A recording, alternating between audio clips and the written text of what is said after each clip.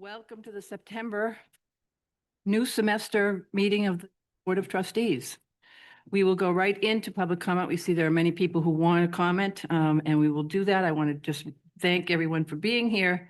And this is because we are too big to be able to be accommodated at the University of Maine Machias. This is the University of Maine Machias meeting.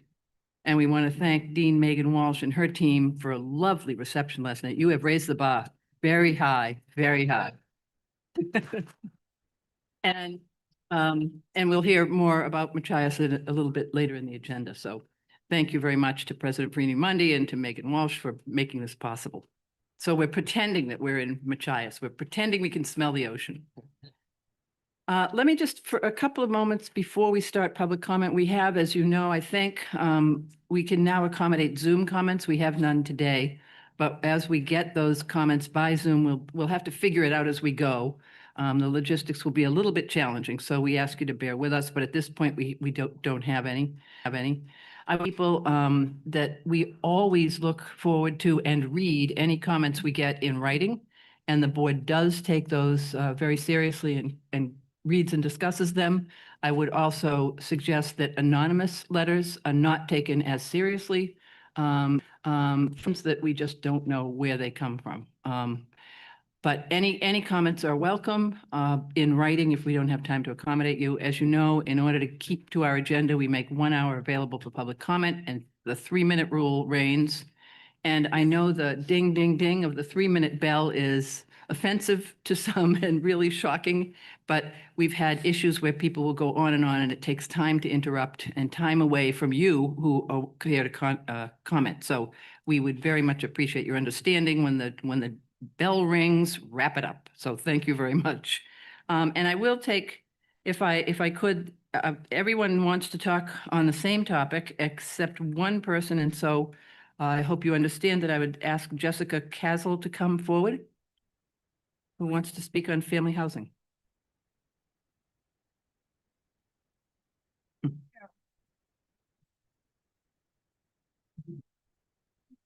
Him up, so That's fine. So this is my first time doing this, so thank you. So I just begin? Sure. So my name's Jessica, and I am a Bachelor of Social Work student at Family Housing. On Sunday, September 14th, the University of Park residents, we're called UPark, we received a email that a plan was developed without consultation of Family Housing, that the university was going to put paid parking spots at Family Housing. The issue with this is Family Housing gathered yesterday as a community to all talk about this. I'm just the spokesperson for today, so I'm speaking on behalf of Family Housing. We have a few concerns. One concern is safety. As you can see, we're Family Housing. We have a ton of children who run around Family Housing.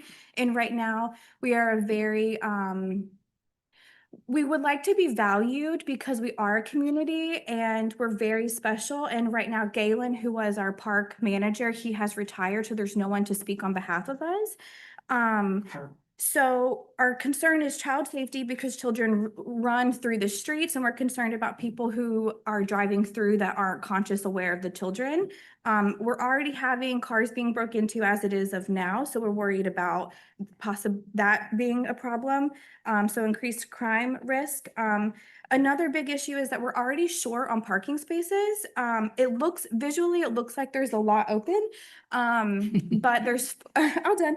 There's 47 available. You found a spot. Right. Yeah, all done now. There's 47 available parking spaces. However, we are not allowed to even use those. That's what we were told. So, like, for example, our housing unit has 8 parking spots. We're assigned 1 spot per house. And then there's 5 guest spots. As of now, all of the guest spots are taken. And so some people have to already park in these available 47 spots.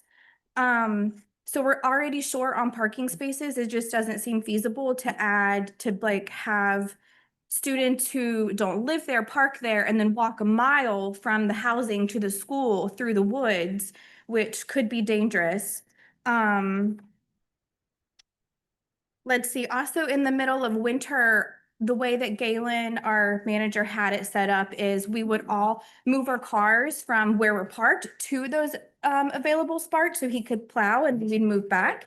So the issue with that is if they use those spots for paid parking, we would have nowhere to move our cars for snow as of now. So we don't have answers. We've asked, like, what's the plan? How is this all going to work? No one has responded to us.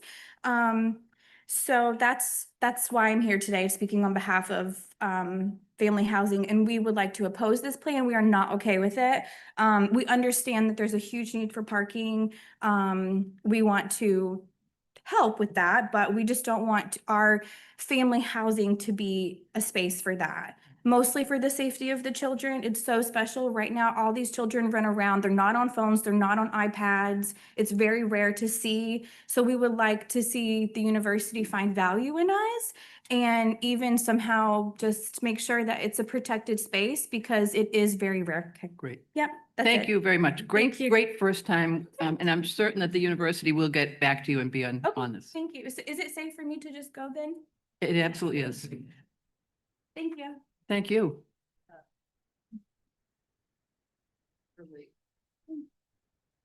And our next up is Megan Soberlik.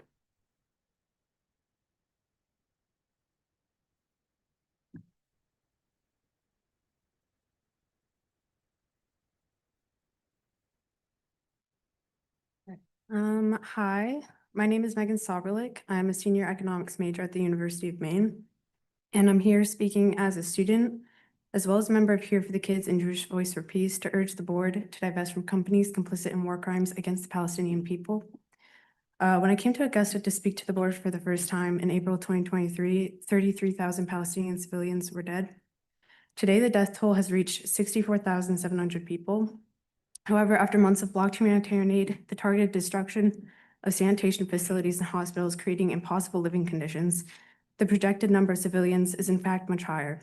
A paper published by The Lancet states that in recent conflicts, such indirect deaths range from 3 to 15 times the number of direct deaths. Applying conservative estimate of 4 indirect deaths per 1 direct death puts the death toll closer to 300,000 people. We have looked to and reached out to political leaders, but we also need to address the institutions we actively participate in. I know it is a concern that divesting would be seen as the board taking a political stance. However, inaction is still an active political choice. And in this case, it is a choice to invest in companies responsible for the systemized oppression, displacement, and destruction of a population.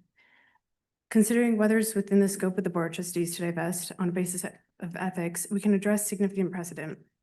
In the 1982 divestment from South African apartheid, when discussing whether the board's investment can be insulated from moral and ethical responsibility, the board addressed that there would be certain investments which everyone would agree would be, quote, wholly unjustifiable. In light of this distinction, I'd like to refer to the resolution published by the International Association of Genocide Scholars, analytically defining the current attack on Palestinian life as genocide. Among other implications, the resolution recognizes that Israel has forcefully displaced nearly all of the 2.3 million Palestinians in the Gaza Strip multiple times and demolished more than 90% of the housing infrastructure in the territory. In addition to ethical concerns, though, the financial instability in these investments only increases as more institutions and countries address the moral weight of the situation. An article from the Financial Post reported that Scotiabank, a major bank in Canada and the Americas, has halved its investments in Elbit Systems, making the decision based on investment merits. So it is on top of financial expectations that I urge the board to address the moral expectations of UMS stakeholders. Please divest from the complicit companies previously reported in light of significant precedent, continuing genocide, and the board's fiduciary responsibility. Thank you for your time. Thanks, Megan. Thank you. Willow Cunningham.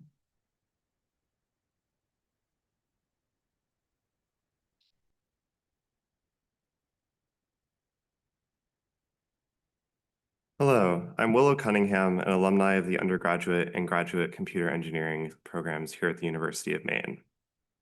Now, for the trustees and presidents assembled here, you're all human beings, and many of you have probably seen what is going on in Palestine, what is being made possible via our university's investments.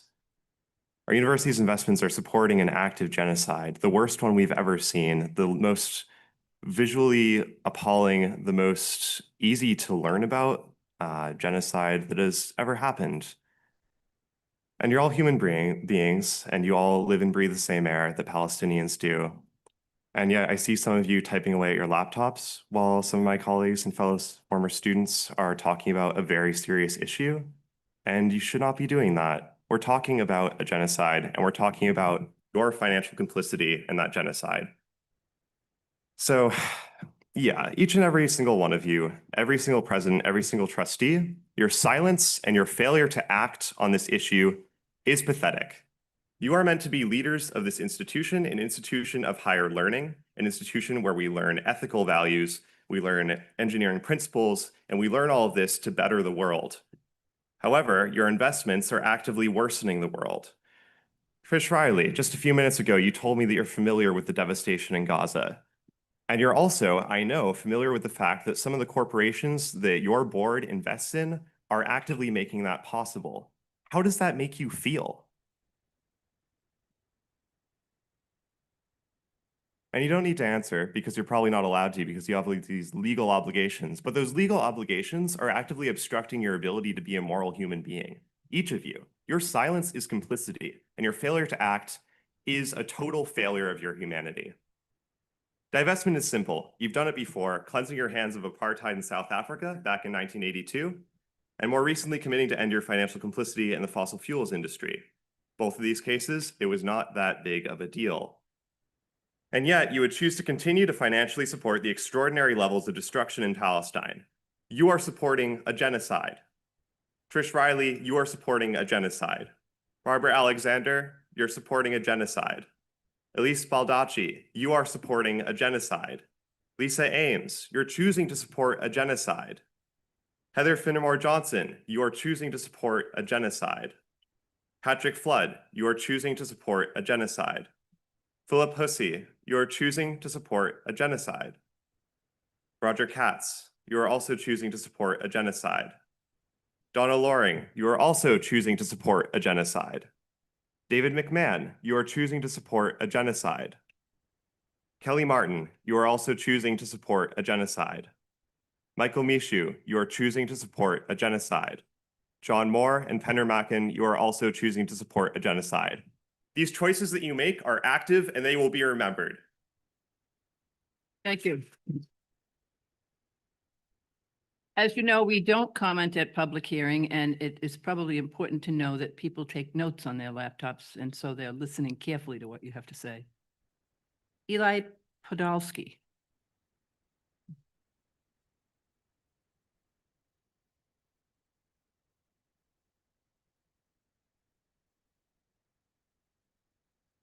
My name is Eli Podolsky. I'm a senior in the undergraduate history program here at the University of Maine. And I want you to know we're not going to stop. You may think you can wait us out for another semester, another year, and this will blow over, this issue will disappear, and I want you to tell you it won't. Even if the genocide ends by some miracle, even if Israel comes to their senses or the United States cuts off their support, we will remember the choices you made in these 2 years. You will remember your complicity, your silence, how we begged and pleaded you to take any kind of stance, any kind of action. And as young people realize what's going on in Gaza, and you can see the polls, you can see the attitude shifting, we want you to know that this will not disappear with us graduating. It won't disappear with us leaving the university. There will be more people, will be alumni coming back. We'll have new students up here to talk about how you, all of you, are complicit in this. Thank you. Thank you. Gracelyn Grebel, and I apologize if I'm watching names.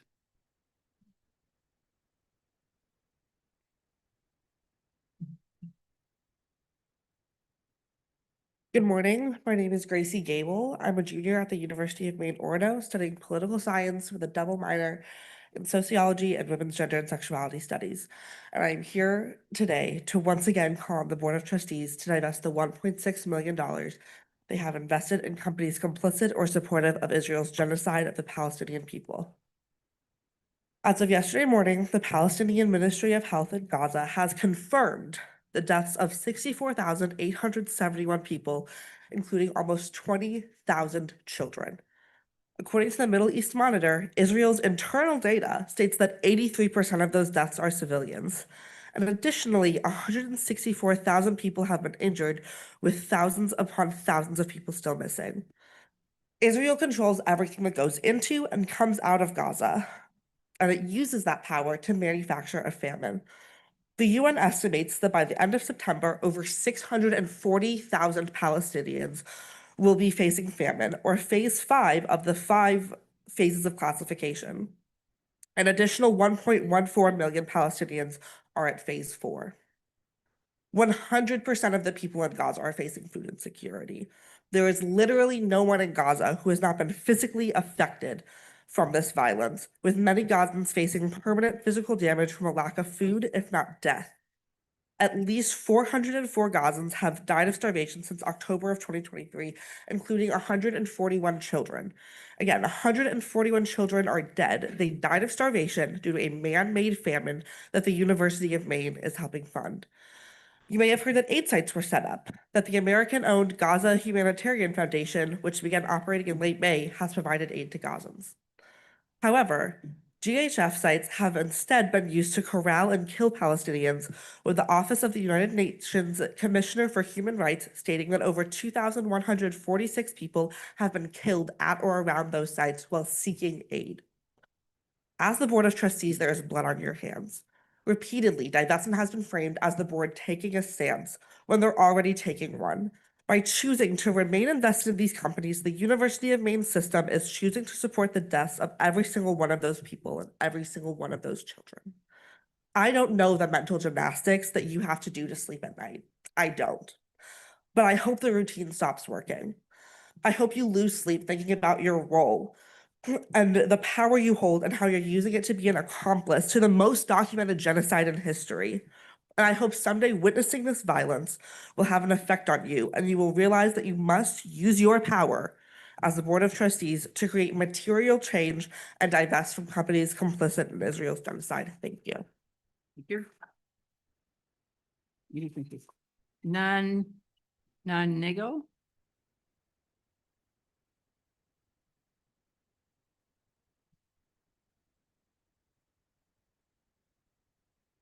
Hello, my name is Nan, and I've been at this college for 6 years at this point, both as an undergraduate and a graduate student in the physics department. I have not spoken at one of these events before, but I feel like it's too long. At the end of the day in this country, you speak with your bottom dollar, so you can make whatever moral justification you want, but it all comes down to where you put your financial investments. And don't act like this is a new thing. We've seen this throughout history, time and time again. You have the choice. How will you be seen in the next decade?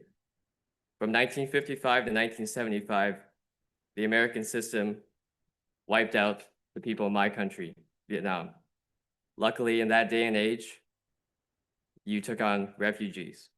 I hardly think that America will extend that same gratitude to the Palestinian people.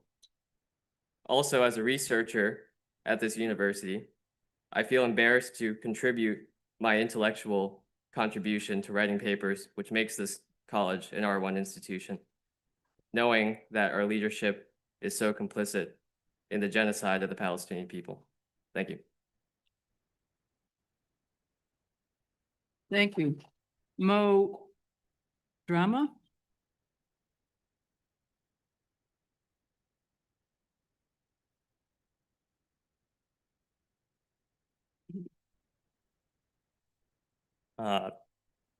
Hello, I am Mo, a third year here at the university, and wanted to speak about divestment from Israel. In the past, the university has made it clear that they do not wish to be seen as politically involved in the genocide happening in Gaza or to appear to take any particular stance on the issue. On a personal level, I find this to be a grave ethical error that very well may land the university I attend on the wrong side of history and permanently tarnish its reputation if continued. However, at the same time, I feel these investments are errors on a human and emotional level. I also fail to find a logical justification for them not divesting from the university's standpoint, given their prior stance. I too do not want the university to be associated with the ethnic cleansing currently happening in Palestine. But the source of my issue is that where this has apparently served as justification for continued investment in Israel is one of the very reasons for my strongly held belief that the university must divest from Israel, based on the very straightforward reasoning that if the university has no particular desire to associate itself with Israel, then it should break those financial ties to Israel, which cause said association. The university cannot plausibly claim neutrality until it ceases to fund Israel. The university's ongoing endeavor to maintain ties with Israel is one that goes against public opinion and against any notion of minimizing involvement in the genocide. And for that reason, among many others, the money being invested into Israel must be spent elsewhere. For the sake of the university, for the sake of Palestinian civilians, for the sake of students who wish for their tuition dollars to be spent on things that may aid them rather than things which will be used to hurt others, I implore you to divest. Thank you for your time. Thank you. Nico.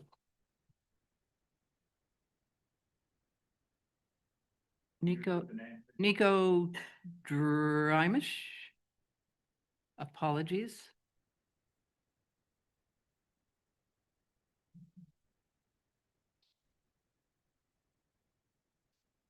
Good morning. My name is Nico Farago-Dumpsch, and I am a third-year computer science major here at UMaine.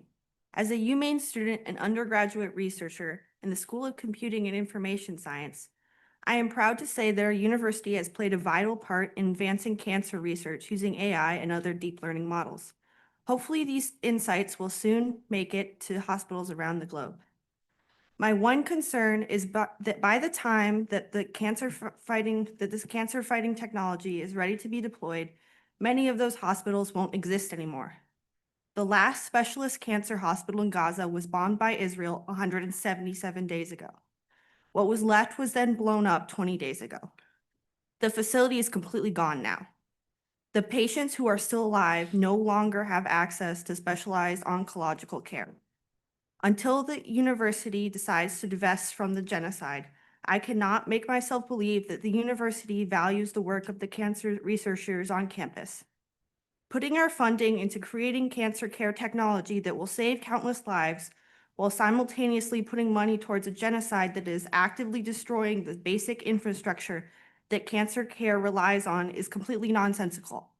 Because of this, I urge the board to divest from organizations supporting the genocide in Gaza now. Thank you. Talia Cullum.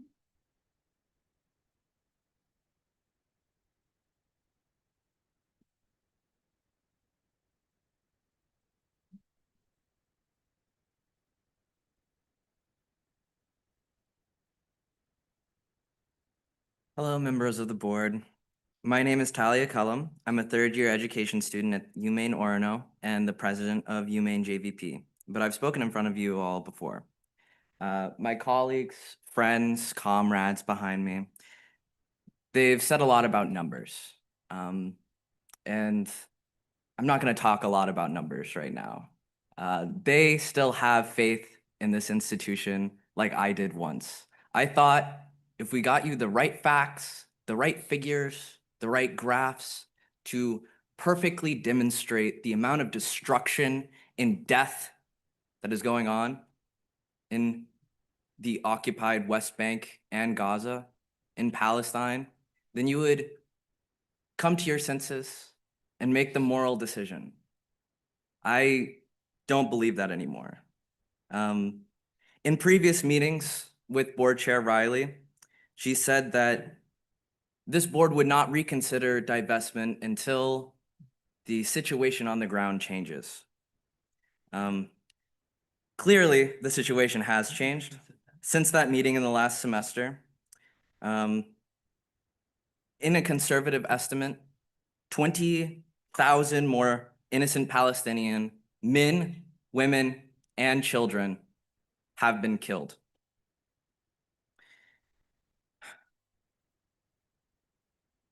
Since December 17th, when this board rejected our petition, American opinion has also changed. We've seen a massive shift. And that was another thing that Trish Riley had to talk about, saying that this is not similar to South Africa because everyone agreed that South Africa was in the wrong, whereas now everyone doesn't agree that Israel is in the wrong. Gallup says 80% of Democrats now have a disfavorable view of Israel's military action. 60% of independents have a disfavorable view. Only 32% of Americans broadly support Israel's military action in Palestine. American opinion has shifted, but these numbers should not matter. This board wants to seem unified as a singular entity, but you are all individuals. And I know at least some of you agree with what we're saying. You look down at your hands and see the dark red stains, the blood, the trail you leave on everything you touch. You feel the blood drip down your arms. And I'm sure this is nothing but an inconvenience to you. But I want you to remember that that blood belonged to someone just like you. And just because of the coincidence of where they were born and to whom they were born, they were cut down by the apartheid state of Israel. Thank you. We are close to 9 o'clock. Meredith Broussai.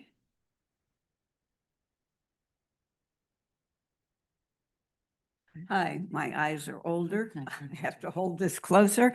My name is Meredith Bruskin, and thank you for listening to us at this very critical time.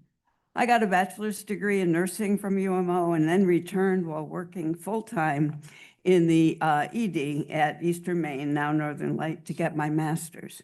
Took me a while and have had a wonderful career as a family nurse practitioner in Maine. The over 1,500 medical personnel who have been killed in Gaza while trying to save lives, literally working on subsistence, even starvation diets, strike my heart deeply. I cannot help but identify with each of them, as I believe no one of us can. Who can even imagine having to watch our children starve to death and be powerless to save them, even with aid, trucks packed with food and formula, sometimes as close as 10 miles away, but refused entry by Israel? I know you all must feel as I do, so often powerless, not wanting to even believe this is happening, and horrified that our tax money and the complicity of so many American corporations and our government actually are making this assault possible. It's become clear that in the name of humanity itself, we must do more, whatever each of us can do. So I'm here speaking to you, praying that you can hear me. I know that each of you is willing to give your time to be board members because you believe in the absolute importance of higher education being accessible to our young people. You're now asked to do more. You have the power to set an example both for our students and alumni and for the broader community that this institution will stand by its values. And by divesting from corporations who are enabling and profiting from the destruction, will say, no, not in our name. Divesting the $1.6 million that are invested in complicit companies by UMS is a significant amount of money and an even more significant commitment to the American values now so under assault in this nation. There's no better lesson for our youth than those in power in universities and colleges around the country, standing against what is now clearly no defensive action by an extreme government, but the obliteration of a land and a people. widely accepted worldwide as genocide.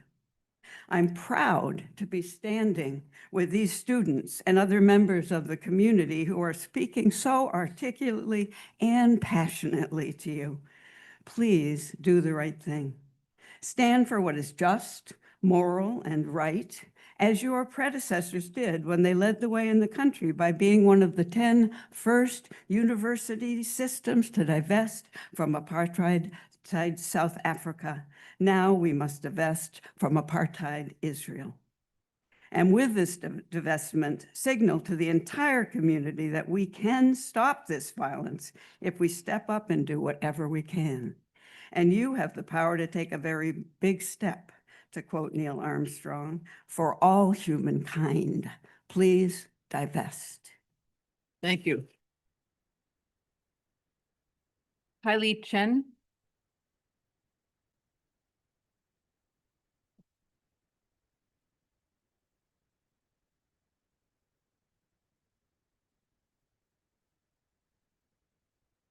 Hi, my name is Kylie. I'm a UMaine alumni from the class of 2025 and a current resident of Maine.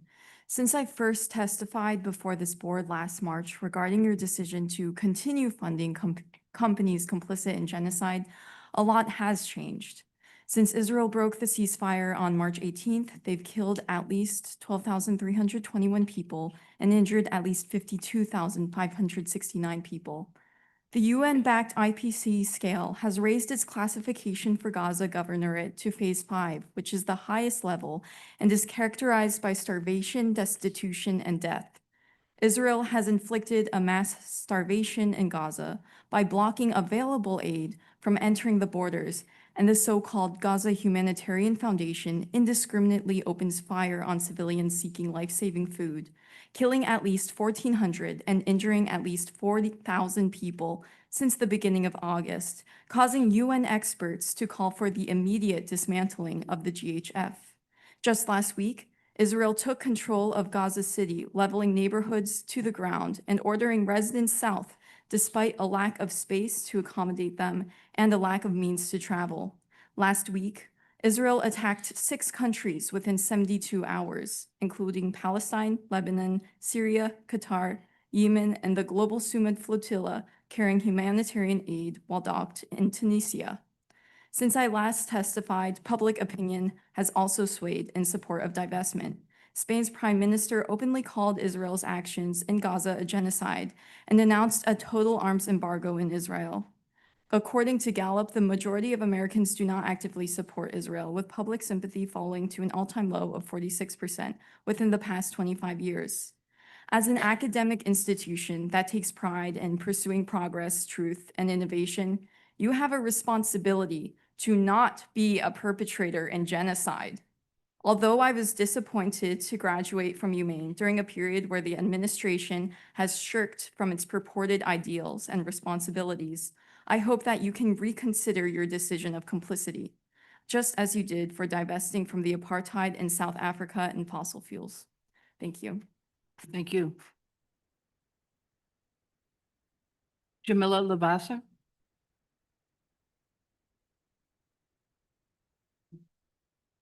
Good morning. I'm a graduate of USM and a taxpayer. Most of my family was murdered 80 years ago in a genocide that the world did not see on their phones. Today, Israel is committing genocide in Gaza, and it's all over your phone if you choose to not look away.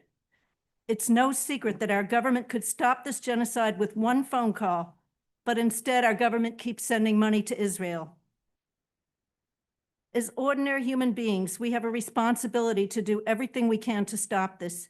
As trustees of this university, you share that responsibility, regardless of our own risk, personal or otherwise. Since we last spoke last March, things have gotten way, way worse. I don't know where you get your news. I get mine from Palestinian journalists who are on the ground in Gaza.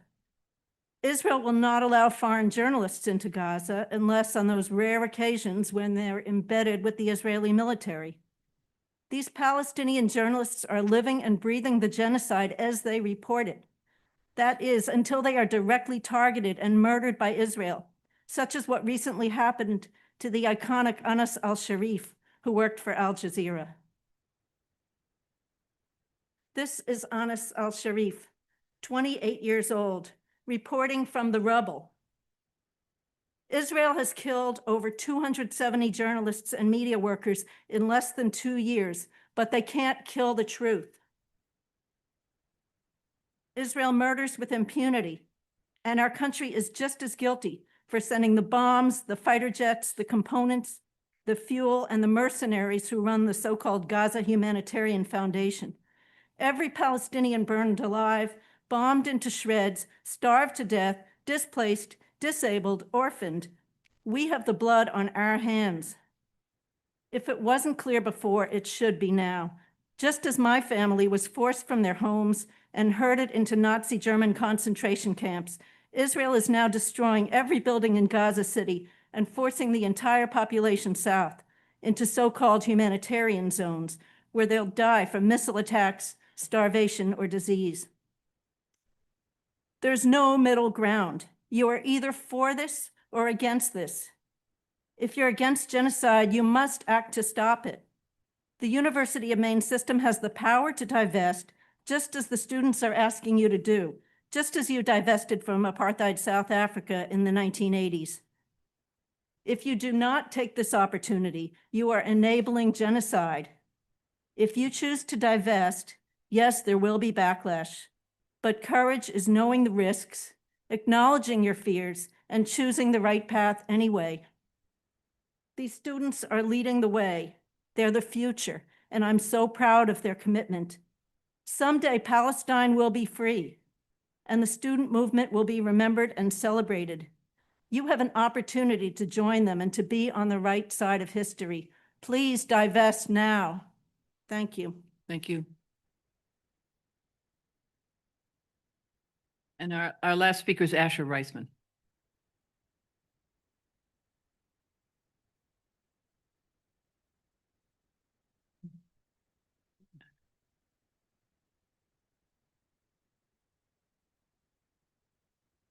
Asher Reisman, History Master's student. Polling from Gallup, YouGov, and Quinnipiac in the last quarter underscores the drastic change in public support among Americans for Israel.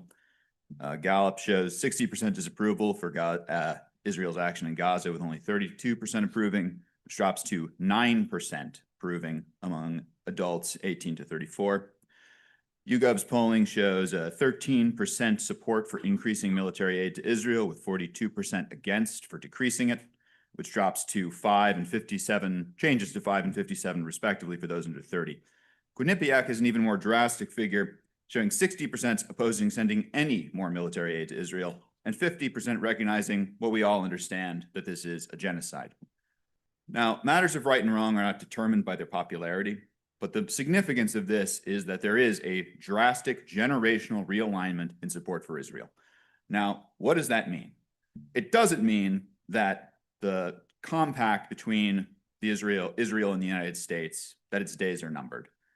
What it means is that to continue securing that system of relations between the ruling class of Israel and the United States, the conditions will have to shift from pretenses of liberal democracy to increasingly authoritarian, Christian nationalist, and Jewish ethno-supremacist notions.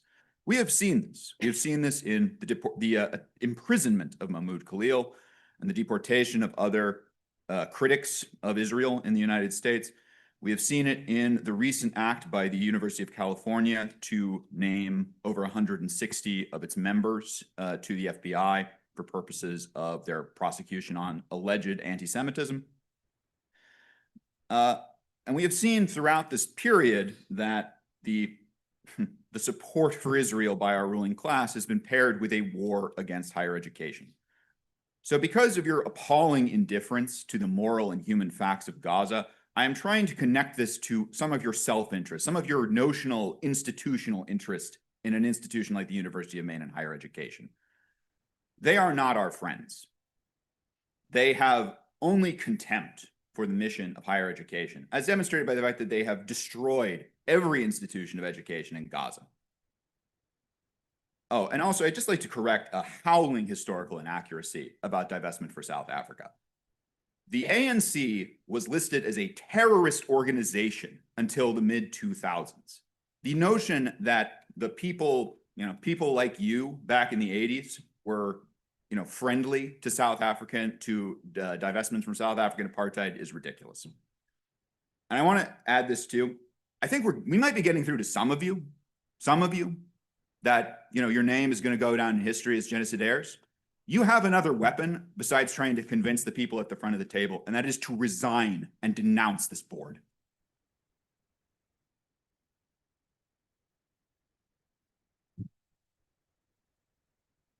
Thank you all for coming. I would suggest that one ought not to think that board members are indifferent to the situation, but there may be a disagreement about whether divestment is the strategy, but we very much appreciate your comments. You did not sign up, but okay, 3 minutes.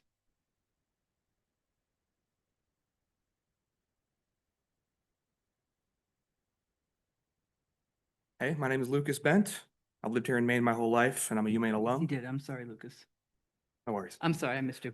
I graduated in May with a degree in computer science and honors, and I'm back once again to implore this board to divest from companies complicit in Israel's genocide in Gaza. When I first spoke before this board in November 2024, the UMaine system had that 1.6 million invested in corporations which materially support this genocide. Back then, the Israeli military, as you've already heard, had already murdered over 40,000 Palestinians in Gaza, around 70% of them women and children. But this Board of Trustees was not moved to action. No, you voted down the proposed articles of divestment. And so we asked, what can we do to get this board to reconsider? The answer we received was that only a substantial change in the situation on the ground and of US public opinion could be cause for this board to reconsider divestment. Fast forward to today. UMaine still has the 1.6 million invested in complicit companies. For example, UMaine profits from its investment into Caterpillar, a company which supplies Israel with D9 armored bulldozers used to systematically destroy civilian buildings and displace citizens in Gaza, and they have done for decades. Since I first spoke to this board, over 20,000 more people have been reported killed by the Gaza Ministry of Health. Estimates of unreported deaths range into the hundreds of thousands. According to a United Nations panel, Israel has engineered a famine across Gaza and right now are starving its civilian population. According to the panel, the lives of 132,000 children under 5 are an imminent threat. Over 400 people have already been starved to death, including 141 children as of last week. Speaking of last week, Israel also just destroyed 30 civilian multi-story buildings in Gaza City and have ordered its entire civilian population to evacuate. Countless organizations have since divested from companies complicit in this genocide, including universities, including towns and cities like Portland and Belfast, Maine, and even entire countries. So what does UMS do? Well, I'd like to return to what this board indicated last year, that only a substantial change in the situation could cause you to reconsider a vote on divestment.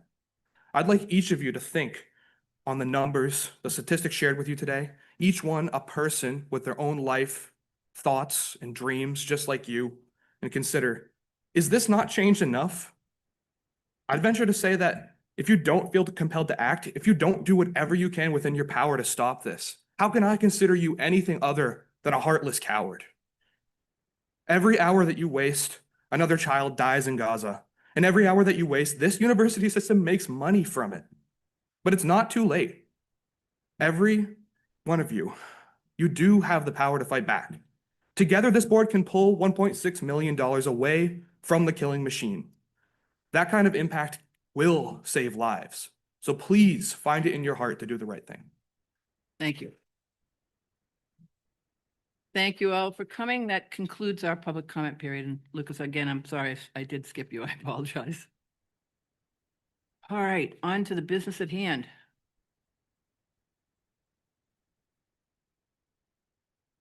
Well, it's clear we live in very challenging times, and it's more important than ever that we have universities doing their business, and 25,000 people started school. I think this September in thousands of different programs, pursuing thousands of different passions and dreams. And that's the work that we are about. And it seems appropriate then to start our meeting with a discussion about one of those campuses. And that would be the University of, yes, we're going to, yeah, sorry, I screwed up my own agenda. The University of Maine Machias is going to give us a presentation about all that's wonderful and well there. President Freeney Mundy and Dean Walsh. Good morning, everybody. It's okay. Good to say morning. Good morning. Thank you. It's good to see everyone. And please do continue on with imagining that you are at Machias and that the Machias River is nearby and the coast is nearby and the fantastic community that represents the University of Machias is there. And in fact, many of them are here. We have a sort of mixed media, multimedia presentation, and I will turn this over to Dean and Campus Director Megan Walsh in a moment, but let's be sure we have the slides up. Yes. Hmm?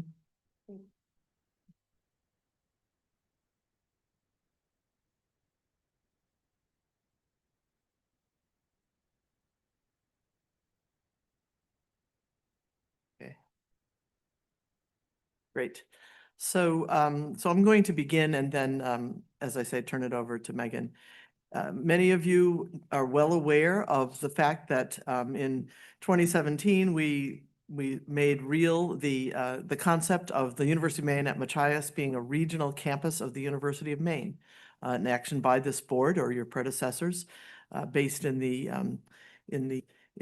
years in 2015, 2016, 2017, that work was underway and being established. And I just wanted to open with a little bit about the history of the University of Maine at Machias. So founded in 1909 by members of the community, traveled to Augusta to speak to the legislature about the incredible need for teachers in Washington County and the importance of having an institution there that would prepare those teachers. And so Machias began as Washington State Normal School in 1909, based on community leaders speaking on behalf of the need for the region. And I would be, I'll be pleased as you go through the presentation if you take note that this notion of community leaders connecting with this university continues today in a very strong form. The other point I wanted to make with the history is that the institution, like so many of our institutions, has gone through transformations over the times based on the needs and context of the community at the moment, renamed Washington State Teachers College to be a more modern description of the preparation of teachers, and then Washington State College. Then in 1968, Machias joined the University of Maine system and then became the regional campus of the University of Maine in more recent years. Over these years, multiple task forces, committees, working groups, teams that have continued to study the progress and process that would make the University of Maine Machias a relevant institution for our system and for the community in which it sits. It's a really exciting, resilient institution. When I interviewed for this position and learned that it was a part of the role to be the president of this campus, I couldn't have been more pleased because the people that I met at the very beginning demonstrated this commitment and engagement with the people of Washington County and beyond, and their important role in maintaining a presence in that part of the state. So we want to take you through in a fairly, I think, relatively quick way where we are today with outside voices helping us as well, but Megan will begin and take it from here. Thanks, Megan. As you see, we each have our own binders as well. So thank you again for allowing us to host and for joining us in the active imagination that is pretending that we're in Machias right now. So I really appreciate it. Edmond. I'm the Machias Town Manager. Oops. That's for later. And I also just want to point out my Machias colleagues who are here with us today, sitting over here, our faculty and staff members who are able to be here, including one, Dr. Karen Beeftank, who's actually on sabbatical right now, I remembered, which is that okay to say that? Okay. I just wanted to say that is incredible commitment. I told her she didn't have to be here several times. She's still here. So I would love to tell you a little bit more about our institution, who we serve, and what we do. Great, wonderful. So, just to start a little bit, I want to think about, I've been in the role for two and a half, almost 3 years. And over that time, it has been such a joy to look at our mission statement, such a joy to work with the faculty and staff there and the students to think about who we are. We've had an opportunity in joining UMaine to think about what it is we do and to imagine ourselves anew. And so in doing that, we have thought about who we serve. And I want to point out the 4 groups of people that we serve. We serve, of course, our residential students who are living and learning on our campus, what we sometimes call traditional students. We serve a huge number, an increasingly large number of online learners. Some of those are students who are enrolled in UMaine Machias programs. Some of them are students who are at UMaine, who are taking classes with us online, especially introductory level classes. Additionally, we serve graduate students, master's students, and PhD students at the University of Maine who come to Machias. We have 2 living there right now, who come to Machias to learn to be teachers, to learn to apply the skills they learn in their graduate programs from here. And then we also have a huge number of community members who come to campus for events, for meetings, for workshops. I'll talk more about it later, but we are the site of UMaine Extension, the Washington County office, and serve as a location for many, many local events. Also, I should say, I forgot to mention, of course, that Dr. William Otto is also a faculty member here. And of course, Will Kemmler is a student. So thanks for being here, even though you have to. All right. So moving along, I wanted to do a quick by the numbers to give you just a sense of where we are with things. So 67% of our students, and when I say our students, I mean students who are enrolled in our programs, in UMM programs, 67% are female, 53% are first generation, 55% are Pell Grant recipients. I'd also add on demographic information, 75% of our students are white, 9% are Hispanic or Latino, 4% are Native American Indigenous, and 7% are Black or identify as mixed race. 46% of our incoming fall 2025 students, first-time, full-time students, are from out of state. Someone told me last night, wow, that seems really high. That may be higher than other universities in the system. I don't know. I'd have to run those numbers down. Vice Chancellor St. John can help me with that later, I'm sure. Unofficially, it's higher.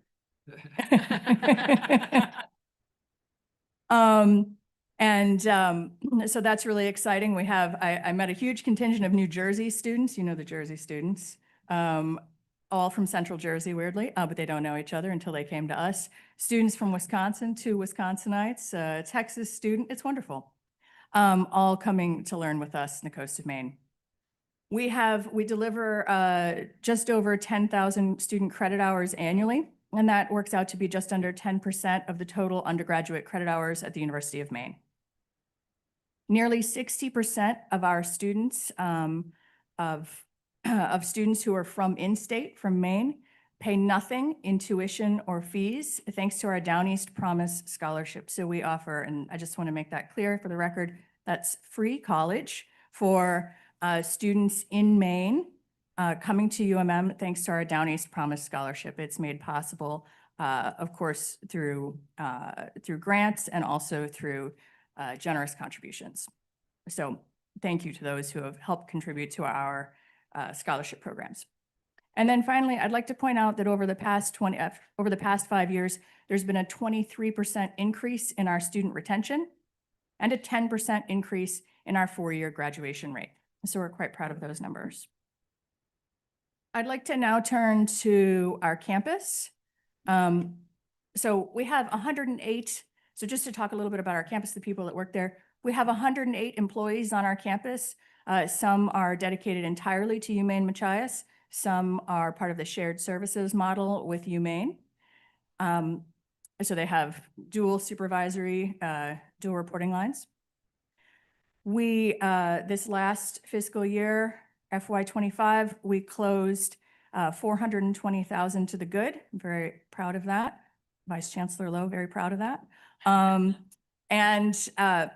also wanted to point out that our faculty brought in $228,000 in grant funding this past fiscal year as well.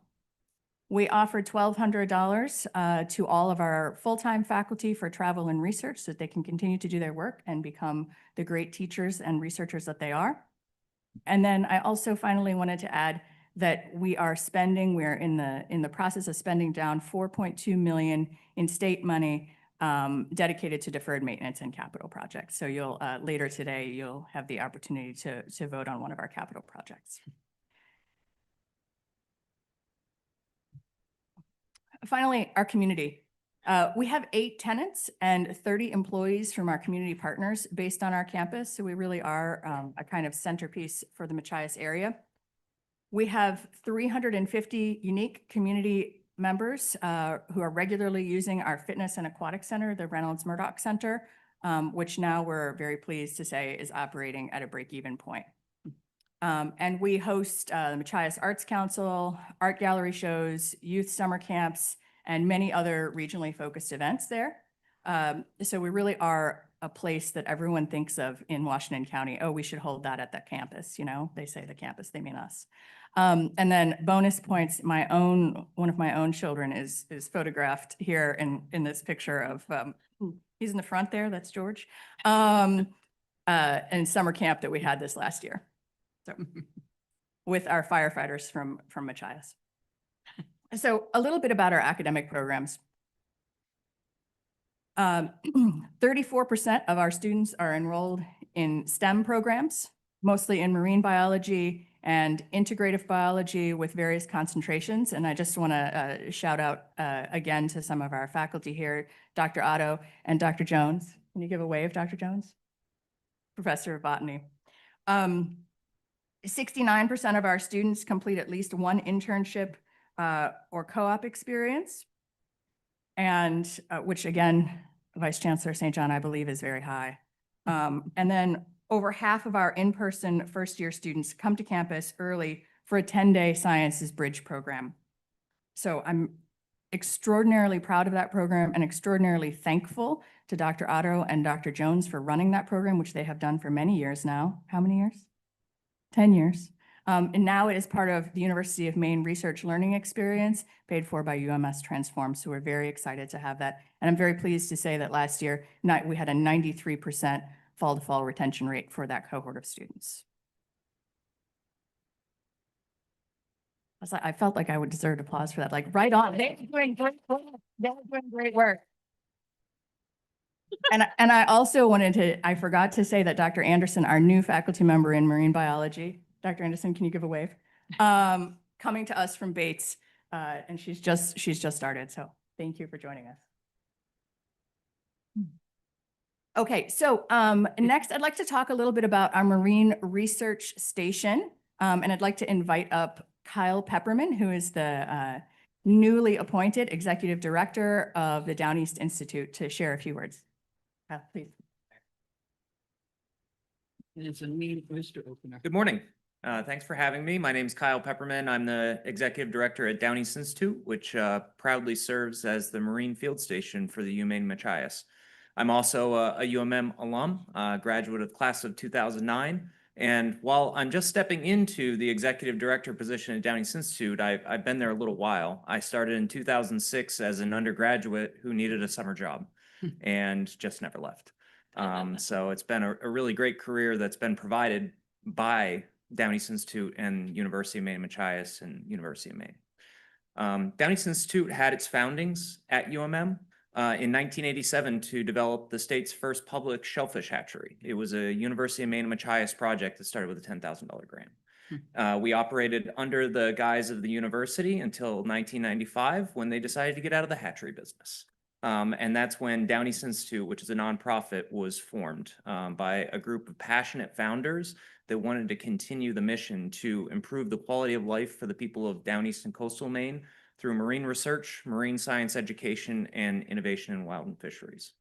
And we continue to do research. We're very fortunate to be able to take advantage of the MEIF Small Campus Initiative through our Director of Research, Dr. Brian Beal.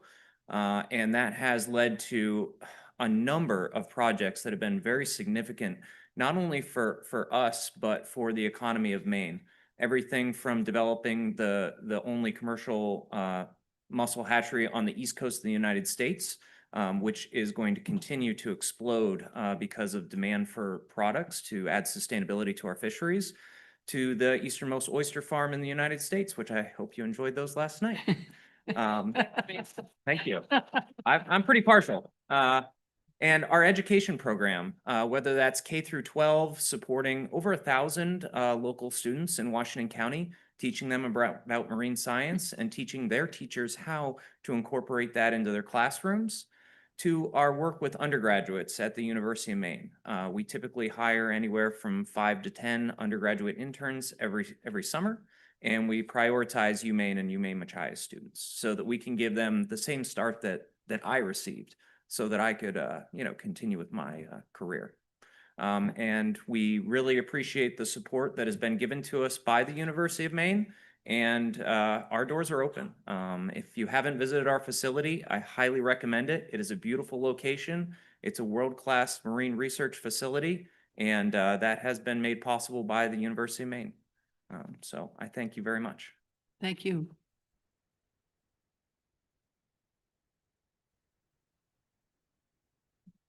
Thank you, Kyle. And we're so proud to be a partner with Down East Institute, and so proud to have so many of our students go there, and some even turning out as well as Kyle. So thank you, Kyle. Moving along to talk a little bit more about our faculty. So just a few more numbers again. 86% of our full-time faculty hold PhDs. Over the past 3 fiscal years, we've received $603,000 from MEIF, and our faculty members have been EBS from the Small Campus Improvement Fund. Our faculty members have been very, very good at winning grants for our facilities on our campus and for our students and faculty to use at Down East Institute. We also, oops, I see an error in this slide, but I'm just going to move along. And our faculty also collaborate regularly with folks at UMaine, particularly UMaine CITL. I know that the people who are with me here are sort of early adopters of CITL's models, the Center for Innovation, Teaching, and Learning at UMaine, and have done great work there. And they partner as well with colleagues from across UMS. I know that Dr. Beeftank is working on some stuff right now. Soundscapes in land trust areas. And so very exciting stuff. Oh, and one more thing I wanted to say about that. 2 of our faculty members this past year were awarded presidential faculty awards here at UMaine. So thanks to President Farini Mundy for recognizing Dr. Gail Kraus, who you see on the screen here, for her great work as a teacher, and then also to Dr. Brian Beal for his great work in innovation and really starting Down East Institute. I also now want to take a moment to introduce you to some of our students. Of course, we have some of our students here, Izzy and Will, but to tell you a little bit more about some of our other students. So this is Madeline, who were not able to be here. This is Madeline Jackson. Last year, she did an internship with the Down East Salmon Federation, studying a virus, I should say, in the fish in the Machias area. She worked with Dr. Jerry Zegers. It was part of her senior thesis project. She's going to graduate in December, May. One of those. This is Regina McNamara. Regina here is working on seal pup rescue through the Marine Mammals of Maine program. She loves going out into the field, helping with this project, and is excited to keep doing this. She's a senior in marine biology. She's also very involved in campus. I don't think I've been to a campus event where she hasn't been there. And Zariah Mahan is an integrative biology major. She gave me a plant for my office, which I really like. Thank you, Dr. Jones, for being the faculty advisor for the Botany Club. And then also this summer, she worked with Down East Coastal Conservancy, where many of our graduates work, and maintained trails and engaged in communities from Steuben to Lubec.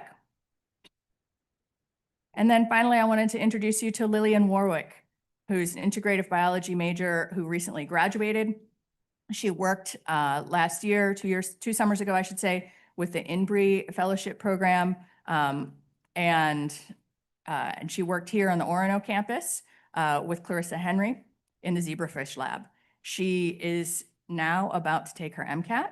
She is planning to go to medical school. And she's from Iowa. So I'm turning it over now again to President Farini Mundy to talk a little bit about UMaine learners at UMaine Machias.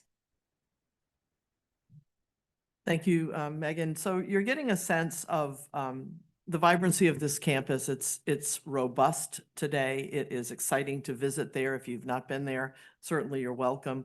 But as I was talking with Megan and we were talking about this presentation, people from UMaine have the opportunity to learn at the University of Maine at Machias. Andy Egan, when he was campus director, used to talk about mutualism, the idea, the biological idea that both of these organisms, I guess, had the opportunity to interface with each other and have synergies that would be beneficial to both. And we are further along in that than we were certainly 5 years ago, and I think we look forward to more. But this idea that this is a place where UMaine faculty, staff, and students can learn is really something that is playing out through the graduate programs. And you see a few notes here, some numbers. So a dozen UMaine masters and doctoral students have been essentially hosted at UMaine Machias. And as Megan mentioned, it's in part for them to get the opportunity to have teaching in a different kind of context and to learn from the extraordinary faculty at UMaine Machias, to learn how to manage small classes, to learn how to manage teaching in the field, at which our UMaine Machias faculty are excellent, and to learn how to structure interactions that will be really beneficial and geared toward small groups, small communities, small opportunities, a lot of opportunities in small setting. We also have a UMS-wide graduate exchange program that has been run through the Vice President for Research's office, thanks to Jason Charland and his team who are here, who launched that program. Jason, you are here, right? Right. Who launched that program several years ago to make it possible for UMaine graduate students to go and work on other campuses. And so Machias has taken great advantage of that. Students have been serving as teaching assistants, instructors of record, and graduate assistants.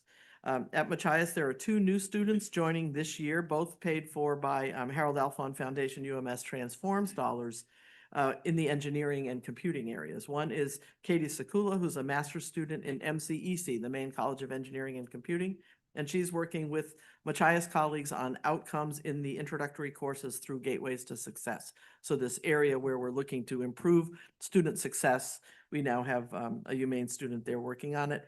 And also Niranjan Ganasan, a PhD student in MCEC, is living on campus and teaching mathematics. So these students and even their advisors and the people around them are getting the chance to interact with Machias, which is an extremely different kind of setting for them. And it's extremely important that we have this opportunity to have these kinds of exchanges.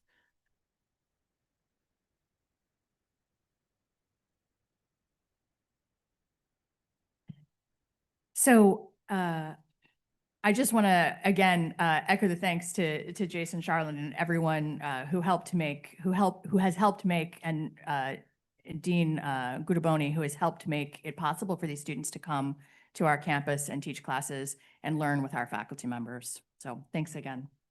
I want to talk a little bit about where we're going. So we have now, starting this year, a new pre-engineering program through Maine College of Engineering and Computing. And this is something that we were able to work on with Giovanna Gordoboni to develop this. We had in the past a 1+3 pathway, which we discovered just didn't make sense anymore. And it would be better for there to just be a pre-engineering program. So we're very excited about that. We're also currently hiring a new faculty member in math to help get that program going. And our graduate student is helping with that as well. Additionally, I'm very excited about the prospect of a flexible 90-credit Bachelor of College Studies degree, which again, I'm thankful to all of you who supported that. Obviously, we are waiting, and hope that NECHI also supports it. We're very excited about that prospect, though, about having 90 credit flexible degrees for our students. If it does get approved, we know that it will make a difference in the lives of many of our students, many students who may have stopped out, many students who live in the region and who are working. So we're very, very excited about that possibility. And then I wanted to add our Down East Nursing Partnership with the University of Maine at Augusta. President Cushman, thank you for that. Which began this year. I was told, get a full cohort, try and get a full cohort. We'll see how it goes. We have a full cohort. In fact, we have one more than we needed, which is really exciting to have those students being able to learn about nursing, prepare for careers in nursing, while not needing to leave the Machias area to move somewhere else altogether. They're able to do the bulk of their work in Washington County. And they're all in a first-year seminar class together, which is very exciting for them, a one-semester how to college course. And we were able to get some words of wisdom from them. I really like what Olivia says from Machias Memorial High School. She's already got a CNA, and it's exciting for her to live in Machias and continue on in the healthcare field. So we're glad that we think this is making a difference for people in our area. And we're also grateful for Down East Community Hospital and Calais Community Hospital, who have joined us in this endeavor and who have committed to making sure our students will be able to do clinical rotations right in Machias or in Calais. So we're very, very excited about that, about our students learning on our campus at UMA's Ellsworth Center, and then at the hospitals in our region. We also have added a number of our programs online. Our Bachelor of College Studies can be completed entirely online. Yeah, Dr. Otto says yes. He's also the faculty advisor for that because he has a lot of spare time. And we moved last year our BA in Psychology and Community Studies to an online program, and we have seen 8% growth there this year since we moved it to an online program. It was already mostly online, and we were able to just kind of stop offering the in-person courses unless we had to. So that's what's going on there. Our BS in Rural Education can also be completed entirely online now, with the exception of student teaching at the very end of the program. We actually have a student, I spoke to a student who's in Albany, New York, who's taking classes with us and finishing up and doing their student teaching in Albany. And then our associate's degree in liberal studies can also be completed online. I want to talk now about student life at UMaine Machias because I find that it's small but extraordinarily vibrant. Marketing and Communications had the opportunity to visit us this past week for our clubs and organizations fair. I see you back there. I see them back there nodding. They're nodding. That did happen. And so our students are involved in so many groups, and it's just so wonderful to see them. Last year, we had a very robust fishing club, and I have to tell you, I have gone ice fishing at 7 o'clock on a Sunday morning. And by gone, I mean observed others ice fishing. And I walked out on the ice, looked into the hole. It was great. So a lot of those students have graduated. What we're now seeing is a growth in Audubon Society clubs. So they're very interested in birding. They showed me some binoculars that were paid for by the National Audubon Society. And also I got some temporary tattoos of birds, which was a big hit in my household. So we're really seeing students do the clubs and lead with their interests. We have intramural sports. So we have students who play soccer. We have esports that students are interested in, but really they're intramurals now, and we are following our students' needs. We're following what our students want to do in terms of supporting clubs and organizations. So I should mention a word about athletics as well. You see our previous logo, Machias Clippers, and then of course the UMaine logo. And I'm so grateful to Jude Killey, who I know is right. I'm sorry for calling you out. I like to call out everyone, as it turns out, who early on came up with the idea of a program called Black Bears United. So our students who want to are able to come to UMaine games, hockey games, football games. In fact, Jude knows I already sent him an email this morning asking for some football tickets. So we have the van goes down, our student life staff would take vans of students down, they go and they make a weekend of it, and they seem to have a really good time. So we're really excited about that, to be able to offer the students who want it an opportunity to participate in Division I athletics, or to see it, and then play intramural sports and do the kinds of things that they want to do. We're still also honoring the Clippers, though. One of our student lounges, where actually often we watch sports, is dedicated to the Clippers. We call it the Clipper Lounge, and has a lot of old Clipper memorabilia. We also have a new conference room, a newly refurbished conference room in our Reynolds Center, the Richard and Elsie Larson conference room, which has a case of all of our some of our Clipper memorabilia in there. So we're excited about honoring our past, but also moving forward and being part of UMaine. So I know a number of you have asked me, how is that going? That's how it's going. And I think going pretty well. I'm just I don't know why I'm looking at you, Dr. Otto. Yeah. But that's what we're doing.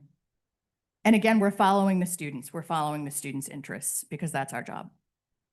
I also wanted to say a few words about housing and dining. We're excited to have a new general manager for Sodexo joining us this semester. And we've done a number of other things with Sodexo, a number of other great innovative things. We have several new vending machines on campus, which I know sounds unexciting, but I can assure you they have, Riley Worth is nodding, vending machines. Yeah, right on. Yeah, we have the Just Baked machine. You can get fettuccine Alfredo in there, like on demand, which has proven very popular. I understand ours is actually doing more business than the one here on this campus. So just saying, a little friendly competition. And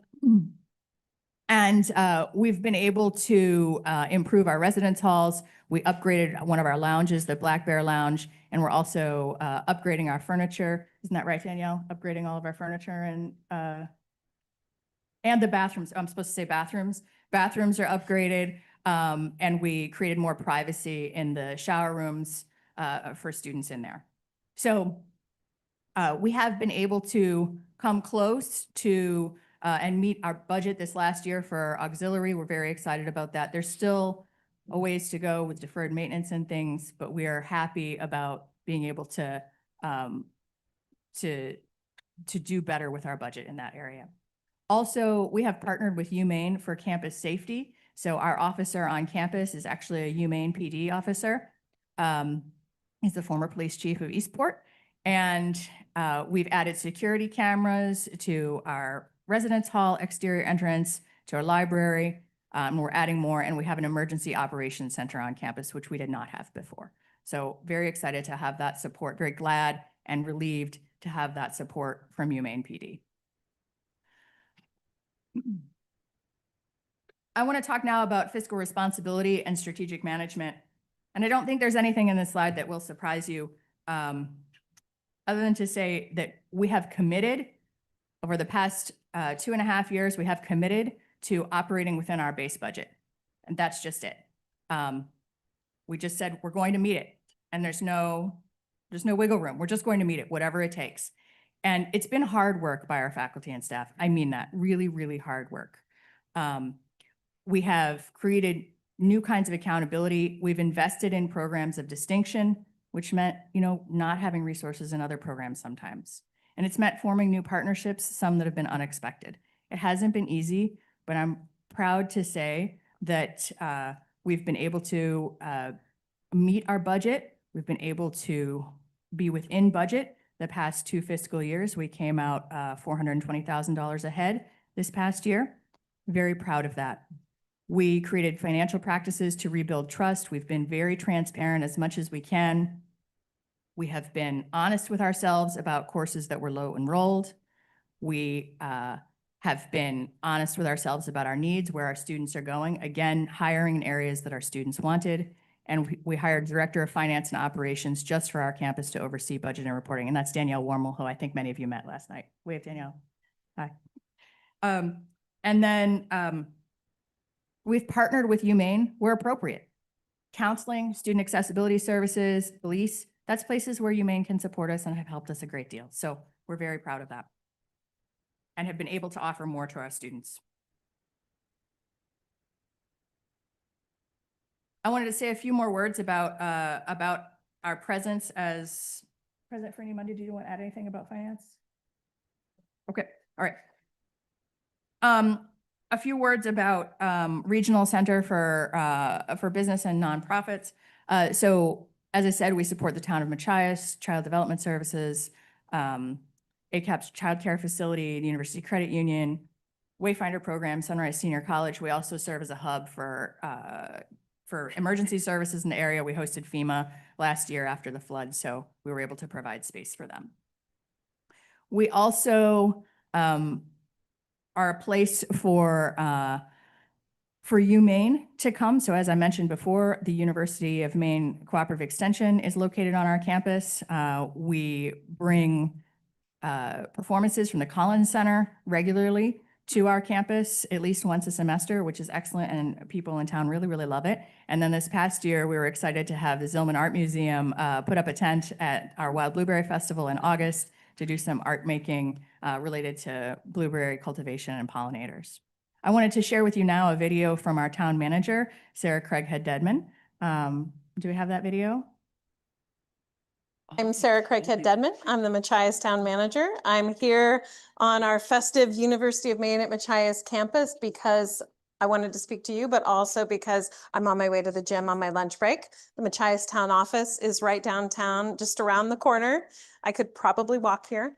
And I mention that because that's one of the most vital connections that the University of Maine at Machias has to the community in Machias. What brings us up here onto the campus, so many of the fun activities at the PAC and also in the Reynolds Center, kids being in the gym. The University of Maine at Machias is an integral part of the Machias community. A huge percentage of the people who live here have been educated here. They used to play sports here. Their parents worked here. It's part of the fiber of our community, and it's part of the most beautiful infrastructure of our community as we come down College Hill. Something else I really appreciate about the new University of Maine at Machias is how many students they're bringing in from out of state. I love seeing those demographics change.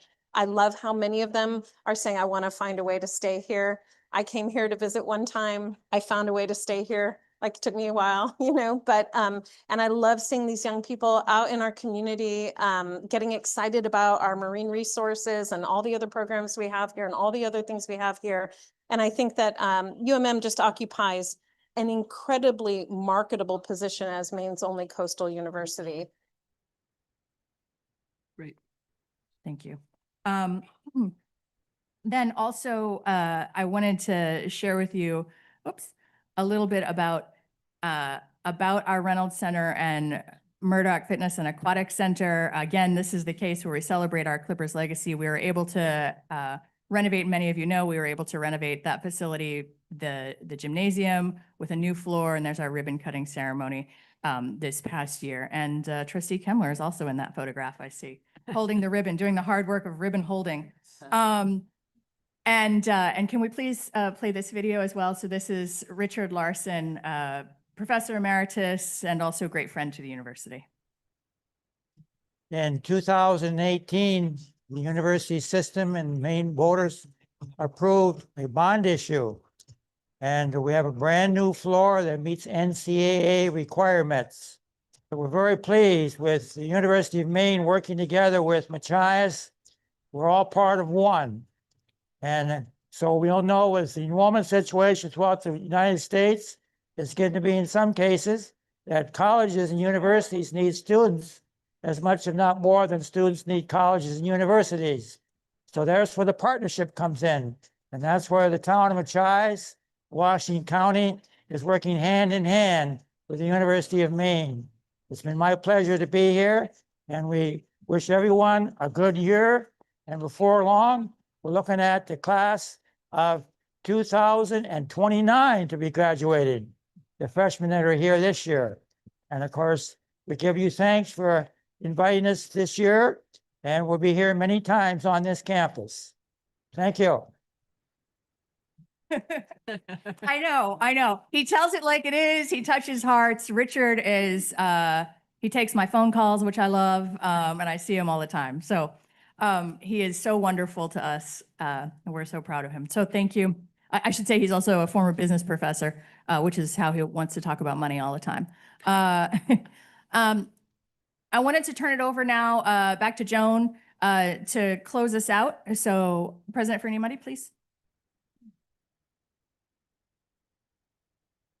Thank you. So I want to thank Dean and Director Walsh and everybody who's been a part of putting this together. We really wanted to be sure you got a flavor for Machias. Maybe you couldn't imagine really being there, but I hope you can from what you've seen here today. And I think we have a success story with the University of Maine at Machias as a regional campus of the University of Maine.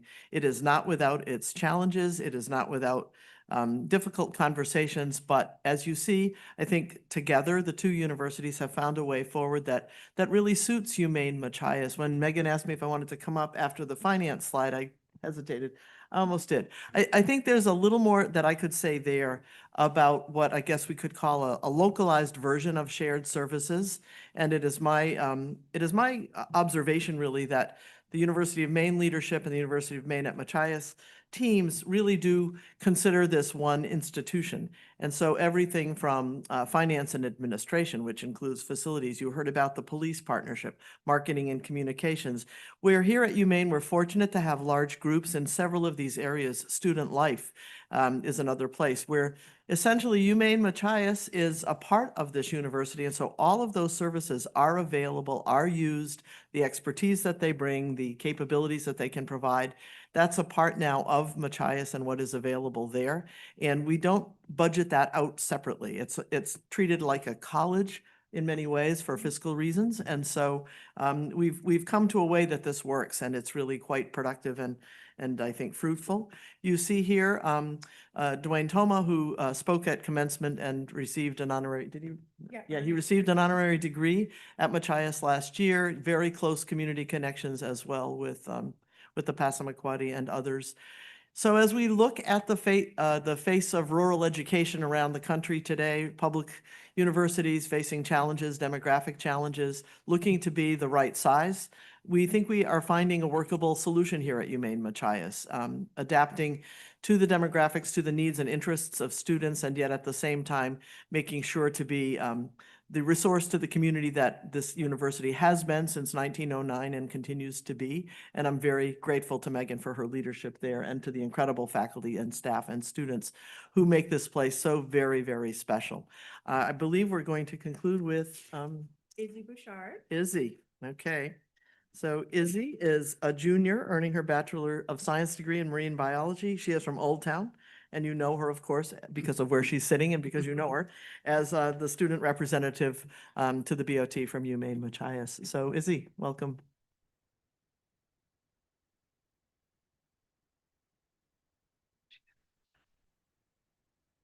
You got this. Sorry. You're good. So I'm a third-year student at UMM in the Marine Bio program. Again, my name is Isabella Bouchard, and I'm from Old Town. I went to UMM as a coastal year student. I was really scared of like being an hour away from Walmart. It's really small, but I loved it, and I love UMM, and I decided to stay. I realized really like quickly, I did the bridge program, and I went in and I really loved the hands-on experience that I got and the small classroom sizes and how you're able to talk like one-on-one with your professors. I realized very quickly that all the professors I have there really, really are passionate about what they're teaching. And I found that to be really important. And that was one of the biggest reasons why I ended up staying at UMM, because I really loved having the small class sizes and learning from them, but also being like, you're really passionate in this, and it makes me want to learn more about it. So just want to say I really love UMM, and I'm really glad that I went there. But yeah. 1 more year, 2 more years. 2 more years. Yes, this is my 3rd year. Okay. So I got 2 more years. So. All right. Thank you, Izzy. Thank you.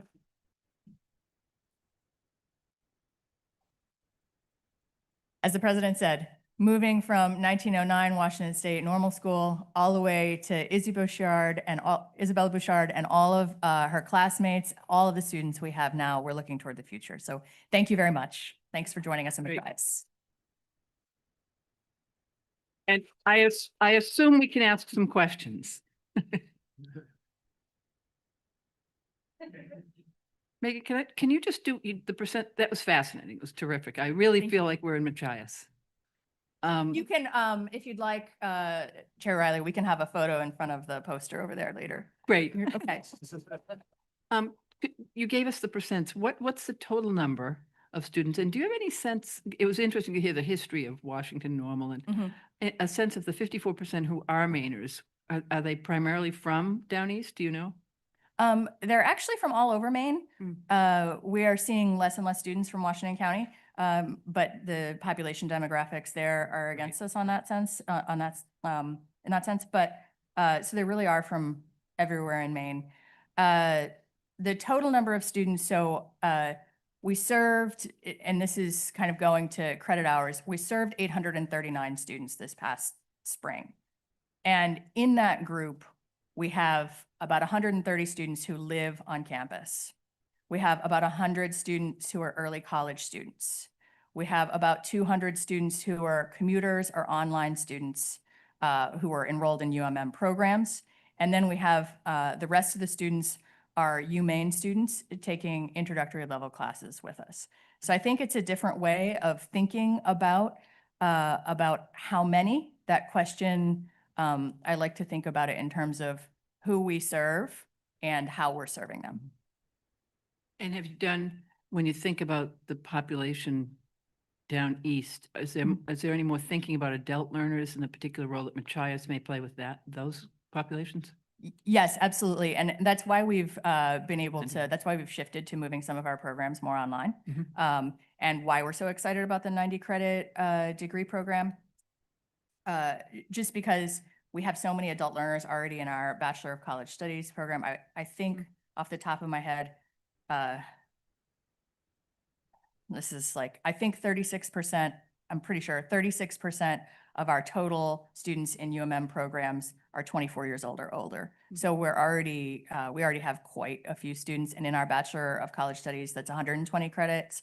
Right now, we have 100% of those students are 22 or older. So we're already serving quite a few adult learners, and I'd like to do more of that. I think there's an opportunity to reach out even further. Great, thank you. Yeah. Questions from Lisa? Thank you. Yeah, and we also developed articulation agreement last year or the year before for our psychology and community studies with Washington County Community College, so that people who are enrolled in their associate's degree in human services could move seamlessly into our psychology and community services, community studies program. And that program serves a lot of people who are working in social work, counseling in the region. So we're excited about that. And we also are in early stages of thinking about how we can build a similar kind of pathway through for students who are in their RN program into maybe the UMA Down East Nursing Program. More to talk about there, and hopefully with a 90 credit degree, we may have more options there. So we're definitely exploring partnerships in that direction as well. Thank you. Vice Chair Ames. Thank you. I had been really looking forward to this presentation, so thank you. It was terrific. Kelly will remember, Kelly and I were probably the only people in the room that were on the board when this occurred in 2017. And I remember it was almost a leap of faith, right? Because it was controversial, it was difficult, and but it seemed like the right thing to do, and we voted for it. And this is very exciting as someone who's still on the board to watch it have progressed from everyone being a little bit nervous but hopeful, right? And then watching all that you've done and all of the opportunities you have created for people. And clearly you've both embraced this concept and worked really hard to make it work. And I loved the presentation. I love the opportunities that have been created both ways for people in Machias and people at Orono. And I think you all have done things that maybe people didn't even think could happen. And it's it's really terrific. And then and I don't really have a question, but the last thing is that I love that you're still honoring the Clippers, because one of the most difficult things for people was sort of surrendering the identity of Machias at that time.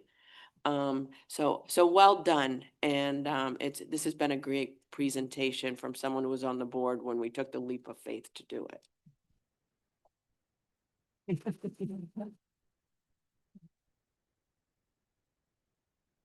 Trustee Ames, I can't thank you enough for that non-question comment. I really appreciate it. And I just want to add that, you know, there are so many other things that we're doing as a system, like unified accreditation, that people may have thought, we can't do that, but we can do it actually. And I think that we are being real innovators here in this relationship with the flagship and the regional campus that strikes people as unlike what's happening in other states in a good way. So I think we have a lot of, at least with this partnership, it's been a really great opportunity and speaks to the kinds of other things, again, like unified accreditation that we're doing here. And I think the president would like to add. So thanks, Trustee Eames. I will point out it's been 8 years, right? This has not been an overnight process, and absolute congratulations to Dr. Walsh and the group of people that she has helped stay at Machias with us, who have helped us move through this transition. And we need to be very clear, there are days that that there's still concern. And I think where we've gotten over the years, particularly since Megan has been here, is to a place where those concerns we try to work through. The faculty come to the table, the staff come to the table, we try to take up whatever's on folks' minds. The legacy approach, I think, is really going to be important and useful, but we know there are alums who are still sad that this change has happened. And at the same time, you have a Richard Larson who invested his entire career, he and his wife Elsie, into this university. And they can see a future that is important right now is the way we're going. So really, I think the credit is due to the faculty, staff, and leadership at UMaine Machias who have been continually working to make this happen. And I want to really, let's take a moment to thank them. So many of them in the room who've stuck it out.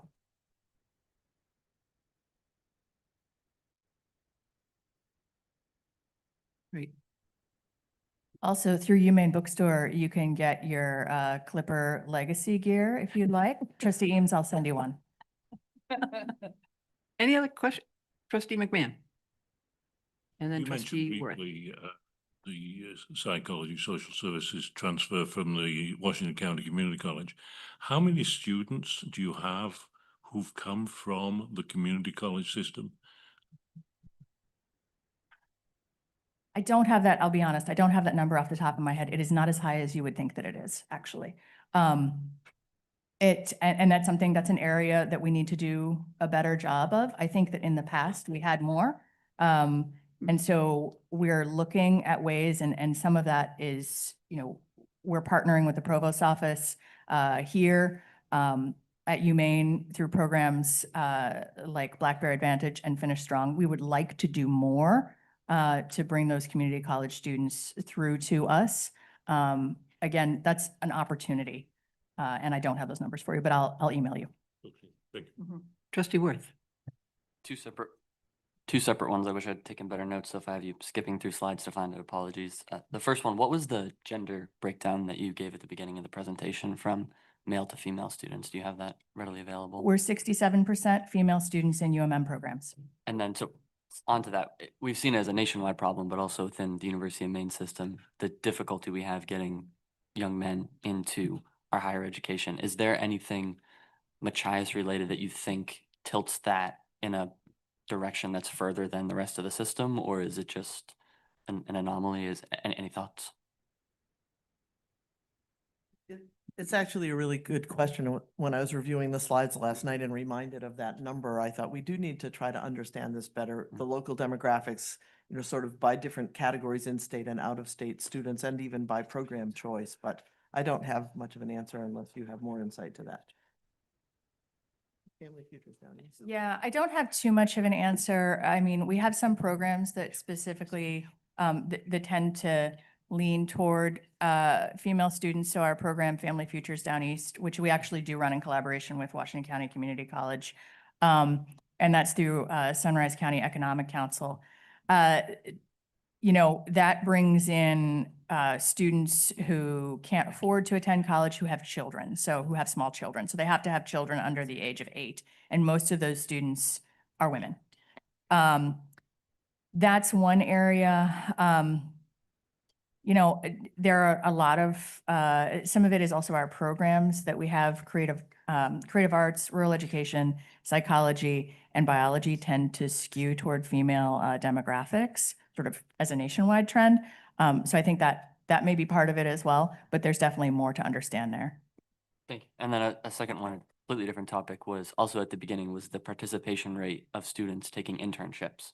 And we've recently had a ASA meeting that gave some preliminary data from graduating students that put the intern participation rate around 55%. Jeff can correct me if that's what we normally see or if that was this survey specific, but I think I remember yours being quite a bit higher than that.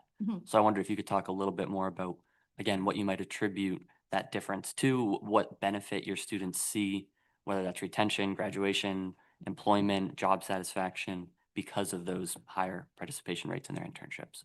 Yeah, so we're at 68% of our students students enrolled in UMM programs. So are doing internship or a co-op. And honestly, I would attribute it to our faculty. I would attribute it to our faculty who understand that our students come to us to learn in an applied environment. They're coming to our campus as a laboratory for learning, that they are in the field from day one. This past week, I missed not one, but 2 whale watching voyages. They're on the mudflats right away because they're often going to wind up there. So the pipeline to the industries in our area is very strong and very laid out from the beginning. And then also our partnerships with area nonprofits like Down East Salmon Federation, Down East Coastal Conservancy, of course, Down East Institute, where many of our students work. Those partnerships are enabling us to do that. So our students who want jobs in the industry in which they're, in the area in which they're learning, do get them. Yeah, and we're very excited about that. Yes, please. Trustee Kate? Oh, sorry. Oh, I'm sorry. I'm sorry. I'm Go going to ahead. just add a little Yep, sorry. quickly. The other thing I would credit Dean Walsh with doing is building intentional relationships with local business leaders and businesses and companies in the area, serving on a board now, bringing people together, spending time in those organizations. And I am confident that that is already beginning to lead to internship opportunities and certainly will in the future as those relationships grow. So it's built into the institution. It is sort of encouraging. You think, we hear a lot about Washington County and the need for economic development, and the fact that there are interested parties for that number of students is very impressive. Trustee Cates. Thank you. So I want to also thank you because I'm going to be, I think, the only one in Brunswick with a Helen's coffee cup, and I really can't wait to show it. We can remedy that if you send your friends up to Matthias. I'm happy to give them a tour. I think there might be another one. Oh, that's right. I wanted to ask a question about your out-of-state students, because I understand the number is growing, and that's great. We love to have them at all of our campuses for a number of reasons, but one of them is, as you said, we hope they will fall in love with the state of Maine and want to stay. Do you have any feeling, at least anecdotally, about as time is going on, how many of those out-of-state students are finding ways to stay in the state of Maine? Trustee Cates, I don't have a number for you off the top of my head, but I would direct you to our social media page over the past year, which shows Machias Love Stories, which is students who met at Machias, married, and stayed. And there are, I mean, these folks, they just keep coming. I'm like, oh, who? Like the whole town is people from Massachusetts, from Pennsylvania, right, Kyle, Pennsylvania? Yeah. Who are coming and staying there. So I need to, the first destination survey tells us something, and the numbers do move in that direction, but I don't have it off the top of my head, but I can see what I can get for you. Kyle, do you have any more than I?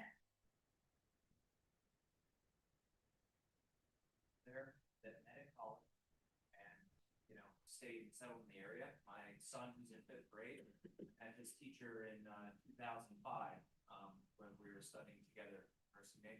Neither of us are home. So Interesting to know, not just for your campus, but for others as well, how successful we are at keeping those folks here. mhm, Thanks. mhm. Thank Yeah. you. Thank you for that question. As long as they fall in love. Any other questions? Oh, sorry, trustee Flood. Thank you. I think the board has always supported partnering between the different campuses in the university system. And you talked about, you highlighted the nursing partnership with University of Maine at Augusta. I was just curious of how does a partnership like that work? What does the University of Maine at Machias provide in the training of a nurse, and what does the University of Maine at Augusta provide in this partnership? What's the division of activities that takes place? I'm just curious about what that is. Thanks, trustee Flood. So I do want to say, and I don't want to give short shrift to it, but to the program that we already have established, it's just been established for a while, which is 1+3 program with the University of Maine's nursing program. So so we do have students who come to us for 1 year and then move to Orono for 3 years to do the program. So so that is happening as well. The new partnership with UMA is designed to be low residency, so people in the area already living in Washington County do not have to move anywhere for a number of years. A lot of times, the students who are already in the healthcare field,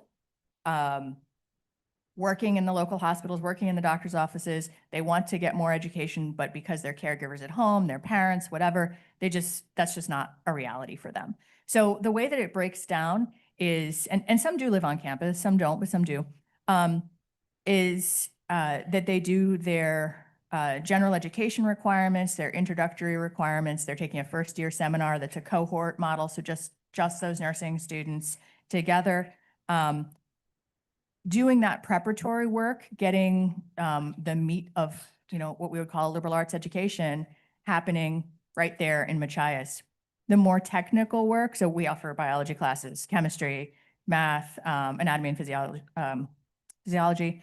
And so those classes are happening, but then we also have the technical expertise from UMA. We don't have a nursing faculty member, but UMA does, President Cushman does. And so we're able to, thanks to the moves that they have made and the investments they've made in their teaching and learning centers throughout the state, particularly in Ellsworth, and their online education, they can deliver high quality education in nursing to people who are remote. And so that's something we're excited about tapping into for our students. Yeah, but they still have the support services on our campus. So, if they're scared and afraid and need to pay a bill or whatever, they can come on over. Yeah. Anything else? I think we really understand the University of Maine Machias, and it's just been a great, great presentation. And thank you and your team. And we're always happy to have Trustee Kemmler here to keep us honest about our knowledge of Machias. So thank you very, very much. A great morning. Thank you. And why don't we take a 10-minute break and be back with the President's Roundtable.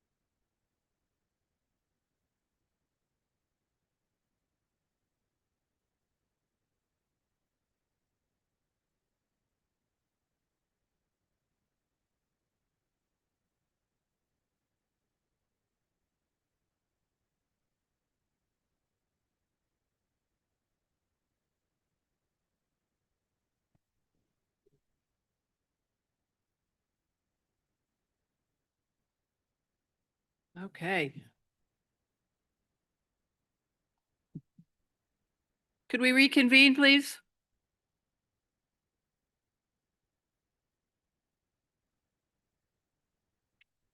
Great. Okay, let's move back to our agenda. I have just a very brief report, and that is that each year in deference to transparency, board members fill out conflict of interest forms. That's been completed. It's been reviewed by counsel, Aben Purrington, and by Lisa and myself, and those are complete. And I don't think Eamon was going to say anything more about it, but they are done and available for inspection if anybody wishes to do so. So thank you all board members for completing those forms. With that, why don't we move into the great president's reports? There's so much going on, even before the semester gets roiling. But before I begin, I would like to say that on behalf of the board, how very pleased we are that President McDonald and President Softly decided that it was really a good idea to stay on board. And we are thrilled.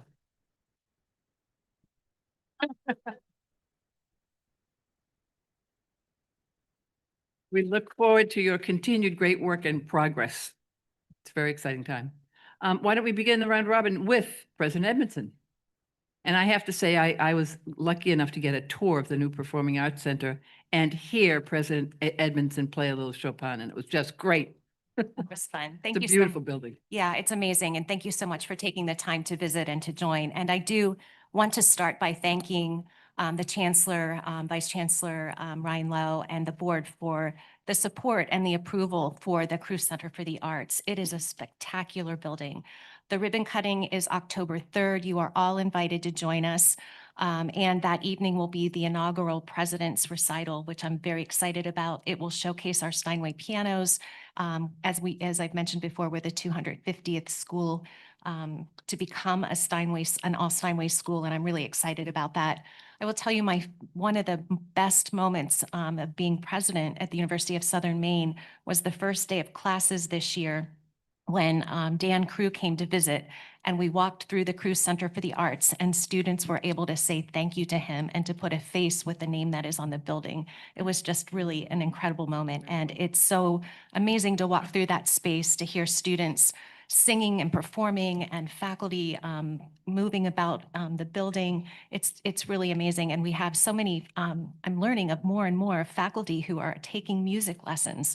And so I am on the record telling people that I want the arts and humanities to be a meaningful experience for all of our students, and we're thinking about what that means. And so we formed an Arts and Humanities and Action Committee to make sure that students have meaningful experiences with the arts. And I've learned that last year alone, we had over 160 students who took music classes who were not music majors and who were not counting those music classes toward general education. They were taking them because it was part of the experience that they wanted. And so we want to find ways to expand that work and those engagements, because as I've said before, I believe that you're a better nurse, you're a better teacher, you're a better engineer, any kind of professional if you have meaningful experiences with the arts. So we're all very excited about that. We have had a great start to the new year. I want to thank everyone who organized our move-in and our welcome weekend. And there are many volunteers and alumni who participate. We have move-in that's organized across 2 campus locations now, and they have it just going seamlessly for us. And I'm really grateful for the work that goes into that. We have a general sense of optimism and excitement on the campus that I'm really proud of. So while our overall enrollments are flat compared to 2 years ago, and after a slight uptick last year, we are seeing really promising areas. We welcomed our largest incoming class this year. Our visual and performing arts programs are growing. So as one example, music graduated 15 students in the in the spring in May, and we have over 44 students who are music students this year. And so we're seeing similar trends in the arts programs as a whole, and we're really excited about that. We're working to better understand enrollment trends, particularly between our second and third year students, our undergraduate students, and our residence hall occupancy is just over 95% on both campus locations. So we're really happy about that. On September 3rd, we launched the USM Forum on American Democracy. I want to thank Chair Cates, Chair Worth, Vice Chancellor St. John, our student rep Camille Alapalo, who attended. There were more than 400 people who attended our inaugural keynote, which was by Ibu Patel. And we looked at the history of pluralism on the in this country as a foundation of American democracy. And so that is on YouTube. If you Google Ibu Patel and USM, you can watch the keynote. I think it was really terrific. So we're excited about that. We have 10 students who are in the Scholars Program. Our next event will be on November 5th when Raj Vinikota gives a talk called Pluralism in Practice. Raj is the president of the Institute for Citizens and Scholars.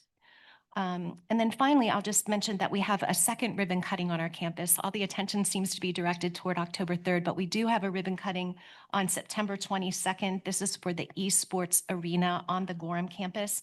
And I want to give thanks again to Town and Country Credit Union for their generous sponsorship for that particular space. It's just fabulous to see the space again occupied with students doing so many interesting things that I do not understand. So. Thank you. President McDonald. Well, good morning. On September 3rd, our Board of Visitors organized a meeting of the leaders of Western Maine to discuss ways that UMF and the leading organizations in the region could work together to strengthen the university and the community. And our next step will involve the university meeting with various organizations to see how we can work together, maybe something as simple as internships or workforce partnerships, or it could be something even more involved like common grant applications that we would make together. Second, we have begun our partnership with UMPI to launch our first CBE program. It's a major in public policy. And in October, we'll launch our second program in international and global studies. And then in the spring, we have a number of certificate programs that will begin in environmental management, professional writing, and artificial intelligence for K-12 educators. This week, we're launching a new website, a project that we developed thanks to a grant from one of our donors. And overall, we had a great opening. Our new students, new first-year students right out of high school are up 11% from last year. Those include transfer students, 11%. New students up from high school, 4%, but transfer students are up 29%, which is really what made the difference. And then finally, our residence halls are, we've had a great success in getting students to return. All freshmen are there, but the return rate was very high, highest it has been in 20 years, 75% return rate. So the campus is buzzing again. So thank you. Great. President Rice. Well, good morning. Very envious of University of Southern Maine and its and your opening, but so hopefully we'll have a refurbishment of our auditorium. And if we do that, I'm going to ask the president to play the piano, the Steinway, but I like Brahms more than Chopin, so I'd probably ask you to play Brahms if you'd be.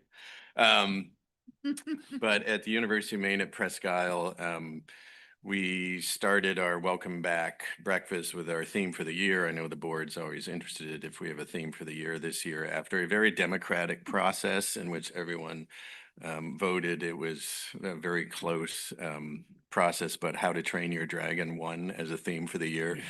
I almost wanted to overturn that because in my household, we have a certain member of our household that really loves K-pop demon hunters. And I thought that would be a really interesting theme. But so the board isn't coming to UMPI this year, but you'll miss that as the theme would have been what you would witness, which threads through all of our events throughout the year.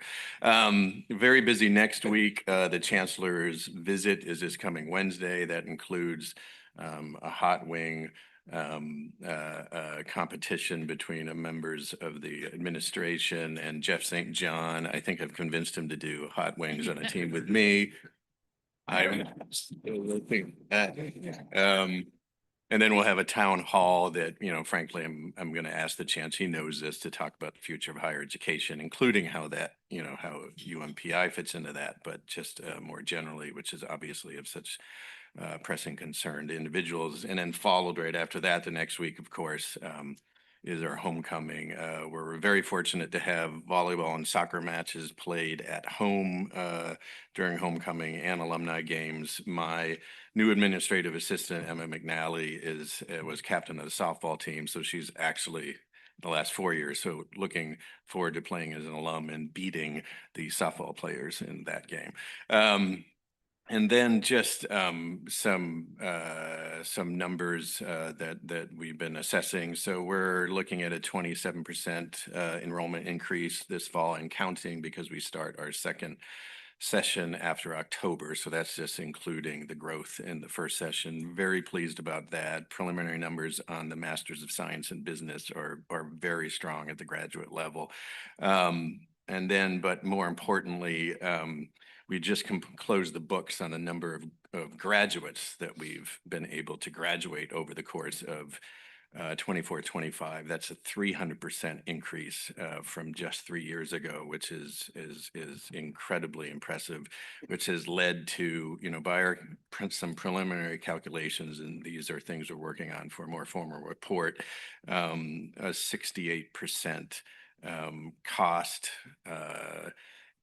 reduction for students overall in regards to the money that they spent, based upon the combination of accelerating time to completion and, frankly, the percentage of people that are graduating from the institution. We're just seeing major increases in those factors, which lead to that, and which we're looking at right now over $200,000 of additional ROI for students in regards to combined cost savings and learning revenue that they gain by graduating more quickly. And that comes from both the work that our traditional students do by early college credit work that's impacting their time to completion and accelerating that, as well as obviously the competency-based programming, which accelerates time to completion for adult learners. So thank you.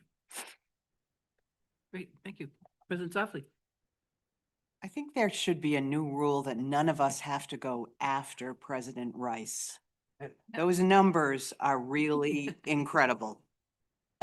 So let me start with what is really incredible at Maine Law. Our class size this year at 105 students incoming is the largest class in decades. There was no melt after we established the class, which was a real surprise to all of us. Talking to the students, it's pretty clear that we are now falling in that spot of recognized excellence and a really good value. The tuition is low. It will be increasing. It will still be lower than any of the law schools in New England. And people are very excited to be there. So I have to report, as I always do on the kickoff to the new class, the chancellor joins us every year at the kickoff, and there is a reception, and he speaks to the students. And every year I'm in counseling to get my ego back in place, because the students respond so well. But in all seriousness, this year, the chancellor's presence and his talking to this new class about the rule of law, the importance of lawyers, the importance of problem solving, keeping an open mind, listening to every side before you form your own argument, could not have been better timed. And the students talked about it for days. It's really important to us, given what we've been through and the horrific violence in the last week, and starting to talk to the students again about how important all of this is. So as much as it annoys me, I just want to give my appreciation to Chancellor Malloy, who never misses this event, which is really, really important to the students. We also had the chancellor's visit this week. which itself was, it felt quite different to me. I'm not sure if it did to the chancellor. He met first with just the faculty and had a really serious conversation with the faculty about the headwinds facing higher ed and particularly graduate higher ed right now. The faculty were very engaged with it, and the professionalism and conversation was really really heartening to me. And then the chancellor went into a meeting with all faculty and all staff and had a similar but more far-reaching conversation, which caused many of the faculty to gather with staff to start talking about where we are as we move forward. It was really a wonderful event all the way around. Students are always happy. The chancellor wanders through the building, and one of the students, one of the new 1L students, said to me after the chancellor had been in the building, actually had an interview with News Center on the size of the new class, that he had a couple of brothers who had gone to law schools in other places, and chancellors and presidents never visited the law school. So it really does make a huge difference. While we are talking about President McDonald and me deciding not to put our feet in the sand just as soon as we thought, I just want to say thank you to the chancellor, who spent quite a bit of time talking to me about my career and where I would be for the next 2 years. And I say this in the kindest possible way, because once again, he would not leave my office. But I also want to thank Carolyn Dorsey, who was just absolutely wonderful, and Chair Riley, who took the time to talk through these really difficult decisions at this point of life of maybe retire, maybe keep working to finish some of the things that we've started. So thank you to everybody, and that's my report. Thank you for making the right decision. President Brini Mundy. Hi, everybody. Is that on? Some news just came in about UMaine Machias, and so continuing with that, and as the first piece of this, our new website, Machias Giving through the University of Maine Foundation, is now live. And so we'll send that out over to Beth so that you can all find that link. And thank you to Jeff Mills and everybody else who was a part of that. So I would like to focus today on some very specific kinds of student achievements. The first is that we have a record 15 University of Maine students who've been awarded Gilman scholarships to study abroad. So I want to congratulate those students and all of the staff and faculty who've helped that happen. It's very meaningful because Gilman scholarships are awarded to Pell Grant eligible students to expand their global learning opportunities. And so we're very pleased that we will have such a significant group going forward. The second is a very specific student example that came in. A person named Bobby Stewart, who is a member of UMaine's 1999 NCAA National Championship hockey team, so some of you may know the name, returned this summer to complete his one single final credit and earn his BA in Communications, a degree through the Finish Strong program, which is made possible by continued support from the University of Maine system. He left one credit shy of graduation to play professional hockey, and he came back and finished the degree. So the adult degree completion means a lot for all kinds of folks. Shifting to continuing with athletics, really, two honors there that are worth noting. Mila Schneider, who is a student at UMaine on the soccer team, became the second UMaine student athlete to ever be named the America East Female Scholar Athlete of the Year. And she graduated this past year with a 3.970 GPA and pre-med concentration and a bio major with neuroscience minor. Also, Abby Kramer from women's soccer was named the 2025 America East Woman of the Year, and that's another terrific recognition. Continuing the athletics theme, but not nearly as exciting, but it was for me. I got to do the coin toss at this week's opening home game for football, which was very fun, and I should have practiced more. How you doing, coin toss? We have we have a lot happening on campus. If you've been around, you can see the construction, you can see the building happening, all of that. The great result of so much work by so many, including our congressional delegation with the congressionally directed spending that's a part of the reason for all of this. Maine Jobs and Recovery Plan, funding, UMaine Foundation support, Harold L. Fund Foundation support. And coming up, we do have on September 27th, an opening event for the Sean Walsh Hockey Center and Athletic Arena, as well as the New Balance Track and Field and Soccer Complex. Those two facilities will be getting honored at that time. And finally, this past summer, in August, we opened up something called the Bot Loft, Build, Optimize, and Train. It's a workforce training facility meant to be state-of-the-art. It is not just meant to be, it is state-of-the-art robotics work to help prepare people for the workforce of tomorrow, and particularly in additive manufacturing. Great, great. President Hadeen. Sure. Good morning. We've had a great start to the academic year with convocation and welcome back events. I would like to thank the faculty, staff, and students for their ongoing efforts and hard work, which has led to 4 consecutive years of increased enrollment at UMFK. We're incredibly proud of that. And as we know, enrollment headcount is important, but so is credit hour generation. And our credit hour generation at this moment is at 9.6%, which we're incredibly pleased to see as well. The other exciting news to share with you is we have a baseball team, and I brought a little example of it. It says UMFK. Coach Dalton Parks has done a fabulous job recruiting students. So he has a team of 16 to 18 players right now. 5, 6 of them are from Canada. So I've had the opportunity to watch them start their practices this past weekend, and it's exciting to see them out there and engage, and they have some scrimmages coming up soon. So we welcome all those new players and that team to UMFK. Next weekend is homecoming. On Friday evening, we will have the presentation of the landmark art sculpture. It's a beautiful piece of art by Robert Brochu, funded by the Maine Arts Commission's Percent for Art programs, which was made possible from the construction of our new building, the Enrollment and Advancement Center.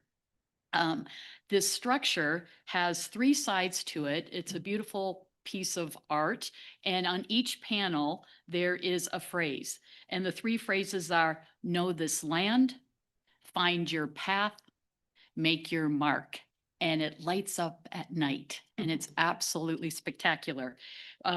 We are pleased that Chancellor Malloy will be joining us for that event on Friday night for that presentation. He will also be on campus Thursday to meet with faculty, staff, and students. Thank you. Great, thank you. President Cushman. Good morning. Can you hear me? Yeah, okay. I'm going to start with some positive momentum at UMA in enrollment this fall.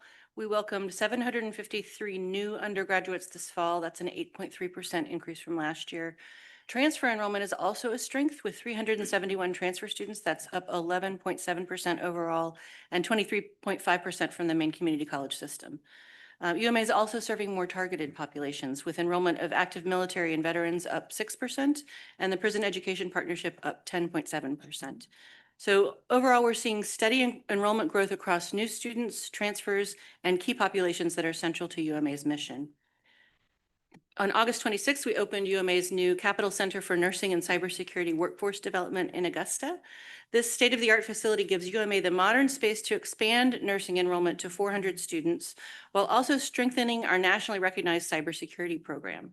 Both fields are essential to Maine's workforce, and this facility allows UMA to grow in direct response to statewide needs. The Capital Center was made possible through $7.15 million in congressionally directed spending, championed by Senators Susan Collins and Angus King, both of whom joined us for the ribbon cutting, along with a $480,000 grant from Maine General Health. The presence of the senators underscored the importance of this investment to UMA, to our students, and to Maine's workforce. To Trustee Flood's question earlier, alongside the Capital Center, UMA is also expanding access to nursing education through the launch of the Down East Nursing Track in partnership with University of Maine at Machias. This initiative enables students in Washington County to earn a Bachelor of Science in Nursing from UMA, taught by UMA Nursing Facility, faculty with instruction delivered online and through hands-on simulations at the UMA Ellsworth Center Nursing Simulation Lab. At the same time, students also complete a Bachelor of College Studies degree from UMA Machias, benefiting from the campus experience and support of a close-knit community while pursuing their nursing degree close to home. So by anchoring the program in UMA's accredited nursing degree, faculty expertise, and simulation facilities, the Down East Nursing Track extends UMA's reach into one of Maine's most underserved regions and strengthens the pipeline of nurses prepared to meet the state workforce needs. Finally, Friday marked UMA's 60th birthday party, and we celebrated. More than 150 people joined us on the Augusta campus for a flyover from our aviation program and inspiring remarks from Chancellor Moy, Board of Visitors Chair Randy Liberty, Trustee Roger Cates, and Christine Knight, the director of our early college program. Their reflections highlighted UMA's impact on individuals, families, and communities across Maine. And thank you to all who attended, including the Chancellor, trustees, and community partners. This celebration reminded us of UMA's unique role in meeting students where they are. We will be celebrating this all year, and we look forward to sharing those moments with you at future meetings. Thank you all. Lots of progress and good kickoff for a new semester. Let's turn now. Trustee Alexander has been leading a committee to review our own policies, and they've clearly been hard at work. Thank you very much. You have a number of policies on your agenda. All of them are first readings. There will not be a vote today. The first group has to do with existing policies. I'll identify them very quickly, point out what we intended to do with the changes, and then I will discuss a brand new policy to be considered for final adoption in our next meeting. Section 202 is before you for an amendment to allow a virtual or Zoom-based public comment at all of the board meetings. This is a long-time issue of discussion. And as the Chair Riley has announced previously, that option was available for today's meeting as well. The changes to the resolution of 202 is intended to give broad discretion, frankly, to the chair and the trustee's office to make sure that it is done in a way that assures a reasonable opportunity for public comment, and it reflects the same approach we've taken with oral comment at our in-person meetings. Turning to the section 300 changes, 303 academic degrees added a phrase which I understood to be the current practice, which is obviously faculty has mostly control over the design of their courses, but they are in effect always approved as listing an official course by the president of the university. 303.1, an older policy which intended to basically prohibit degree requirements in excess of 121 credit hours. We've eliminated the exception here for the University of Maine at Farmington, which, as our understanding, is now in conformance with all of our other universities. And we've made it clear that exceptions might be granted on a case-to-case basis. 304, transfer of academic credit. Basically, we have just added the phrases internal and external to make it clear that the process for considering the approval of prior credits at a different university or a different institution would be done in a uniform manner. Program inventory 305. Here we are basically adding references to, I struck the word units. That term didn't seem to mean much to any of us, although it's used frequently in some of these policies. It's intended to refer to our universities and the law school. 305.1, as an official recognition to the Unified Accreditation tool that is explicitly highlighted in our strategic plan, and made it clear that that tool and obligation to at least focus on that issue with regard to program approvals, revisions, and eliminations is added to our policies. 305.2, brokering academic programs, not a very common process in use today, as we've been told, but it was recommended that we leave it in place in our policies for the very few situations in which that might be required. The next one is a recommendation that we adopt a new policy, and that would be policy 316. And the purpose of this policy is to add to our formal policies the definition of adult degree completers that the board has already approved by resolution at our last board meeting. So this will make it official that this policy is part of our formal policies governing future activities with the 90-degree program that we're approving as pilots at this time. Any comments could be provided to the trustees' office between now and the next board meeting, at which point we will bring forward to you these or the amended versions of these for your final approval.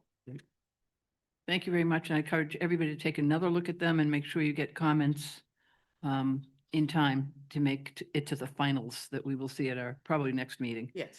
And I thank Trustee Alexander and Trustee Flood and Trustee Eames for taking on this work. It's nuts and bolts kind of work, but it keeps us assured that our policies are up to date. So thank you very much. And I'm sorry, Trustee Flood. Thank you. I just want to thank Barbara for leading us. She does a great job of making sure we're on task, and I appreciate that. And also Beth and Jeff and Eamon have a whole lot to do with, we run all this stuff by them multiple times, and they set up multiple meetings for us. So I appreciate Barbara leading that, and the staff humoring us because we're trying so hard to make sure we get the T's crossed just right and the I's dotted just right. So thank you. Thank you. Thanks, everybody. Chancellor's report. Yes, it's great to be with all of you again. I'm actually going to turn a deep dive on the enrollment side over to Jeff in just a moment, if I might. But I do want to say that we have had a great start for our fall semester. And as of today, we're actually running ahead of the numbers in comparison to our high of 2021. So which may not be significant in one sense, but I'll explain it to you. In 2021, we had one of our largest increases on a percentage basis. But the reality of that was made up of people who had deferred a 2020 start, because you might remember COVID. And so we have been chasing the white whale for ever since then. And as of today, we are running ahead. I will tell you that our concentration on working and adult learners is paying off. Our direct admit of high school students is paying off. Our new program around responding to the needs of the of the workforce of Maine has been part of that, and working directly with employers to better understand their needs, and quite frankly, for us to then develop programs that meet those needs, all of which are part of our celebration today. As has been noted, I've already begun my visits. As you also might remember, I made a promise when I started this job that I would visit each of our universities during the two primary semesters. And happy to have spent time at the Maine Law School and also out in Farmington. Again, I want to thank both of those presidents for seeing the light and remaining with us. I'll say that as well. But very good discussions at both of those universities. And as you've heard, I'll be in Aroostook County Wednesday, Thursday, and Friday as well. With that, I'd be happy to turn it over to Jeff for a deeper dive on the enrollment side.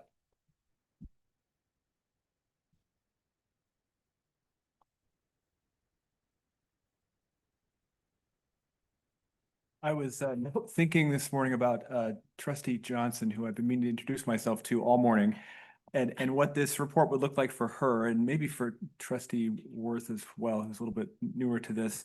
So, and I mean this in a very friendly way.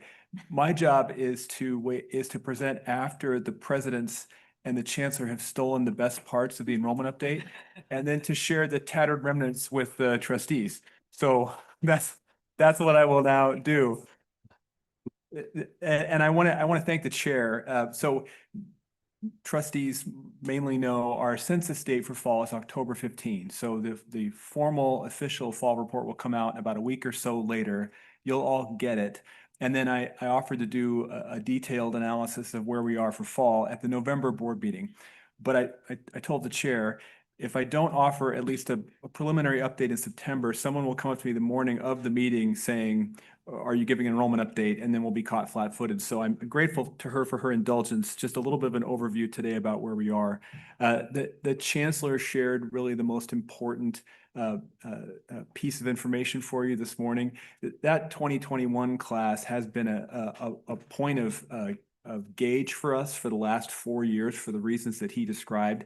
And to be at a point where, as of today, again, pre-October 15, not yet official, but we are running ahead by several hundred students of where we were on headcount enrollment at the same time in 2021. That's a signal accomplishment for all the universities and for the work of their enrollment managers and their teams.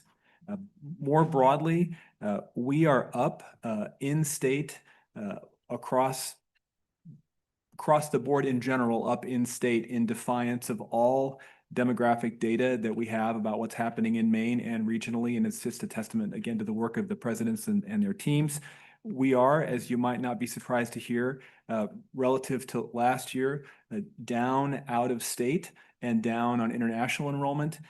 Out of state can partly be explained from other states from which we seek to attract students, working much harder to retain their own students in the face of their own international challenges. So you're down internationally everywhere. The response among some of our primary competitors in New England, Massachusetts, and elsewhere is to make offers to perhaps a higher percentage of in-state students than they would in a normal year. And you multiply that by a number of universities where we are seeking out-of-state enrollment, both there and elsewhere, and you see a strain on out-of-state.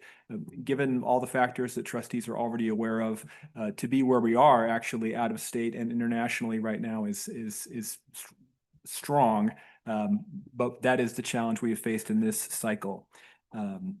Undergraduate first-time enrollment is running almost dead even with last year at the same point in time.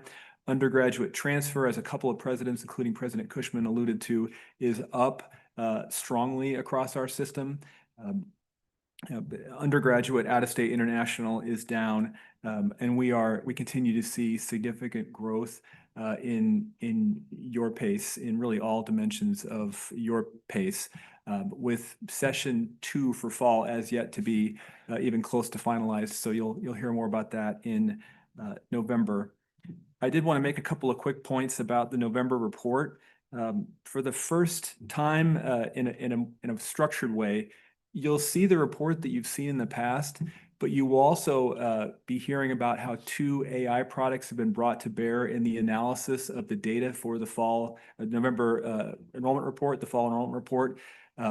Interesting fact, I learned about one of these AI resources from Vice Chancellor Lowe, and I learned about the other resource from Vice Chancellor Lowe. So he is my go-to.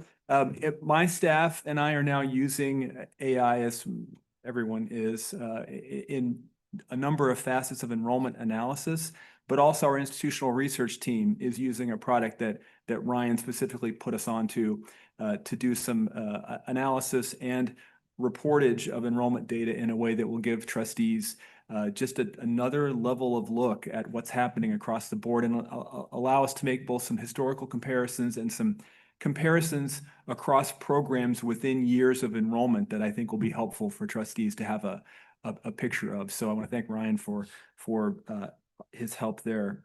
I think the last thing before inviting any questions is that we are looking right now, my staff, for answers to the 2 questions that were raised about Machias enrollment this morning during President Freeney Mundy and Dean Walsh's presentation. I'm understanding from Dean Walsh that if I secure the answers before the end of today's meeting, I get another piece of the blueberry cobbler that was served for dinner last night. So she could just leave it on the hood of my car, and that'll be great. Trustees, any questions about anything that I've shared or anything you'd like to know in particular as we approach census date for enrollment? Questions? Trustee Cates. Thank you. Thank you, Vice Chancellor. It's not broken down here, but my impression is that our international students are down, but they're not down nearly as much as they are at lots and lots of other places. Is that true? And if so, why are we doing so much better than It's true. What you've seen in the system, I would say, is unified accreditation in action. We have a couple of professionals at the University of Maine in the Office of International Programs who are experts in CBIS documentation processing and in transcript review and in other pieces of an international enrollment that help us place students both at University of Maine but elsewhere within the system as well.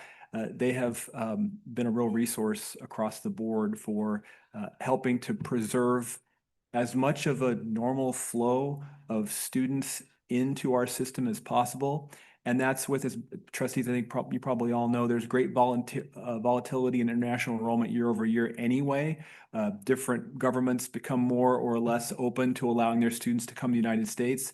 And so the pipeline changes from year to year. But even in the face of that and in the face of other challenges, we've seen some people really step up and help to secure as much of a regular movement of students as possible. Great question. If I might just point out that we very early in the crisis developing around international students, we advised our international students who could legally stay within the United States because of their permission to not go home. And I think it turned out to be one of the best decisions we made, lest we would have lost many more students who would not have been able to get back, as we've seen things play out in the United States government and in some cases the sending nation as well. And all of that was legal. I want to stress that we did not encourage people to break the law, but we gave them a fair warning and worked with them to make sure that they would be able to stay for that summer. Trustee Baldacci. Thank you, and thanks for all the work that you've done with international students. President Softly mentioned MELT in her round robin. So I'm wondering if, because I'm relatively new at this as well, if you report maybe when those things happen and will we see those numbers? That's the first question. But number two is, what interventions do you have when you're seeing a student maybe start to disconnect from coursework, from, student life? Great, that's great question. So two parts to that. We define MELT really as the period between when a student says, I'm coming to this university, and the point at which the student has shown up in the fall, enrolled for a slate of classes, and made it through add drop. So really from historically late April, beginning of May, through about the second week of September, all the universities and their staffs are fighting MELT. That's the term of art there. And thanks to resources like EAB and other, in a positive way, intrusive interventions where we're communicating all summer long with students, summer bridge programs of the kind you heard about this morning from President Freeney Mundy, summer orientations for students, some students coming out of high school taking a first class during the summer and getting their college transcript up and running. That has really helped us over time at different universities to reduce MELT. And then beyond that is really retention. First to second semester retention, first to second year retention, which is a huge bridge to cross. If presidents will all tell you, if a student comes back fall of the second year, there's a much stronger likelihood over time that that student will ultimately earn a degree from that institution. We do track those data, and I will find a way to depict that for the trustees in a very clear manner, both for MELT and of course retention we track all the time. I would say we're having better success in MELT than we have in previous years for the reasons I just described, and because the presidents and their teams are much more proactive over the summer. Historically, it wasn't always considered necessary, but today we're chasing every student all summer long to get them to stay, or in some cases bringing new ones in who decided not to go out of state and want to be at one of our institutions. And then with respect to retention, you've heard a little bit recently, Trustee Baldacci, you'll hear an awful lot more in the next several months as the presidents and their teams begin to implement recommendations from a process we went through with the National Institute for Student Success over the last year, and begin deploying playbooks that came out of that process to further improve the already enviable gains that our presidents have been making in retention. So more to follow there as well. And the Thank you. November report will show us the MELT, so we'll get the final numbers. Other questions? I wonder if I could, do we know, I know this is preliminary, do we know yet the transfer numbers up, which is encouraging? Do we know from where? Do we know? I would want to break that down for you rather than give you a half-developed answer, but That'd be good for November. I will do that. Great. I will do that. Great. And then last thing before I sit down, Chair Riley, with your indulgence, as we move into the academic tabs, tab 6 and beyond, Trustee McMahon and I did want to say, we got some good feedback at the last ASA meeting about the desire for a look forward. Trustee Alexander remarked, and it was helpful to us, trustees at this committee, ASA, see new program proposals at the end of the line. They've been developed and they come onto the agenda, and that's the first engagement trustees have with them.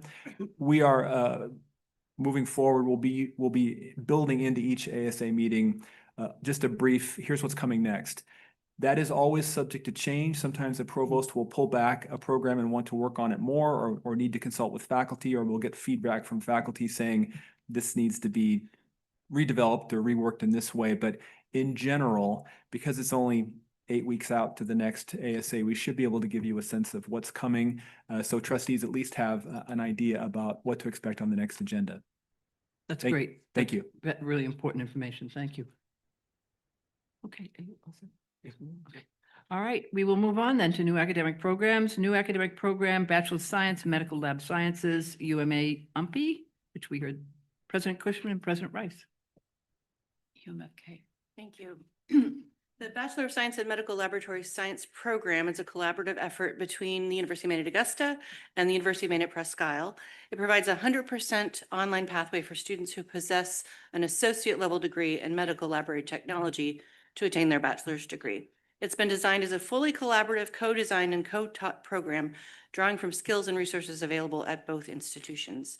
Medical laboratory professionals are in demand across the U.S. with a 5% projected growth rate through 2032. With 90 open positions in Maine in 2023 and a projected national growth rate of 5%, this program directly supports the healthcare infrastructure by building local and national capacity. It aligns directly with the University of Maine system's strategic priorities in workforce development, rural healthcare access, and high-quality distance education. It also responds to the Maine Economic Development Strategy's call to invest in people and communities, particularly in underserved and rural areas. And projections show that the program will generate over $165,000 in net revenue in its first year, growing to more than $734,000 annually by year 5. The program utilizes current faculty and facilities, keeping costs low while delivering strong financial returns and expanded access. Thank you. President Rice, anything to add? I think you just captured it perfectly, President Cushman, and it really does represent a natural progression of the partnership that the two institutions have had since the 80s with the with the MLT program, the Medical Lab Technician program, and now allowing those individuals who've done their clinical work to get a 4-year degree and make significant professional development in their fields is just really critical. So it's a great partnership. Great. Any questions? Seeing none, let me read the resolution that the Board of Trustees accepts the recommendation of the Academic and Student Affairs Committee and approves the Bachelor of Science in Medical Laboratory Science at the University of Maine at Augusta and the University of Maine at Presque Isle. Could I have a motion? So moved. Moved by Trustee Martin, seconded by Trustee Michaud. All those in favor? All those opposed? Abstentions? Motion passes. We'll move on to tab 7, new academic program, Master of Science in Homeland Security at UMFK. President Hadid. Thank you. UMFK is proposing an online Master of Science degree in Homeland Security. The online MS in Homeland Security will complement UMFK's existing 2-year and 4-year degree options in criminal justice and conservation law enforcement. This will prepare students for positions in fields such as law enforcement, public safety, and emergency management. UMFK is offering this degree program as a response to the increasing statewide and national demand for professionals with a thorough knowledge of Homeland Security. UMFK currently has experienced faculty in criminal justice and Homeland Security and will not be required to hire additional faculty to implement the MS in Homeland Security. There are 10 courses in the 30-credit master's program, of which 3 courses are taught by UMA faculty in their emergency management and cybersecurity graduate programs. Thank you. Thank you. Any questions for President Dean? Seeing none, that the Board of Trustees accepts the recommendation of the Academic and Student Affairs Committee and approves the Master of Science in Homeland Security at the University of Maine at Fort Kent. Moved by Trustee Michaud, seconded by Trustee Martin. All those in favor? Opposed? Abstentions? Moving along. New academic program, Associate of Arts in Human Services at UMPI. President Rice. Thank you, Chair Riley. The Associate of Arts in Human Services is a collaborative program that's offered between the University of Maine at Fort Kent faculty and the University of Maine at Presque Isle faculty, taking advantage of the experts that we have in full-time faculty, both programs. It'll be 100% online competency-based pathway for adult learners in the Your Pace program. It actually leverages existing programs between the two institutions, and that's been worked out over the past year to put together this associate pathway. There is significant need for it, as demonstrated with an 8% projected growth between 2023 and 2033 in the field, both nationally. So it'll be something that is advertised and marketed at the national level in the Your Pace program, but obviously in the state of Maine, it's a field that has growing need and potential. Great. Questions? Seeing that, I wonder if in the future we should mention when proposals are CBE proposals. Oh, sorry, was that? It might be was that, in the Chair? future. In the future, we might want to designate when a program is in the resolution that it's a CBE offering. We don't need to do that now, but just I think for future reference, it might be wise to do that. Yeah, I think it says in the background, but yes, we Yeah, can it make is. it clearer, even saying that this is a competency based in the checklist. And that's what Absolutely. we approve. No, it is. Okay, I'll read the resolution that the Board of Trustees accepts the recommendation of the Academic and Student Affairs Committee and approves the Associate of Arts in Human Services at the University of Maine at Presque Isle. Can I have a motion? Moved by trustee Kane, seconded by trustee Martin. All those in favor? All those opposed? Abstentions? Motion passes. New academic program, Associate of Arts in Early Child Education, President Rice.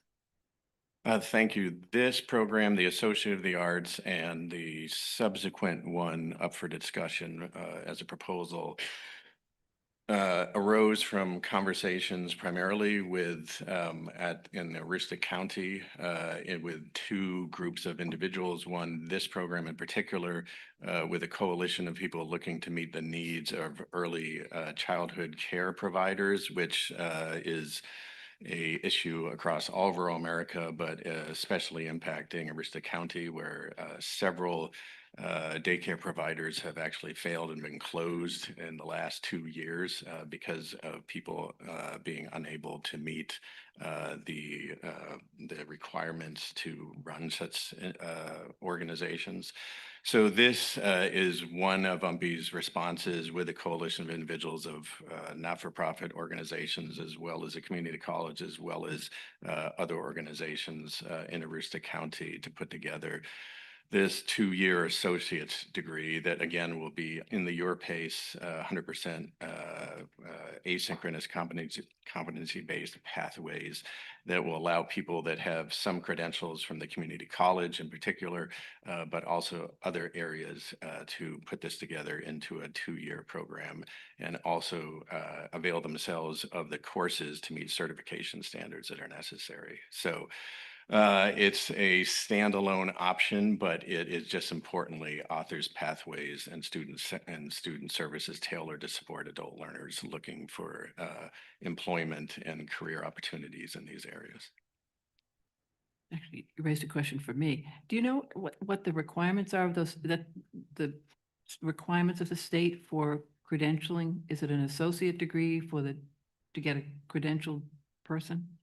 I believe it depends on the level of the individual that's working for the organization. So people that are running such organizations need a higher level, and that's at least at the 2-year and 4-year levels. So yes, and then others can have lower levels depending upon the amount of individuals and the amount of credentials that people at that organization have. Okay. Other questions? Trustee Alexander? Thank you very much. I'm going to repeat some concerns that I raised in the committee about this proposal and the next one, which is a Bachelor of Science in Early Childhood Education at Presque Isle. Both of these programs are listed for us as does not represent a multi-university collaboration under the conditions listed in the background section of this document. And I was frankly shocked at the idea of getting 2 new programs at UMPI in this area, in which I understood was something of a major point of emphasis for Farmington. And I couldn't understand, and there was no discussion in these documents, either one, about any integration, consultation, potential coordination, or impact of these programs on the emphasis on these exact early childhood education programs at Farmington.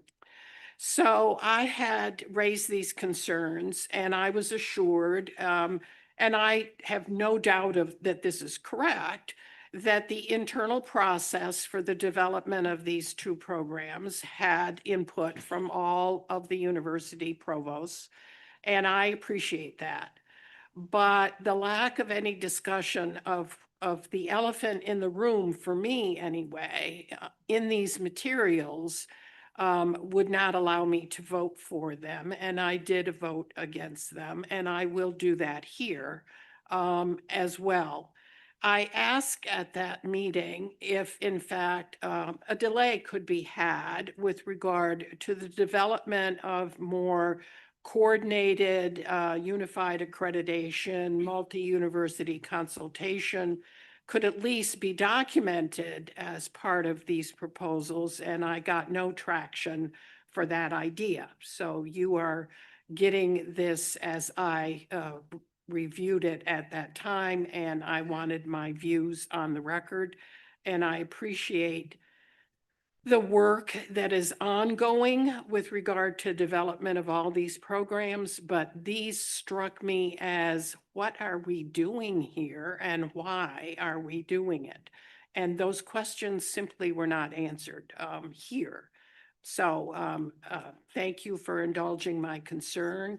I hope in the future that there is more in the way of coordinated description of what is needed to get my or any maybe other trustee approvals for these kinds of things that so obviously are so closely connected with another university's prime objective in terms of their programs. Thank you.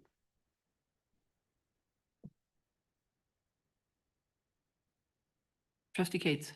Thank you. Just a question, President Rice, I'm unrelated to that completely. This course, this program is going to be offered CBE. You have some courses you offer online that are not CBE.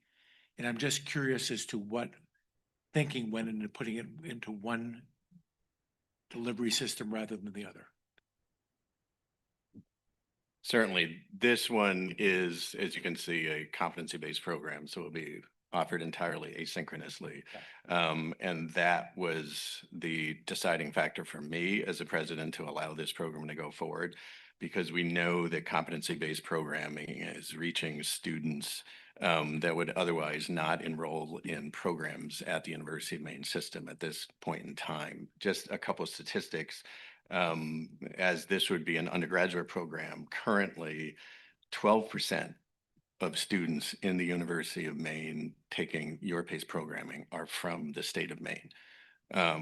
That is, if you want a total number, last year there was 379 students. That was actually down from the year before, in which 397 Mainers took students within undergraduate programs in the UPACE system. The growth we are experiencing is from students, as you would expect, if you were to look at student demographics across the country, is from the South, from the Southwest, from other areas of the country that this program is pulling from. It also does reach students that are unwilling or incapable of enrolling in traditional semester-based, calendar-based programs. And that is the overwhelming number of students in our demographics that we see enrolled in these programs. And those are the students, these would be people working 40, 60, 80 hours a week in their professional programs. They're place bound. They would not be able to take synchronous programming that is even based upon a regular 14-week calendar. And so that's why I saw this as a program that would be especially important for those individuals we're trying to reach. And that just by our own statistics show that there is virtually no overlap with any other program of its type in the University of Maine system.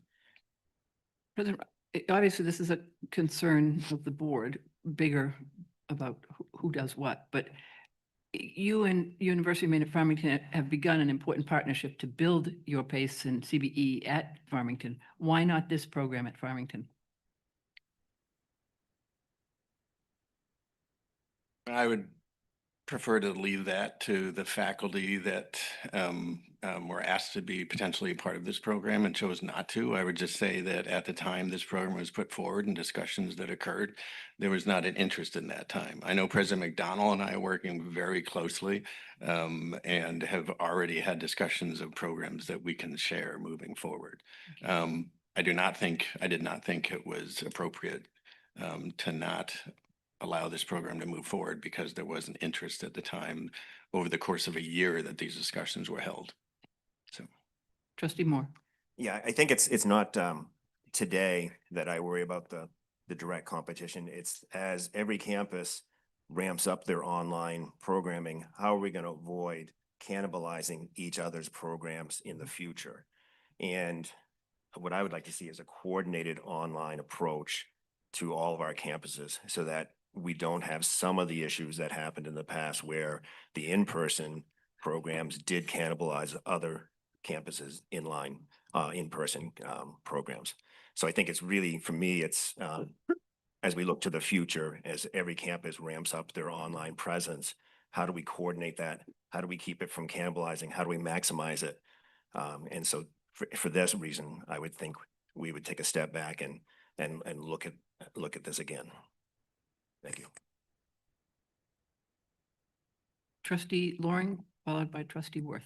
So when we discussed this at committee, I was concerned about the same as trustee Moore and initially voted against it. And I may continue to vote against it for that reason. Trustee Worth. In a similar strain of thought, I think trustee Alexander, Moore, and Loring make interesting points from my perspective. I just want to confirm before we end up voting in it and I cast my vote, just to clarify from President Rice, that if President Rice's university did not take this program on, then it would not currently exist. Is it correct to assume that if that did not happen, that UMF, President McDonald here, would not have it at his university? Is that kind of what I'm hearing? Is that if this did not go to Presque Isle, it wouldn't happen? That sounded like what President Rice was saying. So I just wanted to confirm that was the only option. The University of Maine at Presque Isle holds the accreditation through our regional accreditor, NETCHI, to offer such programming. That is correct. So ours is the institution that can offer programs such as in that modality. I have trustee Baldacci, trustee Johnson. Thank you for the comments and for the concerns as well. I wonder if maybe if we pull back a little bit, it does seem like in this instance, President Rice did follow, the right steps. And it sounds like the discussion we're having is maybe we have different criteria in the future that maybe we'd like to adhere to. And, I will be voting in support of it for that reason, but also share concerns that were raised around the table. But I do think it is a question of the standard that we're setting and that we're expecting the presidents to follow. And maybe this is a time for us to take an overarching view for the future. Trustee Johnson. Yeah, thank you. I guess looking at this, right, it feels like there's a real need for this kind of work to happen. Also a lot of concern about competition, right? If we start fighting each other, then we've got bigger issues. But I wonder, it feels like the kind of online coordination is a much bigger and longer lead thing, whereas this is kind of a critical need, at least for the economy right now.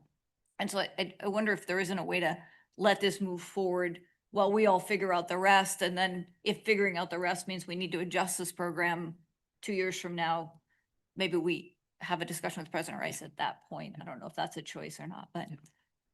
Yeah, I think well said. We clearly have a policy issue that needs to be played through here. Yeah, can I add? And President McDonald knows this well. I mean, like I said, the discussions we're having and we're looking at faculty that can work together, even with existing programs. And I think that's the future of distance education is institutions, faculty working together to deliver programs. And we would always be open to that at whatever point in time those discussions would occur. President, if this is approved, when will classes begin? The program would begin, we would start marketing the program as soon as it's approved. And I would imagine people would be signing up for this program for as early as the second session. Certainly the first session of the spring semester, because these are existing classes. There are no new courses that need to be designed to offer this degree. So delay would obviously have a real impact. So. Yes. Trustee Worth. I usually speak a little bit more clearly than I did last time, so I think I started over my acronyms. I just want to confirm, because I want to vote yes for this. President Rice, you mentioned a few comments ago, something along the lines of the faculty at, I believe you said UMF was not interested in taking this up at that time. So you decided to step in. Can you just explain again that situation, just because I didn't fully process it at the time? And I think if what I'm thinking is true, that would sway me to voting yes, but I just want to hear it one more time.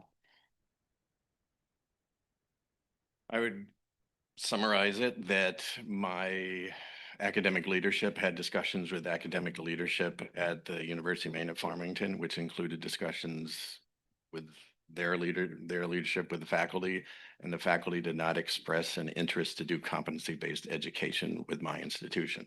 So that led to this being a single institution initiative, as is the next institution initiative. With both of them, we explored with sister institutions whether they would be interested in being part of a competency education-based program, and the responses that we received were no.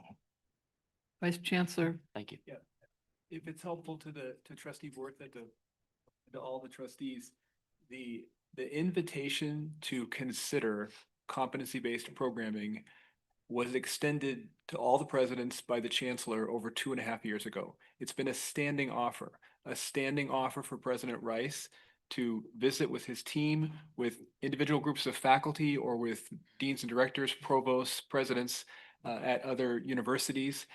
And it was in January of this year that Presidents McDonnell and Hedin stepped forward saying, we are ready to proceed in this arena. And then we worked as rapidly as possible to help make that happen with support from any number of parties. So it's certainly the case that the opportunity for your PACE has been on the table for a while, and that the interest in it in 2025 has been welcome. And I would anticipate a broadening of that interest as more faculty become engaged with what CBE is really all about, and importantly also what CBE isn't about, that some of the misconceptions are dispelled, and not all faculty and not all programs certainly, but we do have confidence in the growth of CBE in a measured way. And to Trustee Moore's point, that with other growth of programming being done in a way that's reasonable and thoughtful. Okay, Trustee Moore. And I guess the question I would have is that, with President McDonnell, it takes time to move the faculty in a direction to accept some of these things. And I'm just wondering, has it changed in the year that you've been working on this, and how's the movement going? So the broader issue that we're really looking at today on all of these programs is that universities are operating in a face-to-face mode.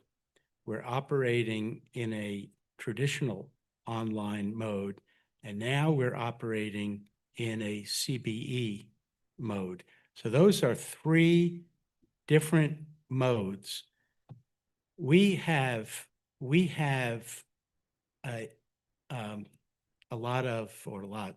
more than most faculty in early childhood education.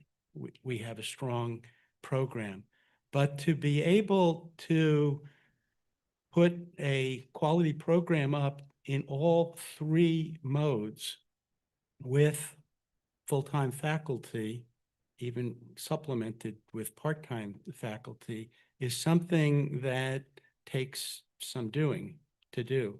And our faculty did not feel as if we were ready right then to move in all three modes. We have a face-to-face program. We have the beginning of an online program and an apprenticeship program that we are running, but we did not move forward with the CBE. And that's a question of quality of the program, and do you have the resources to do it? We felt as if at this time we did not have the resources, although maybe at a later date we would join in. Trustee Alexander. Yeah, just one final comment. This discussion is extremely helpful and valuable, and helps a lot of the trustees make up their mind about this, but none of it has appeared in the materials that you are voting on. Now, I'm a lawyer, and I'm a regulatory analyst. And when I make a decision about something or make a recommendation or ask a regulator to approve something, it's based on a written or transcribed record that reflects all of the criteria that I think are necessary for me to recommend it or approve it.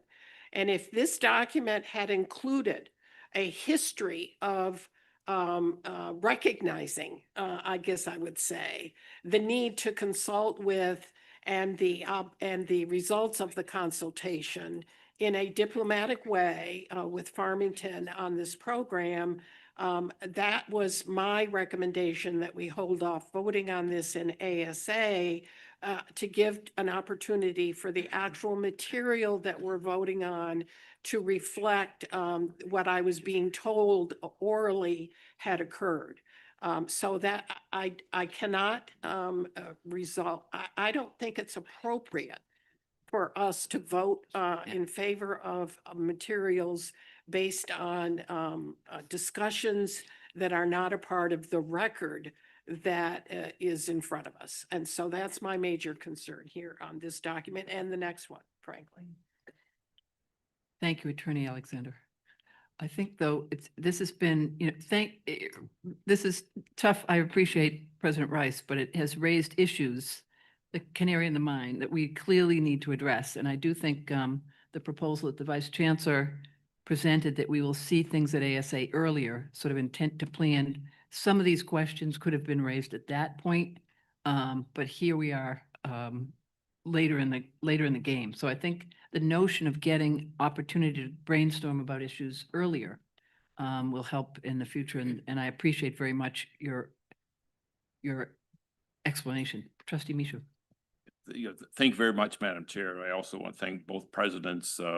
I will be supporting this. There is definitely a need out there, and I know President Rice had worked on it, and I appreciate your comments, Trustee Alexander. But it is part of the record now, and I think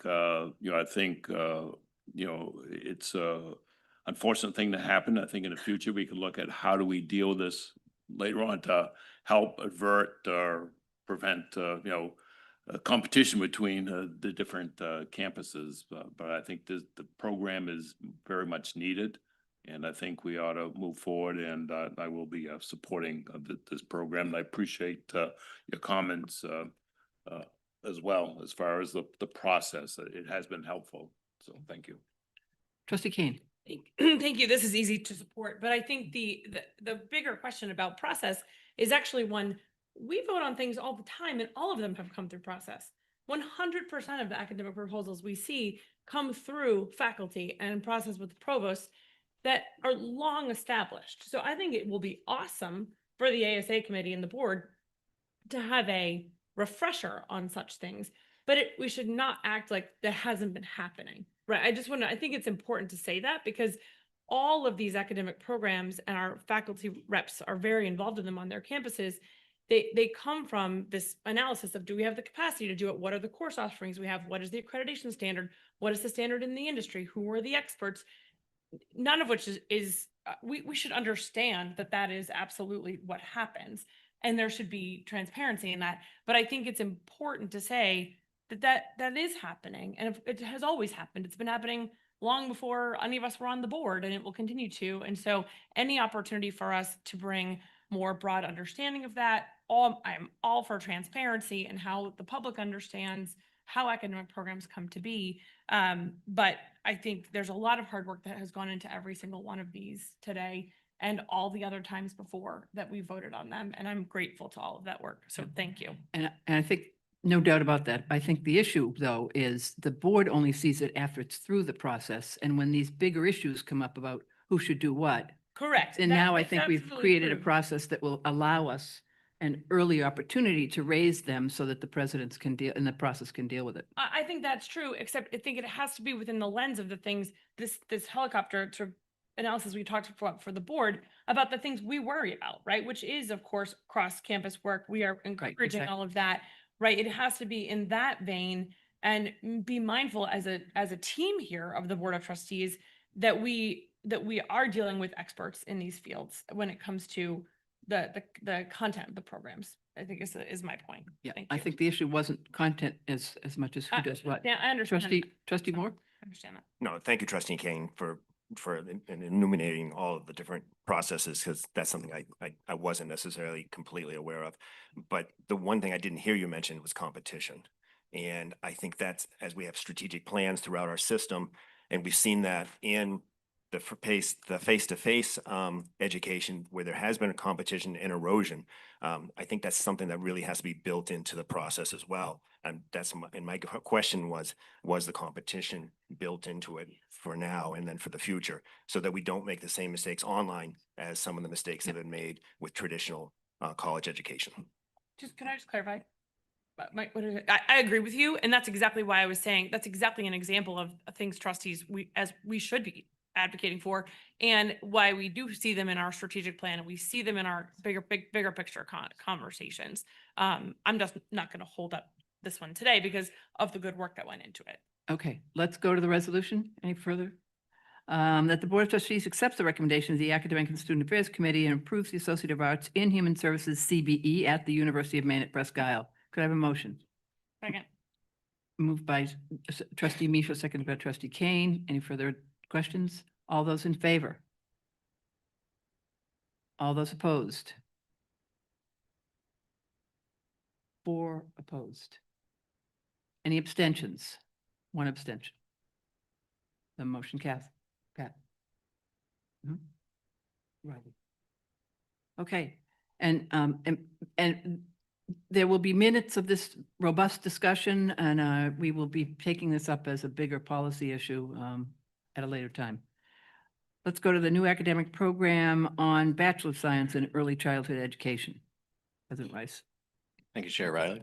The Bachelor of Science in Early Childhood Education is a 4-year degree that will provide both traditional on-campus and online competency-based pathways for adult learners to gain the skills and knowledge necessary for grades, specifically PK through 3 teaching careers. As I noted before, this one, although it does not represent a multi-university collaboration, in regards to collaboration with an institution in the system, it is a collaboration with Northern Maine Community College specifically, which asked us to develop this program, again, specifically through over 2 years of conversation that included faculty at the Northern Maine Community College, as well as discussions with faculty members at the University of Maine at Presque Isle and their peers in the system. And so this resulted in the proposal for this program, which again, I approved because of the competency-based pathway that would be provided for national marketing and consideration, where we're really seeing the growth for this for communities in rural areas all across the country, and as well as meeting very specific needs in Aroostook County. I should also underscore that all of the courses in this program were already developed and are already being offered, including in face-to-face modalities that we've offered for over 30 years in this regard. So this is just packaging a direct 4-year degree to meet the needs both locally and nationally for our programming. Comments or questions? Seeing none. That the Board of Trustees accepts the recommendation of the Academic and Student Affairs Committee and approves the Bachelor of Science in Early Childhood Education at the University of Maine at Presque Isle. Second. Moved by Trustee Misha, seconded by Trustee Kane. All those in favor? All those opposed? 2 opposed. Abstentions? 1 abstention. Motion passes. Thank you. If I could please allow me to say that I apologize, but I have to leave the meeting. It's nothing to do. Honestly, I've got to catch a plane in Portland. I apologize. I need to. We know that. Thank you. Yeah, let's do timing. Thank you, Timing is Trustee. everything. New academic proposal, Master of Arts in American Studies. Can I just preface this with thanking Vice Chancellor St. John for putting 4 programs in a row for my institution?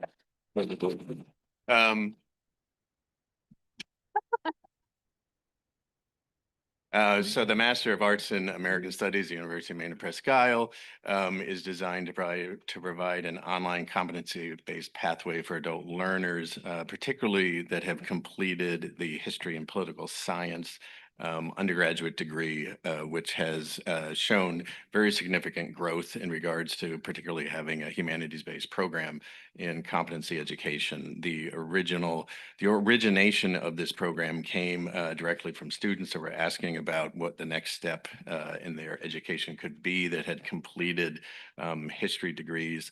And after about 2 years of conversation, this included conversations between the history faculty at the University of Maine at Presque Isle, and particularly with the history faculty at the University of Maine. It was decided through those conversations that this should be offered as a Master's of Arts in American Studies to take advantage of the particular skills of the UMPI history faculty who happen to hold their doctorates from the University of Maine and know those faculty here very well. And so this was developed over the past 2 years as a competency-based program that would then be offered this coming spring semester. So my thanks for your consideration. Any questions? Seeing none, that the Board of Trustees accepts the recommendation of the Academic and Student Affairs Committee and approves the Master's of American Studies at the University of Maine at Presque Isle. Moved by Trustee Michelle, seconded by Trustee Kane. Further questions? All those in favor? All those opposed? Abstentions? Motion passes. And thank you, President Rice. We will now move to the Vice Chancellor for Strategic Initiatives, who has the unfortunate position of being before lunch. I think that you do this on purpose because I typically just go quickly through my update. So I'll do that again. I have just 2 very brief updates on some of the Chancellor's priority initiatives that we have started over the last year. The first is around marketing. As you recall, we are working with a marketing firm, Blaze Partners, to update the University of Maine system's identity, brand, materials, website, all of the assets that go around the collective of us becoming more known as Maine's public universities. A large part of this work will be updating the website, as you know.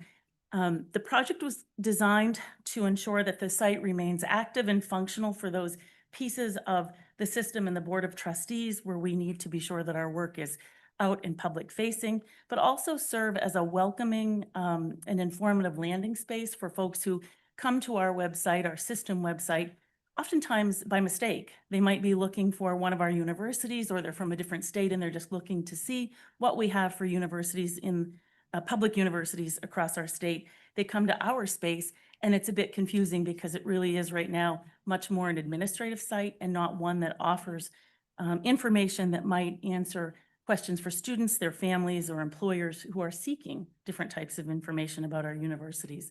So it's a larger comprehensive branding campaign that will highlight the unique strengths of each one of our universities and our law school, while also presenting a more cohesive system identity. That consistent brand will help build trust and credibility across all of our audiences and will be very helpful to those seeking information. Equally important is the accessibility and transparency piece. This redesigned website will prioritize user-friendly designs, accessibility, clear navigation, and allow visitors to more easily access information. I would like to thank first Jen O'Leary, who is managing this project for me and keeping it on track. Also Robert Placido and his teams for a lot of the work that they're doing. I understand about the first 5 words that Robert says to me when he's explaining what's happening with the website redesign, and then I don't understand the next 25 minutes. But I understand that it's going along very well, and we are on track. And I appreciate both Jen and Robert for their assistance in this. Also, I would like to thank each of the presidents at their universities had identified folks typically around their marketing and communications teams that would work with Jen and Blaze Partners and others to ensure that university-specific content is accurate and that we are representing them in the way that is appealing to them. Today's presentation was going to be a bit more robust, but we are in the final stages of approving the actual logo. So I'm staring at our current logo right now, Maine's Public Universities. We are very close. I had hoped that by now we would have selected the new logo and would be able to share that with you all. We are very close.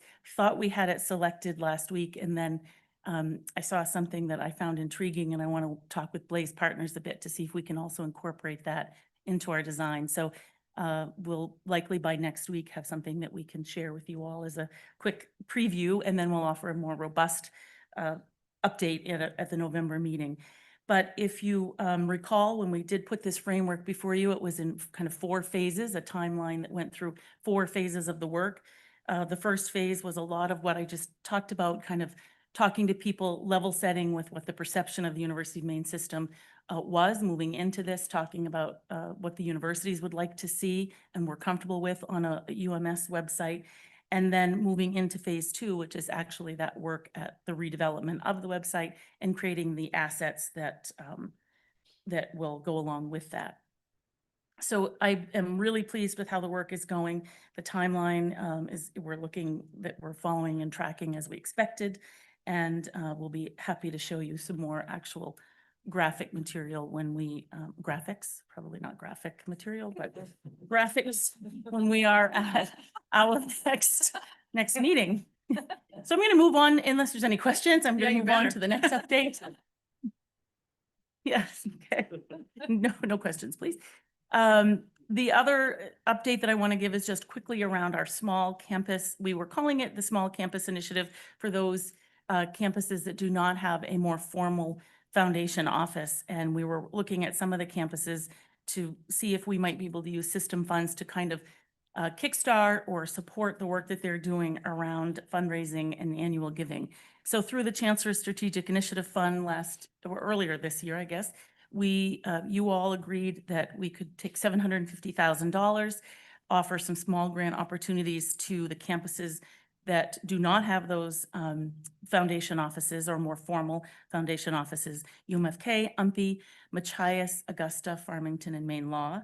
We opened up opportunities for them to provide a proposal as to what they would do with the funds, the timeline for the funds, and how they would contribute a 20% match to those grant funds if they were received. We did receive applications from all of the universities, and I'm happy to say they were all funded. They all have the funds, have received them at this time, and they are working on the initiatives that they put forward in the proposals. Some of it may have related to staffing that would help drive some of these fundraising efforts, software that supports database management or stakeholder engagement, or the development of specific campaigns, giving campaigns.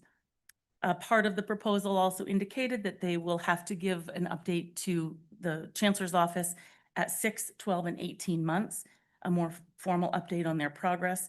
The first report would not be due until October. So again, we'll get some of that information out to you at future meetings, but wanted to let you know that the campuses had received their funds. It's an initiative that is in full swing, and pleased to report no glitches in that process. So happy to answer any questions about either one of those. Questions for the Vice Chancellor?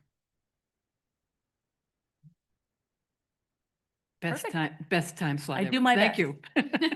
Thank you. Why don't we break now until about 12:35?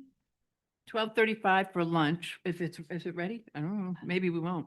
Is it? I don't see anything out there. May, I think it's In the other room. I just saw them wheel out a bunch of I saw some. stuff.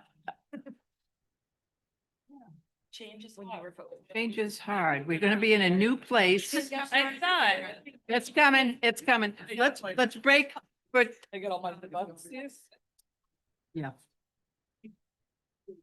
and we'll be back. Good discussion this morning. Thank you.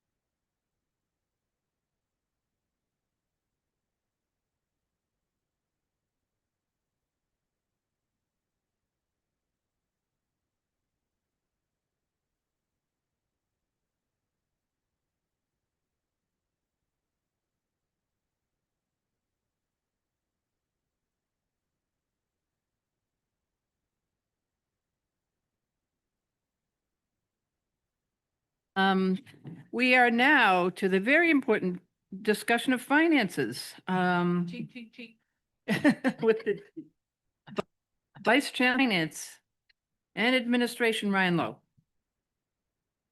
Thank you. Two agenda items for you this morning. I'll start with investment results, and then we'll be pleased to deliver the UMS AI Task Force final report.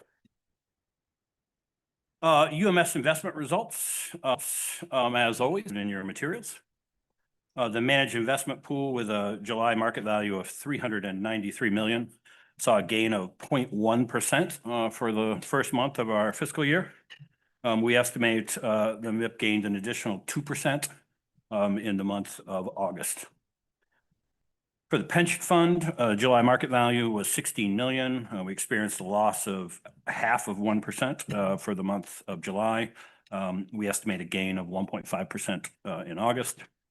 And finally, the operating fund had a July market value of nearly 251 million. We saw a gain of 0.4% for the month. That results in a net return of 650,000 for the month, which exceeds our monthly budget of 414,000. So trending slightly ahead after 1 month, and we estimate a return of a positive 1.1% for the month of August. I'll note in my materials, in the information section, you'll see final investment results for FY25. Totaling 6.2 million, less the roughly 2.5 million that we budget for a net increase in investment income of just a little under $13.8 million. From there, I'll jump right over to the UMS AI Task Force report. I want to thank the chair, members of the board for the opportunity to present the findings and the recommendations of the UMS AI Task Force report. First, I want to thank the members of our task force. And we'll note that we had representation from trustees and campus leadership, faculty, staff, and student representation as well. Their insight and commitment really shaped the recommendations that you're going to hear today. We conducted a comprehensive assessment of AI integration across our universities. We engaged stakeholders, current usage. We developed recommendations that balanced innovation with responsibility. Today, I'm going to focus on 3 parts of the report, although I strongly encourage you to read the full report and really look forward to doing a deep dive at FFT. But today, I'll just focus on 3 areas. I'm going to focus on our philosophy of local control and campus autonomy, ensuring equitable access to AI tools for students and employees, and then our recommendation for a system-wide Gemini deployment. Our cornerstone is stewardship, not gatekeeping. UMS provides guidance, resources, and coordination, while campuses can retain autonomy. This ensures that faculty maintain authority over AI, that campuses can adapt principles in their unique context, and that innovations emerge locally. This position balances UMS as a leader in responsible AI adoption while honoring academic freedom and campus identity. Importantly, this vision is already active today. All of our individual institutions are in the process of sharing guidance with their syllabus at the campus level. I just saw this week, I copied on a couple of emails from UMA, I think one from USM that went out that provided guidance for faculty and staff in this space. We should also emphasize responsible use, data security, privacy protections are already part of our DNA as a public higher education system. Faculty and staff operate under established integrity policies, IT security standards, and data governance frameworks. These provide a strong baseline that we can extend to AI without layering on unnecessary new controls. By relying on our existing culture and frameworks, we preserve trust, avoid overregulation, and allow innovation to flourish where it matters most, at the campus and the classroom level. Equitable access. Equitable access for both students and our employees was our most urgent concern. Today, individuals and departments that can afford premium AI subscriptions do that, while others cannot. That creates uneven opportunities in learning, teaching, and administrative work. One of the buzzes that you'll consistently see if you look in this space at all is there's floods of opportunities for our students for free Gemini for a year, free ChatGPT for a year. Free trials or free for a year offers really only worsen that inequity. They expire mid-program, creating cliff effects. They include usage caps, feature gaps, no institutional support. They leave students and employees without consistent access or guidance. The other thing is that, especially for our students, the main.edu part of the account is not available for this free offer. And so the students need to use a different account that sets them up outside of security, outside of the Teams environment that we offer. Our goal is a universal sustainable model that provides consistent access, training, and support for all. To achieve this, we recommend a system-wide deployment of Google's Gemini AI platform through a credit hour fee. Gemini was chosen because it comes with favorable UMS specific data security agreements. It integrates seamlessly with our Google Workspace. It provides enterprise privacy protections, and it's cost effective to scale. Not seeking your budget approval for that today. Look forward to, again, that conversation and that kind of detail. But we are, sorry, lost my notes there. There we are. So we do anticipate the detailed discussions around the fee structure to take place at FFT, partly because it's going to have such a big impact on the budget discussions throughout the fall. And so we are proposing a technology fee. There are campuses that have technology fee, and we need you to be able to see those together and balancing out all those recommendations. And so look forward to that lengthy conversations with FFT. Timing is important, but flexibility is built into our plan. Spring of 2026 would be ideal for our adoption. That's what the plan is based on. It allows infrastructure to be built out over the summer. But in the end, the real goal is to have a program fully in place by fall of 2026. Governance would include flexible UMS AI policy framework, we're asking to extend the charge of our current working group to include implementation. Fabulous team. We've got just a little bit more work to do. And so we'd like to continue that, and we'll talk with the chair about that. This model delivers outcomes based on student success, equal access to AI tools. We think it can enhance research capacity for faculty and staff support. It includes training, integration for teaching, research, and operations. It provides access to tools that improve operational efficiency, that will streamline workflows and administration. So let me just address one piece and then I'll wrap up. So one of the questions you might ask is, did we use AI to support our work? And absolutely we did. We used it for every opportunity that we could. We leveraged AI to improve our process by researching what other peer institutions were doing. We used it to prepare agendas and meeting materials. We used it to generate first and second drafts of our report. We also used it, and I think this is a fabulous way to use AI in these kind of task forces, is we met for we've met for over a year now. For the first 6 months, we really operated without an agenda. We just kind of big topics. How is the space changing? And then we took our first 6 transcripts from a couple of hours of conversations each, put them into a large language model, put in the charge of the group, and then asked for a matrix where we identified gaps in the charge and what we had discussed so far. And then we built out all of our future agenda items to address those gaps. When we got to July, August, and September, as we were bringing this recommendation home, after our July meeting, like literally within an hour of the ending of that meeting, we produced a draft of the report. And we sent that around for several weeks to again, is there any areas that we're not addressing? Are there any areas that we need to expand on? I've got some really good feedback. We came back in August, had a really great meeting in August. And again, we had a draft seconds after the meeting. And then we did the same thing in September, and then we converted it over to a Google Doc and went back to the old fashioned way of 2024 and how we edit documents. And so we had a draft a couple of weeks ago, and then we've sent that around to the group and had lots of comments. And so the version that you have in your packet represents the collective work of our group. So again, just let me wrap up by saying we really look forward to discussing the details with the FFT committee. I think we've got a real opportunity to lead responsibly in AI adoption while ensuring equitable universal access for all of our students and employees. And certainly happy to answer any questions or any of my task force members who would like to add. Certainly welcome that. That's great. We're on a roll. Any comments or questions? Just a question, Ryan, if I could, and maybe Kelly has some thoughts as well, because I understand she's on the committee.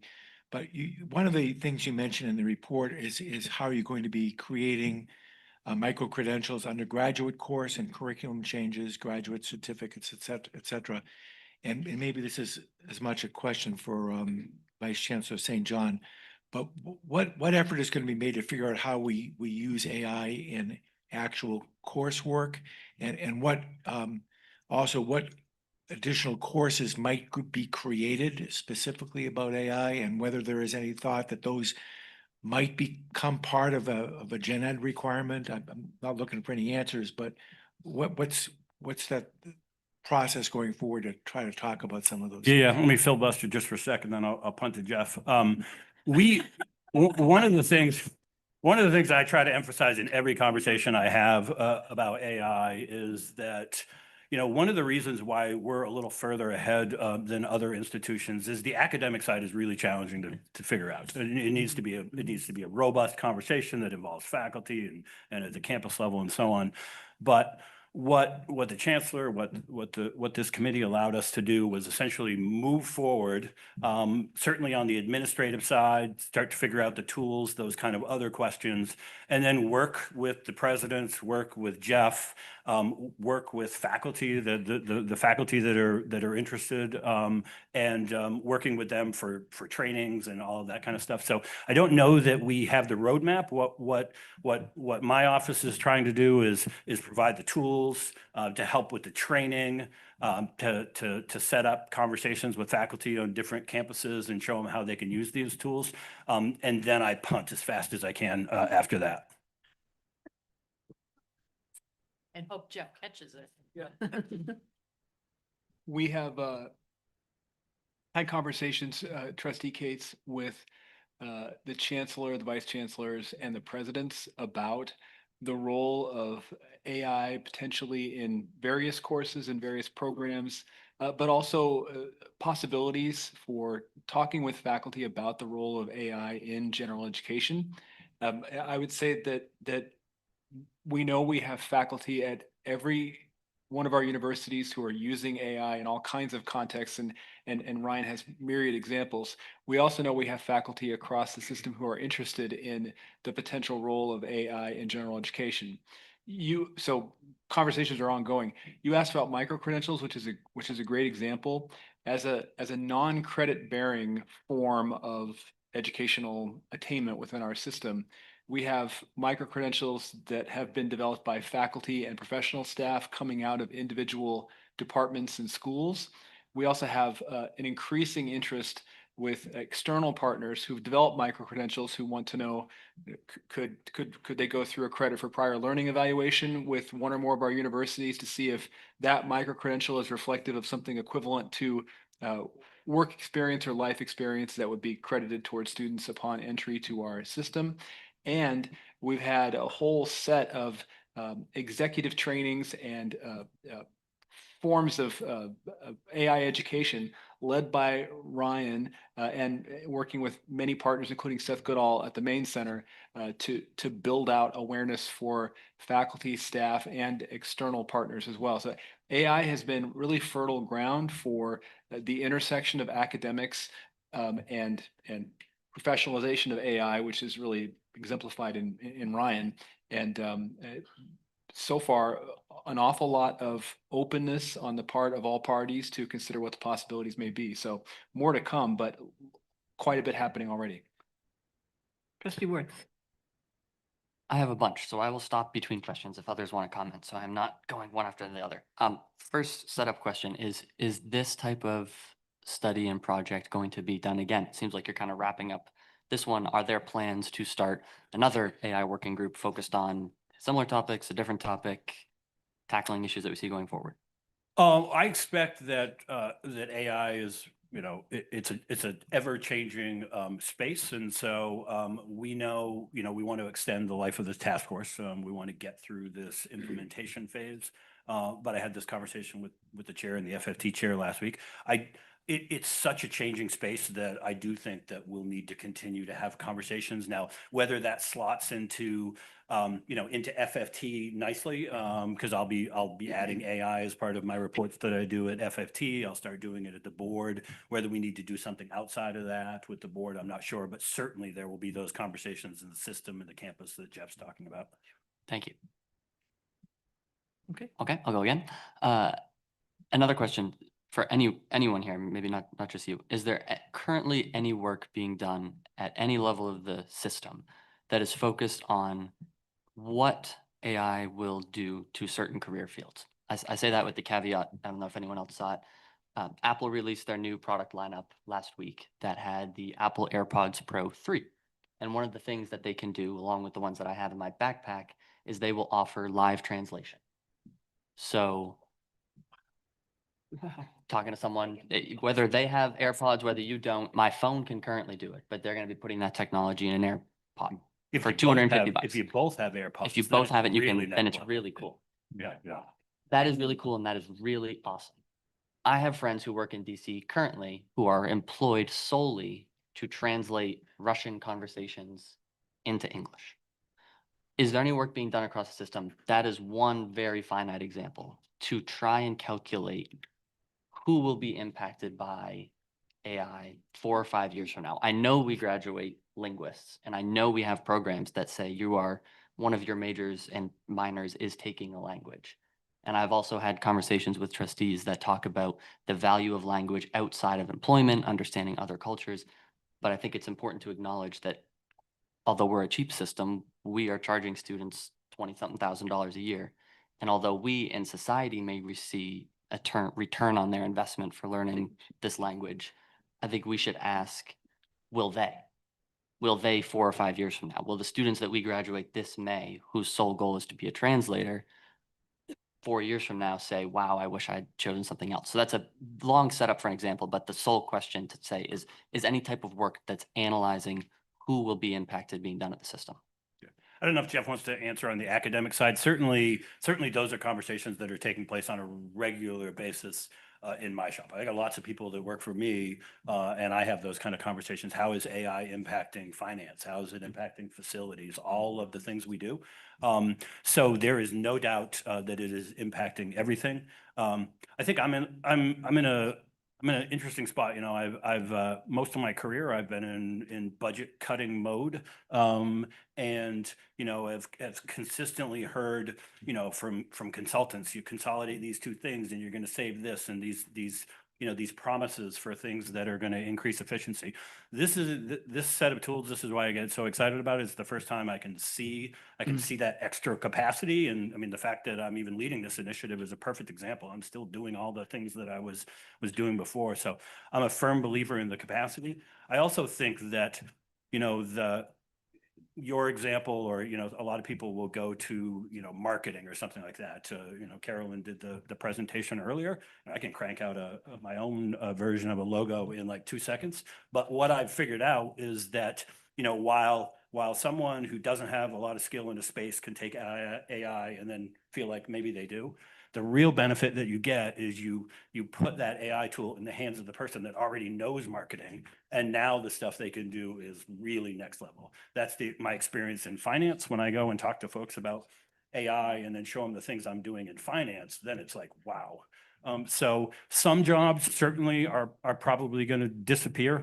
We don't have people shoveling coal down the hill anymore.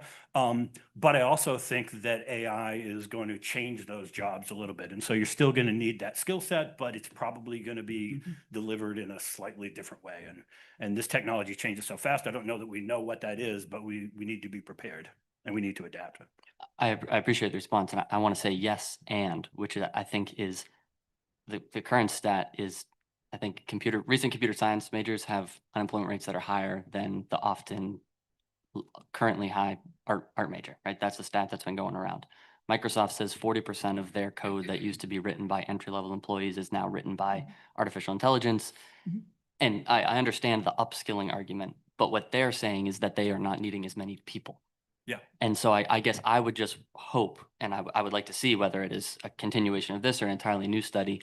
I want to know when we approve and have students walk across the stage with a degree in computer science or in marketing, that yes, there are a select few, the best of the best, who will be enhanced by AI, but we know now that there's going to be a percentage of them who will not be hired and needed in a workforce 5 years from now.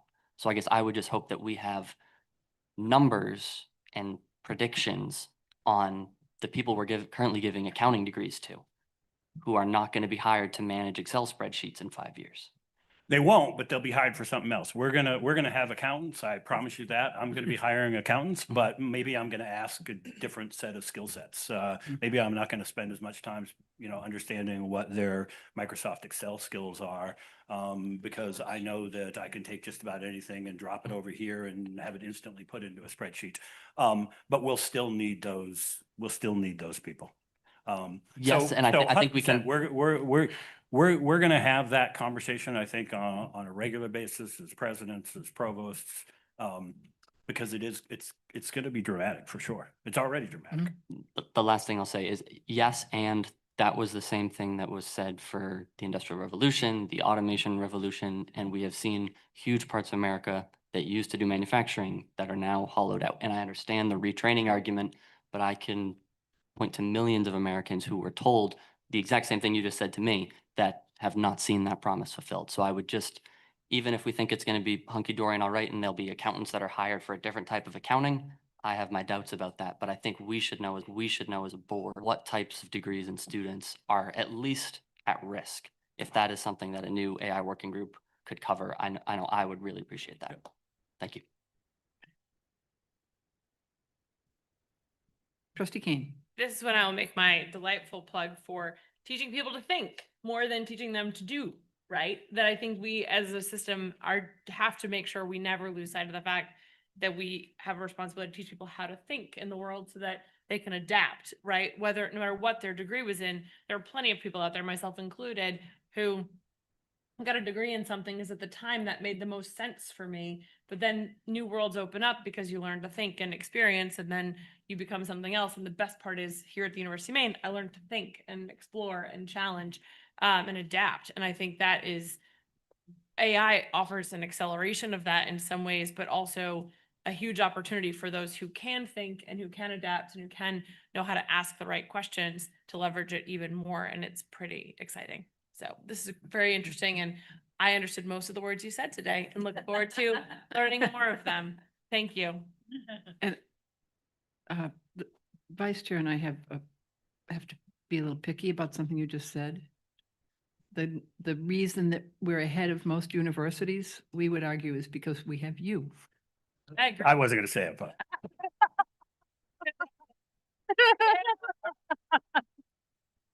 And your humility. Any more questions? I just have a comment on AI.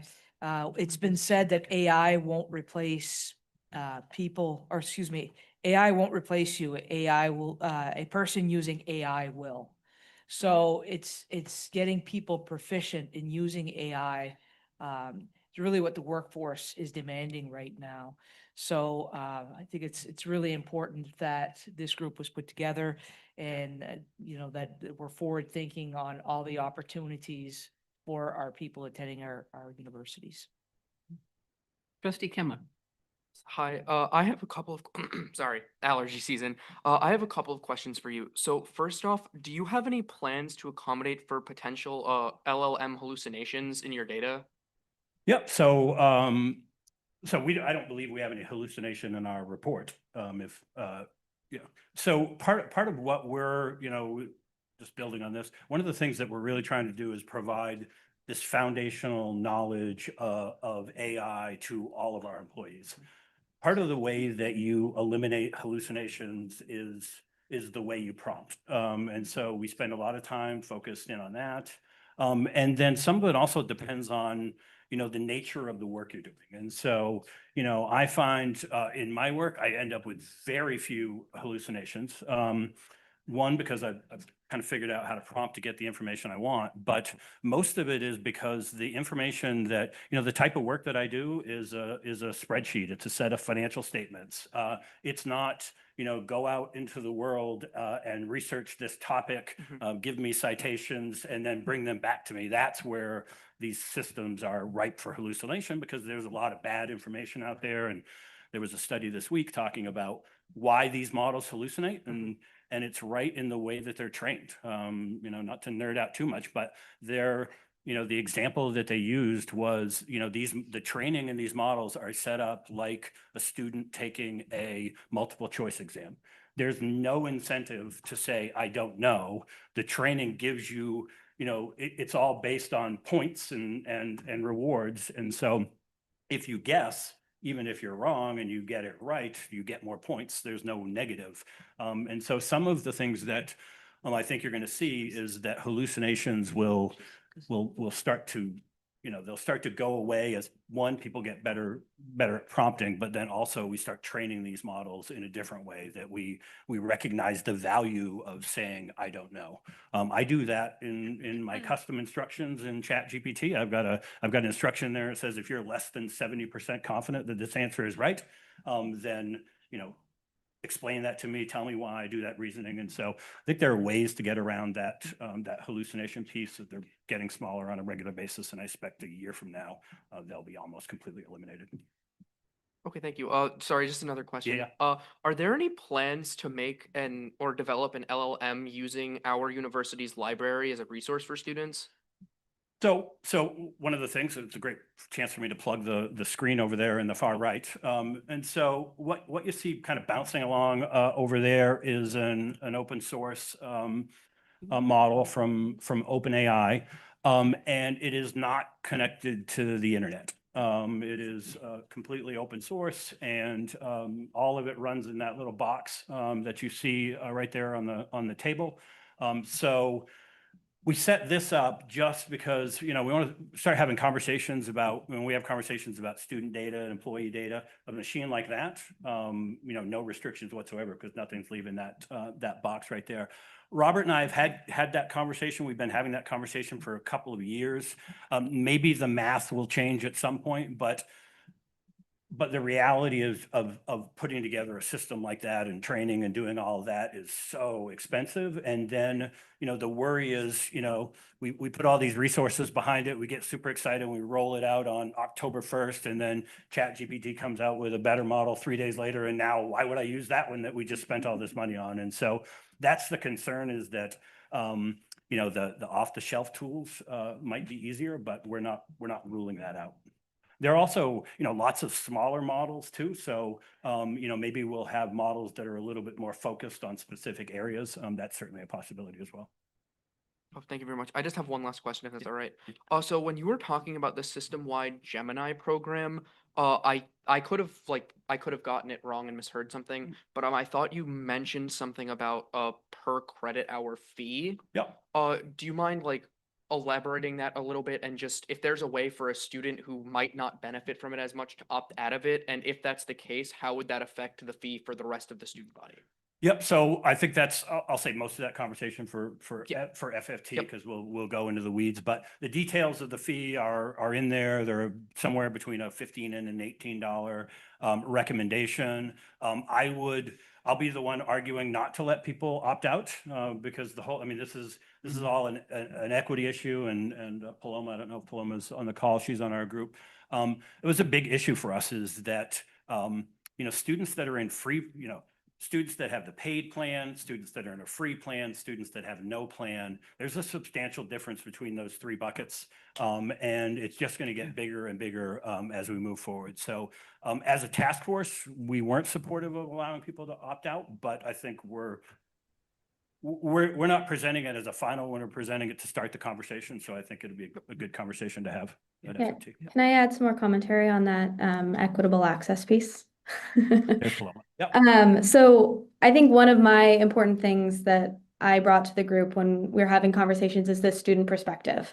And what I saw through a lot of conversations with my peers is, one, they don't know what the tools are that we are even giving them now. So the Gemini, the Perplexity, any of those tools that are available to them now, they don't know. So one of the pieces that we have talked about a lot, and I think is in this funding model, is how are we going to train students to know what's available to them? And I totally agree with the curriculum conversations and all of that, and have at UMF spoken in first-year seminars and really talked to first-year students especially about their perception of AI. So I just spent the morning guest lecturing in a business class at UMF. And the conversation that I had with them, I said, hey, I'm going to go talk to the Board of Trustees later. What would you want them to know? Like, what are you thinking about? What's the main topic? And I asked them if they knew about the tools they had, and they said no. And then the other piece was one of the students said, I don't want to be afraid of AI. We shouldn't be afraid of it. And one of the pieces there that I see when students are afraid of it is we aren't giving them the tools and the resources to broaden their horizons and have the knowledge about what's out there. And so when we're thinking about giving them the set of tools that they need to understand what their future career is going to look like, whether they like it or not, it's going to touch their lives. And so our job, I mean, my view of our job as an institution is, how do we broaden their horizons and prepare them for what their next chapter is going to look like? And through that is equitable access. It's how do we all sit around a table and have the same access to the same tools? Because if I have pro and the person next to me doesn't, then we are never going to get the same amount of knowledge and preparation for what's next, because the person next to me is going to be like, yeah, well, it can't do anything. So thinking about having access to tools and access to high-level tools and education around those is one of the most important things we can do. I graduated in May, and at work, my employer expects me to use AI every day. I do not go a day at work without using it. And that is true of me and all of my peers around me. And the peers that I have that aren't using it are not getting jobs, or they're being significantly impacted. So that point about, right now, at least, you're not being replaced by AI, you're being replaced by somebody who's using AI. And we will not, I have friends who say, our CEO said, if we don't use AI, we shouldn't work here, right? So really focusing on that. Great, thank you. I have a point of clarification, Trustee Kimler. I thought LLM was a law degree. What's LLM? Large language model. I'm so Oh, yeah, sorry. okay, Yes. I know what that is. Yeah. Thank you, thank you. Yes, of course. Any other questions, Trustee Worth? So one follow-up and then one final comment. It was on Trustee Kemmler's point of I agree that everyone should perhaps be using these same models. I guess the question that I have from a governance perspective is, I can name you 20 classes that I've taken since I started at USM that at the end of every assignment said no AI use permitted. So I guess the question is, where does the authority lie within the system to ensure that, let's say we figure out all this stuff, we talk it out in FFT, we find the great budget, everything works. If at the end of the day, 3 out of the 5 classes I'm taking a semester say do not use AI at any point, who has the authority to say to faculty at any given university, we are actually doing this? And I understand that the folks are here, but what if the faculty / those conversations, I guess the order of operations I would be most comfortable with is having a system where, if we're doing this system-wide faculty agree, we are not going to be putting labels blanketly on everything saying under no circumstances ever can you use AI. I would want that first before I'd be comfortable voting an extra, whatever it is, $500 a year for an average student. Is there plans happening at universities to ensure that, the cart's not going before the horse? I'd certainly let the presidents or Jeff or Carolyn or anyone that wants to jump into that. Every opportunity I have, I talk about why I think that's a bad idea. But I also recognize the role of faculty in classrooms, and I'm not going to tell the faculty member how to run their class. So my only comment is if we're not going to tell the faculty member how to run their class, but we are going to tell the student that they're paying $15 per extra credit fee, that seems a little bit of a mismatch to me. So I would want that spun around before I would vote that extra $15. Let's park that for the FFT discussion. That's And then the last comment that I'll make, and then I'll promise I'm done with AI, is I just want to clarify, as someone who has a background in research in this, all the comments from experts and studies saying you're not replaced by AI, you're replaced with someone who knows how to use AI are true. Those are 50 out of 100 experts in a room. The other 50 experts and the CEOs of Microsoft, the CEOs of some of the labs themselves are saying, sure, you're not replaced by AI, you're replaced by someone who knows how to use AI, and they're replacing 6 of our workers at once. So if we're going to quote, those statistics that are true that I've heard today, we also have to acknowledge that 50% of the experts are saying that is true. And it's not 1-to-1, it's 6-to-1. So those other 5 people don't have a job. I think we have to fully quote both sides of this discussion. Thank you. And it invites the broader discussion about the role of higher education in a changing world and what we do need to be educating people for. So bigger questions. Can I This has just, been a good meeting for big questions that we will address. Anything else for Ryan? can I add a comment about the piece of equitable access? Sure. I think there is a classroom element, but there's also I'm sitting around with my friends and we're exploring the things that are available to us in the world. So if I'm sitting with my friends and we're exploring the technology, having access to the same tool and being able to play with that is also important. Like there is absolutely a structured education piece of it and faculty and figuring all of that out, but there's also you need to go explore what's out there. And so in an unstructured way, having access to these tools can also be beneficial. Good point. All right, I'm sensitive to time, but this is an important discussion. Other questions, comments? Big topic, obviously one we'll be talking about many, many more times, and FFT will drill down Look more forward to it. directly. Thank you. Thank you, Ryan. Let's move now to some of the many, many infrastructure proposals we have before us today. The Alphon Stadium Selco Partnership Lease Renewal, President Freeney Mundy and Jenny Boyden. Thank you. Thank you, Chair Riley. You have before you a request for authorization to the board to renew the lease, which is between the University of Maine, who serves as the landlord, and Selco Partnership, doing business as Verizon Wireless, as the tenant for cellular infrastructure located at the Alphon Stadium. The renewal lease would be effective September 1, 2025 for 5 years with 4 additional 5-year extensions, so that over the 25 years, the university would receive up to approximately $604,000 and a little bit of change. So we request that you provide this opportunity to renew the lease, and all conditions and final terms would be subject to review by General Counsel and the Treasurer. Any comments or questions?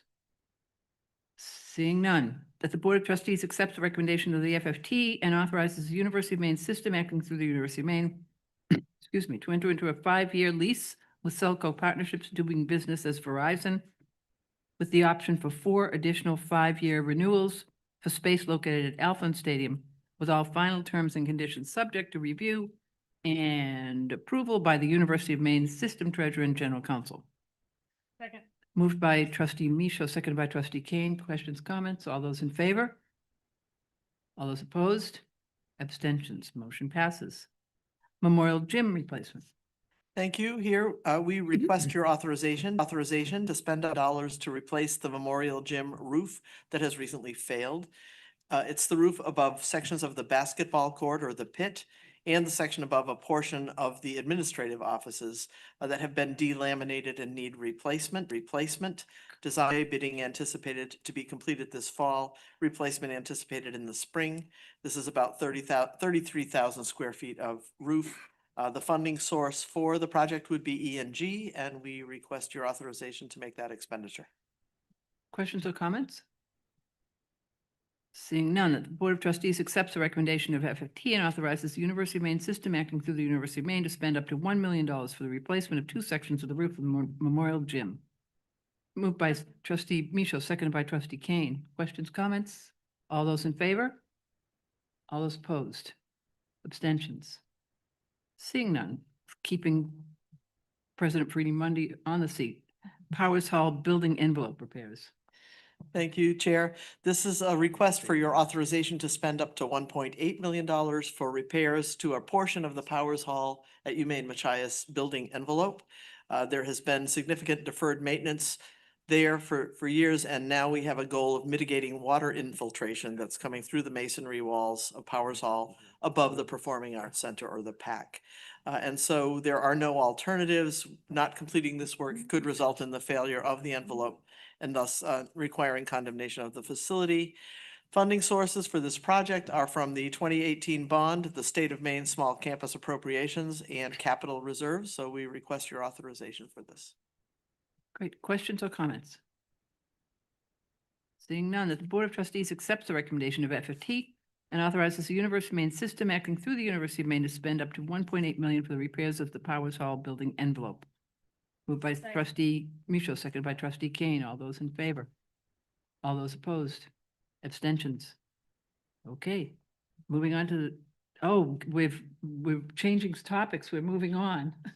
We now will hear a report from Seth Goodall about the Maine Graduate and Professional Center building. Thank you, Madam Chair, and good afternoon to the Board of Trustees. My name is Seth Goodall. I'm here on behalf of the University of Maine Maine Center on two items. First is to increase our budget to the upcoming renovations on the Maine Center. As you remember, I was in front of you multiple times over the last year. One as an informational item back in September of 2024, ultimately seeking approval for $650,000 for design and a master concept plan for the Maine Center, which you approved, and thank you very much. We then moved into finalizing that, and I was here in March to seek your approval to spend up to $8.5 million for renovations to the Maine Center. That is approximately 20,000 square feet. The good news is that we are leveraging those dollars, which are composed of three main buckets. One, $2.4 million of congressional directed spending, thanks to the leadership of Senator Collins and King, as well as entire Maine delegation. Number two, approximately $6 million from the state awarded funds for our capital improvement funds. And then lastly, we had some funds in Maine Center operations. The good news is that we have additional dollars now due to some philanthropy, as well as some unused Maine Center operation dollars from FY25. Excuse me. So we'd like to expand with your approval that renovation budget to $9.6 million. We have additional philanthropy, I said, plus we have pledges coming in. So if you are willing, we would appreciate that. And we actually plan on going to renovations approximately around November 1st. So we're very pleased. I'll stop there unless you'd like me to go into more detail. Questions? Seth, could I ask, so the 9.6 is not all in hand, some of it's pledged? That is correct. And the reason why we did that, Chair, is one, we have pledges of approximately 300,000. And based on the dynamic nature of this renovation project, in order to minimize coming back to you, in order to be nimble while the project's underway and while the contractors are on site, we're seeking your approval. Of course, we wouldn't spend the money unless we had that in hand. So that's why we're seeking your approval for up to $9.6 million.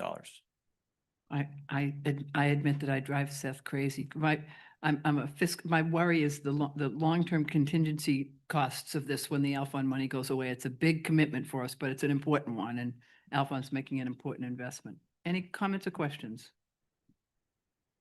Seeing none, that the Board of Trustees accepts the recommendation of the FFT and authorizes the University of Maine system acting through the Maine Center to spend up to $9.6 million for renovations and capital improvements at the Maine Center in Portland, Maine. Second. Moved and seconded, Trustee Michaud Kane. Comments, questions? Seeing none, all those in favor? All those opposed? Abstentions? Motion passes. And sticking with Seth, the renaming of the Maine Graduate and Professional Center. Thank you, Chair Riley. On this topic, I want to start just with a bit of history looking back over the last 2 years or so. In working with many stakeholders, there was a recognition that the Maine Graduate and Professional Center may not encompass everything that we seek to do, as well as part of the overall plan and vision for the Maine Center, including the entrepreneurship, the workforce and professional development activities, as well as really being known as a center of convening to really address opportunities and challenges within Maine's economy. And how do you really create a distinctive name that allows you to leverage that, while also importantly, really respect at the same time allow the underlying universities that really make up the Maine Center, that being the University of Maine School of Law, the Maine MBA, the University of Southern Maine's Muskie School of Public Service, as well as the Maine College of Engineering and Computing, really have their own identity, of course, while they're participating in these programs. As a result of a very robust stakeholder process, including being led by the University of Maine Systems marketing firm on this project as well, Blaze Partners, we settled on the name that really importantly not only accomplishes what I just outlined, also recognizes the generosity and vision of the Alphon Foundation. The new name that was endorsed and approved at FFT, and we're seeking your approval here today, is the Alphon Exchange. Importantly, we will prominently display the University of Southern Maine in all of our branding and signage on the building, what have you. But from a technical, Main system? the University Maine System, my apologies. And so that was not included in the underlying kind of written resolution, but I just definitely wanted to highlight that. And you may ask why. There is an exception in the resolution. The underlying policy does state specifically that a president will put forth this proposal. The University of Maine System actually manages the Maine Center, hopefully soon become the Alphon Exchange. Therefore, that's why we're asking for the exception, just a technical governance issue. Comments or questions?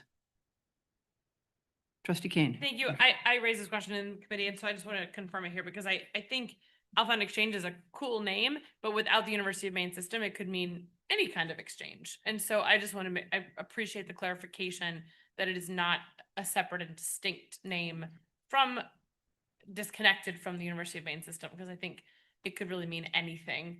I think it's a cool name, but I think it's better if it's with the University of Maine System consistently. So I just want to say thank you for that clarification. You are welcome. We agree.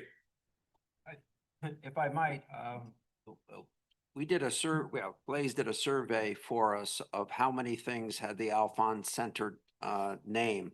And there are many Alphon centers in the state. And that's one of the reasons that we started to consider a different name to separate it. And I think this covers that quite clearly, but it is a reaction to expressed by the foundation that they wanted something different. And quite frankly, I think it's in our best interest to have a different name than others.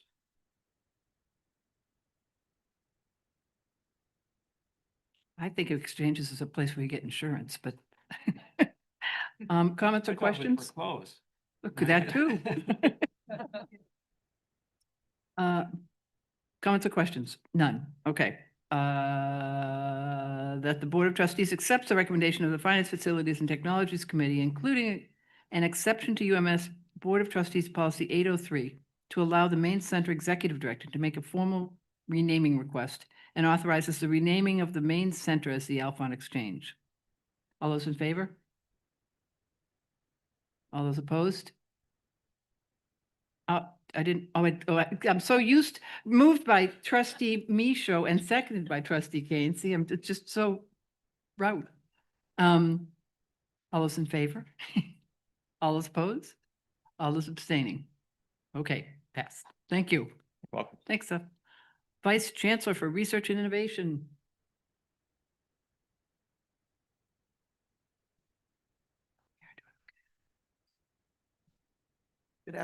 Good afternoon, everybody. This is a very quiet group.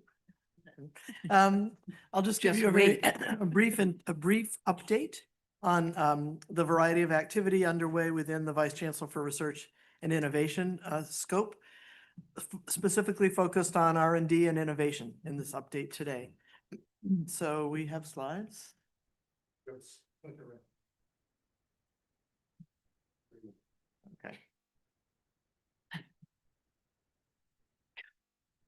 So basically 4 areas that I'm going to just touch on briefly that are keeping those of us working in this area Occupied one has to do with the ever-evolving federal context. Secondly, a quick update on congressionally directed spending, in keeping with the theme of Ryan's report, a bit about artificial intelligence and R&D. And then finally, a couple of points about the Maine Jobs and Recovery Plan. So the federal context, as we all know, is evolving quite rapidly, daily. The system, I think, is in a good position for having the right organizational structures in place to address the changes that are coming through at the federal level and to help our faculty, staff, and students in ways when they're affected by these changes. So among other things, we have a lot of folks who are tracking progress with the fiscal 26 federal budget and watching daily as we see what the Congress is doing relative to that area. The implementation of the reconciliation bill now will begin to affect us as the areas of that bill that have been decided will start to come into practice. The FNA, or Facilities and Administration component of federal awards, is a very important and major topic right now in the government, both within the executive branch, within the legislative branch. And so we are watching how that will come out and staying abreast of developments there. The ways in which we stay on top of all of this, just to recap for folks, we have two committees that are based here at the University of Maine, but that actually are system-wide in terms of the engagement. One is called FAST, the Federal Action Stakeholder Team, and that group is meeting once a week here to just look at everything that's coming in over the last several days and assessing how we wish to react, what we choose to do, and actions that we might need to take, information that we might need to share. The team includes several folks from the University of Maine, from research administration, from Spire, from system level offices, excuse me, general counsel is there, HR is there. So we take and assess what's coming in. The second committee that I wanted to mention is the Grant Review Task Force, which is meeting daily to take up issues that have come across for grantees, for PIs, for anyone who is facing some sort of communication from the government or some kind of action, so that we can assess what steps and what approaches might make the most sense. So there's a very robust process and set of activities in place to stay on top of all of this.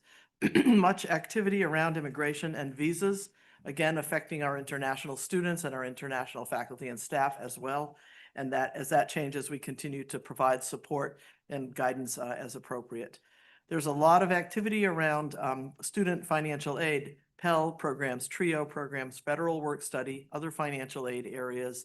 Some of those decisions are in the reconciliation bill, others are still pending in upcoming legislation.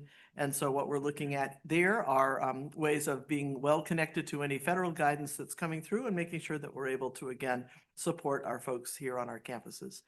And I wanted to add something that has become more central in our way of thinking about all of this, and that is the future focus. The federal government is continuing to make grants. There are still opportunities for funding being provided. We are trying to expand our effectiveness in corporate and private foundation funding. And so increasingly, we're working here at the University of Maine, and I think across the system really, to try to put those opportunities in front of folks and help our faculty who may have found that their federal grant sources are not as prevalent, but be able to look at places where there might be other kinds of funding available. So I want to just let folks know we're watching all of this. A couple of the key reports are shown here. On the right, the Restoring Gold Standard Science, getting substantial conversation in the science community, along with improving oversight of federal grant making. So new ways that the government will be working in federal funding. And then to the left, there is the America's AI Action Plan, filled with ideas that resonate very, very well with the kinds of things that we just heard in Ryan's report from the committee about preparation of the workforce and considerations for a workforce for tomorrow. A brief report on congressionally directed spending. It has benefited our institutions. This is the quick summary of what's happened in the years fiscal 22, 3, and 4. There were no earmarks provided in 25, and things are still in flux, of course, for 26. But as a part of the strategic plan, the system strategic plan, which calls for growing external funding, we've been very, very fortunate in the past several years to have nearly 50 CDS projects that total nearly $130 million, enabling transformative investments in our system campuses statewide. And this group has seen these as they come through with requests for authorizations for various kinds of renovations and building Very grateful to the congressional delegation, to Senator Collins in her role as chair of the Senate Appropriations Committee, along with the steadfast support of Senator King and Representatives Pingree and Golden. You can see in these data the interesting fact that nearly 70% of the CDS funding is facilitating capital improvements, renovating and modernizing our facilities for the students in our campuses to facilitate their training and their experience in R&D settings. Jason Charlin made a nice word cloud of the 48 UMS CDS project titles, and you get a sense of the very strong focus on education, which pervades so much of this. And I'll just pause briefly to say, and I've spoken to you about this before, we really, I think, as a system are unique in that we are able to make the case that our students who are being prepared for tomorrow, who are being prepared to be the workforce leaders of tomorrow, are getting that preparation increasingly within facilities that are right at the cutting edge in terms of the instruments, the equipment, the operations that are going on inside those facilities. So it's a kind of on-the-job training for the future. And we have a few examples of that I'll just highlight today. It's becoming, I think, a hallmark for our system, and we're very grateful for these CDS awards because they allow us to really prepare to enhance Maine's economy and various workforce sectors. Pulled out a few key workforce sectors here. Nursing and education are featured across many of our CDS projects, and that's enabling us to help prepare those next generations of professionals in those fields. The traditional heritage industries of farming, fisheries, and forestry are also benefiting greatly, and that's appropriate as these industries are emerging and growing into the future, and the kinds of facilities that are needed are now available on our campuses. And then third, engineering and computing, absolutely critical fields for our state and for our workforce development, and we need to be doing that development at the very cutting edge. Here are a couple of examples coming out of CDS funding. And this facility was opened last month here at the University of Maine. I mentioned it in my remarks this morning, the Bott Loft, with the support of Representative Jared Golden. It's to support the preparation and training of a next generation in advanced manufacturing with robotics at the core. So this campus facility is now going to be making a difference for the workplace. I also want to point out that we had the great opening led by President Cushman at UMA, the Capital Center for Nursing and Cybersecurity. That's a workforce development site too, in some of the most critical fields. Very grateful to Senators Collins and King for their work to get this gift together with Maine General Health. And this will help system-wide with the output of new nurses and then enable growth in the cybersecurity area as well. And Senator King gave lovely remarks. Everybody gave great remarks, but Senator King in his remarks was drawing comparisons between nursing and cybersecurity, including that both deal with simulation, both deal with patches, and both deal with viruses. But very, very grateful for these congressional investments because what it enables is, again, a distinction for the University of Maine system in producing students who are ready for a new generation workforce. There were a number of points that Ryan made and a lot more in the report, and I just wanted to call out that AI is actually changing the way people do R&D on our campuses. And this is a collection of articles that summarizes some of that work. And I've started sort of a new hobby of trying to find everything I can about what's happening as our researchers begin to use AI. Not only are they using AI, but they are studying AI and helping to develop it as well.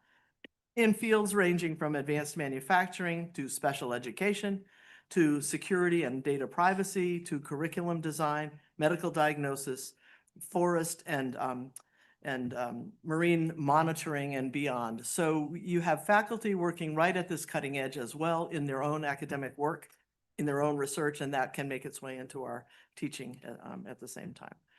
Maine Jobs and Recovery Plan, the investment by the state of Maine, and Commissioner Johnson was key in this role, in her role as commissioner. And some data now as these projects are maturing in terms of their impact on the workforce, which is more than 5,300 Mainers getting career development or job training opportunities through the MJRP efforts across our whole system.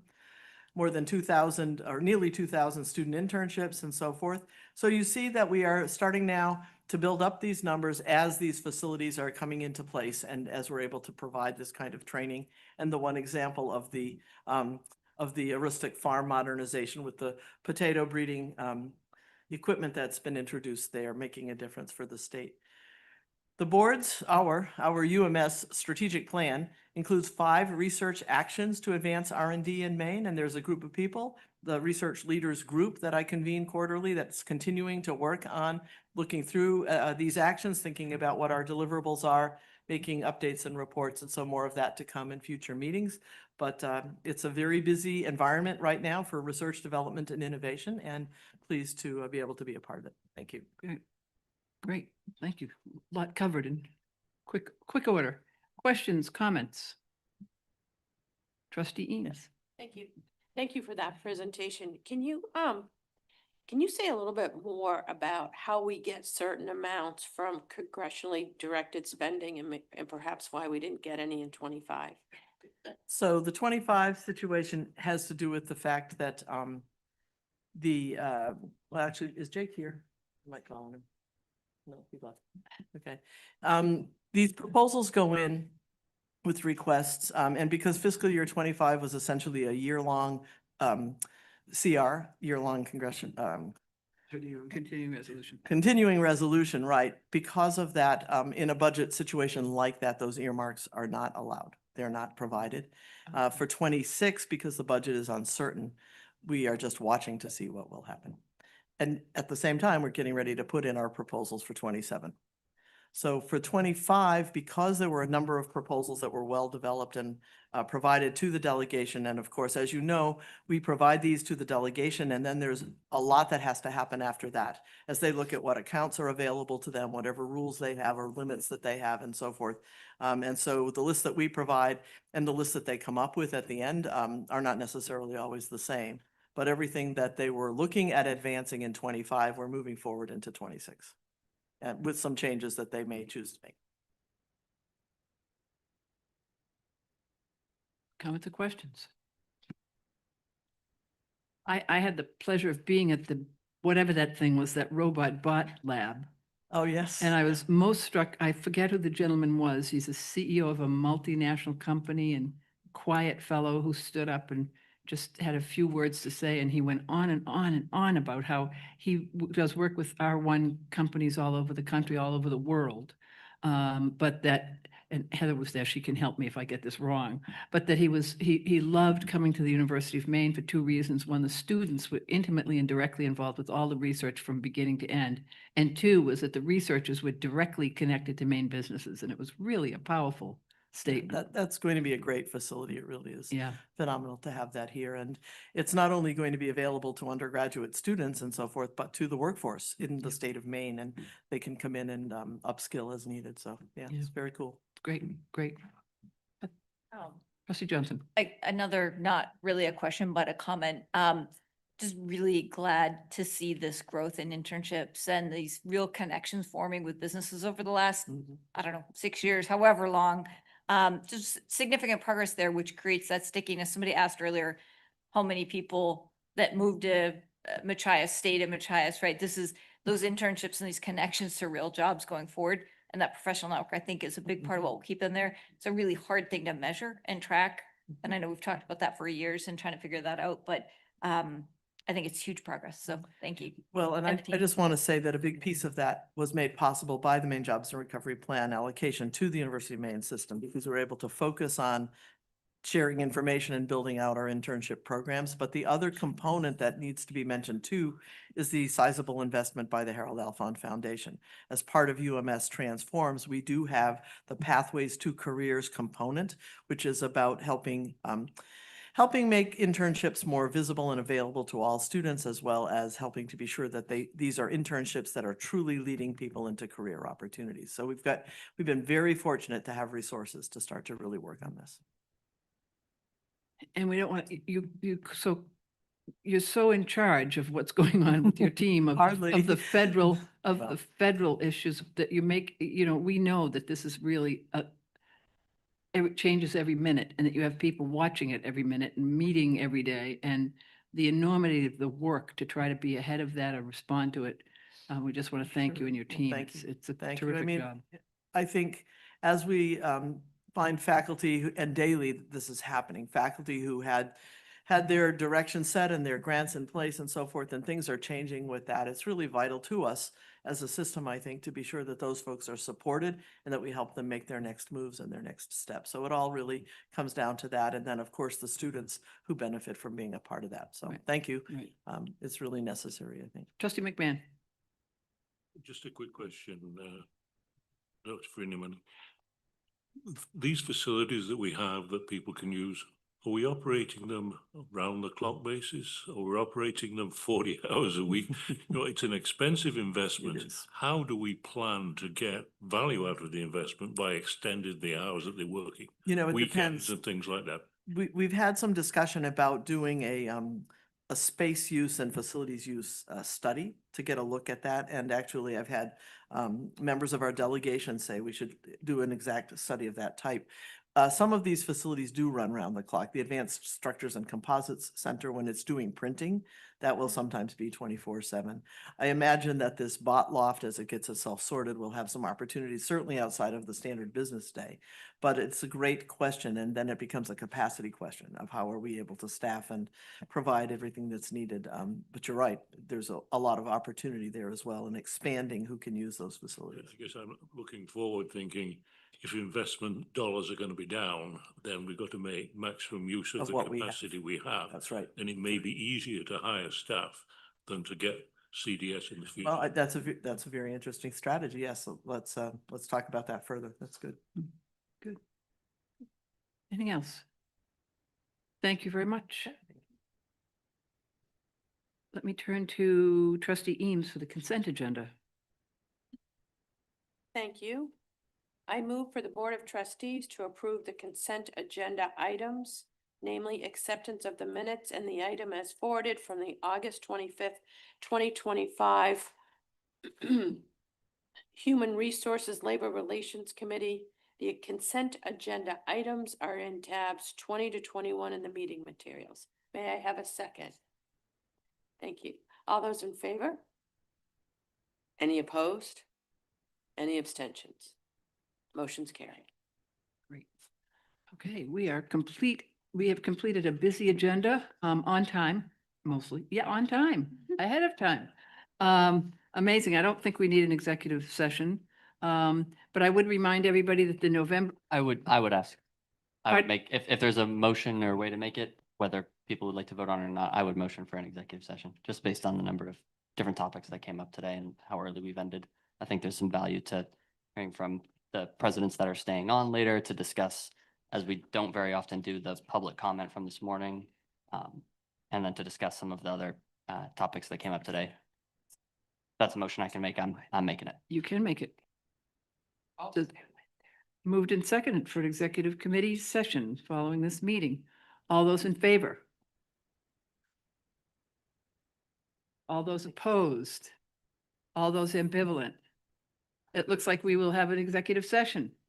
And I would remind, and I guess we'll have to move to the other room. I would remind everybody that the November meeting is at the University of Maine at Farmington. It's a one-day meeting. The board will meet in advance that late afternoon for dinner. More to follow. See, Oh, yes, the purpose of the executive session. You're right. and you have the name. We do. I can list it off if you want. No, it has to be Does it- under the statute, not topics. As in like. Yeah. Say. Correct. Let me just, we do have a technical issue about what the reason for Eamon, can I have your help here? The reason for going into, there are 4 provisions under which we go into executive session. And the topic was, Riley? Responding and talking about the public comment today, as well as a couple of the different presentations that were given. The second one was what? The second one, I mean, I can list them out one by one, but one was we didn't get a follow-up on the first semester and graduate student survey that we talked about in ASA that we were going to get today. So I'd like to talk about that in executive session. The public Yeah, I comment think session. It's evaluation of personnel and consideration discuss, no.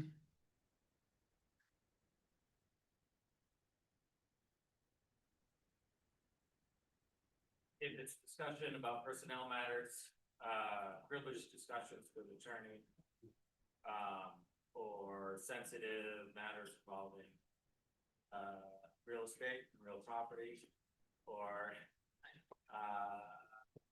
other matters that would strategically disadvantage the person by public discussion.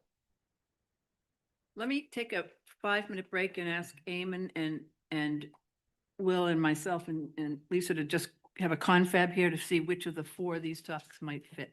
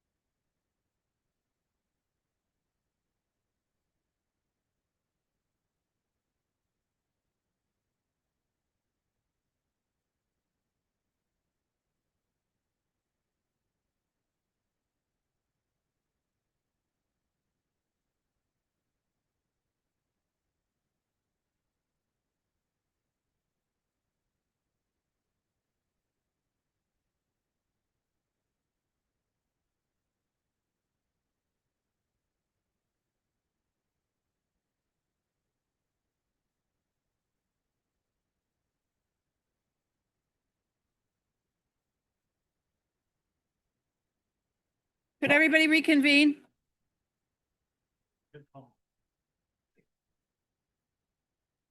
It's gonna be the trustees as well as the.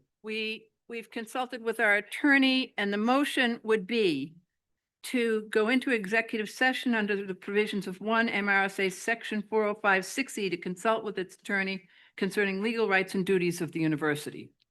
Do I have a motion? Second. Moved and seconded. Any discussion? All those in favor? All those opposed? Motion passes. Let's go into the other room and we will have a, do we need the presidents and vice chancellors? I don't.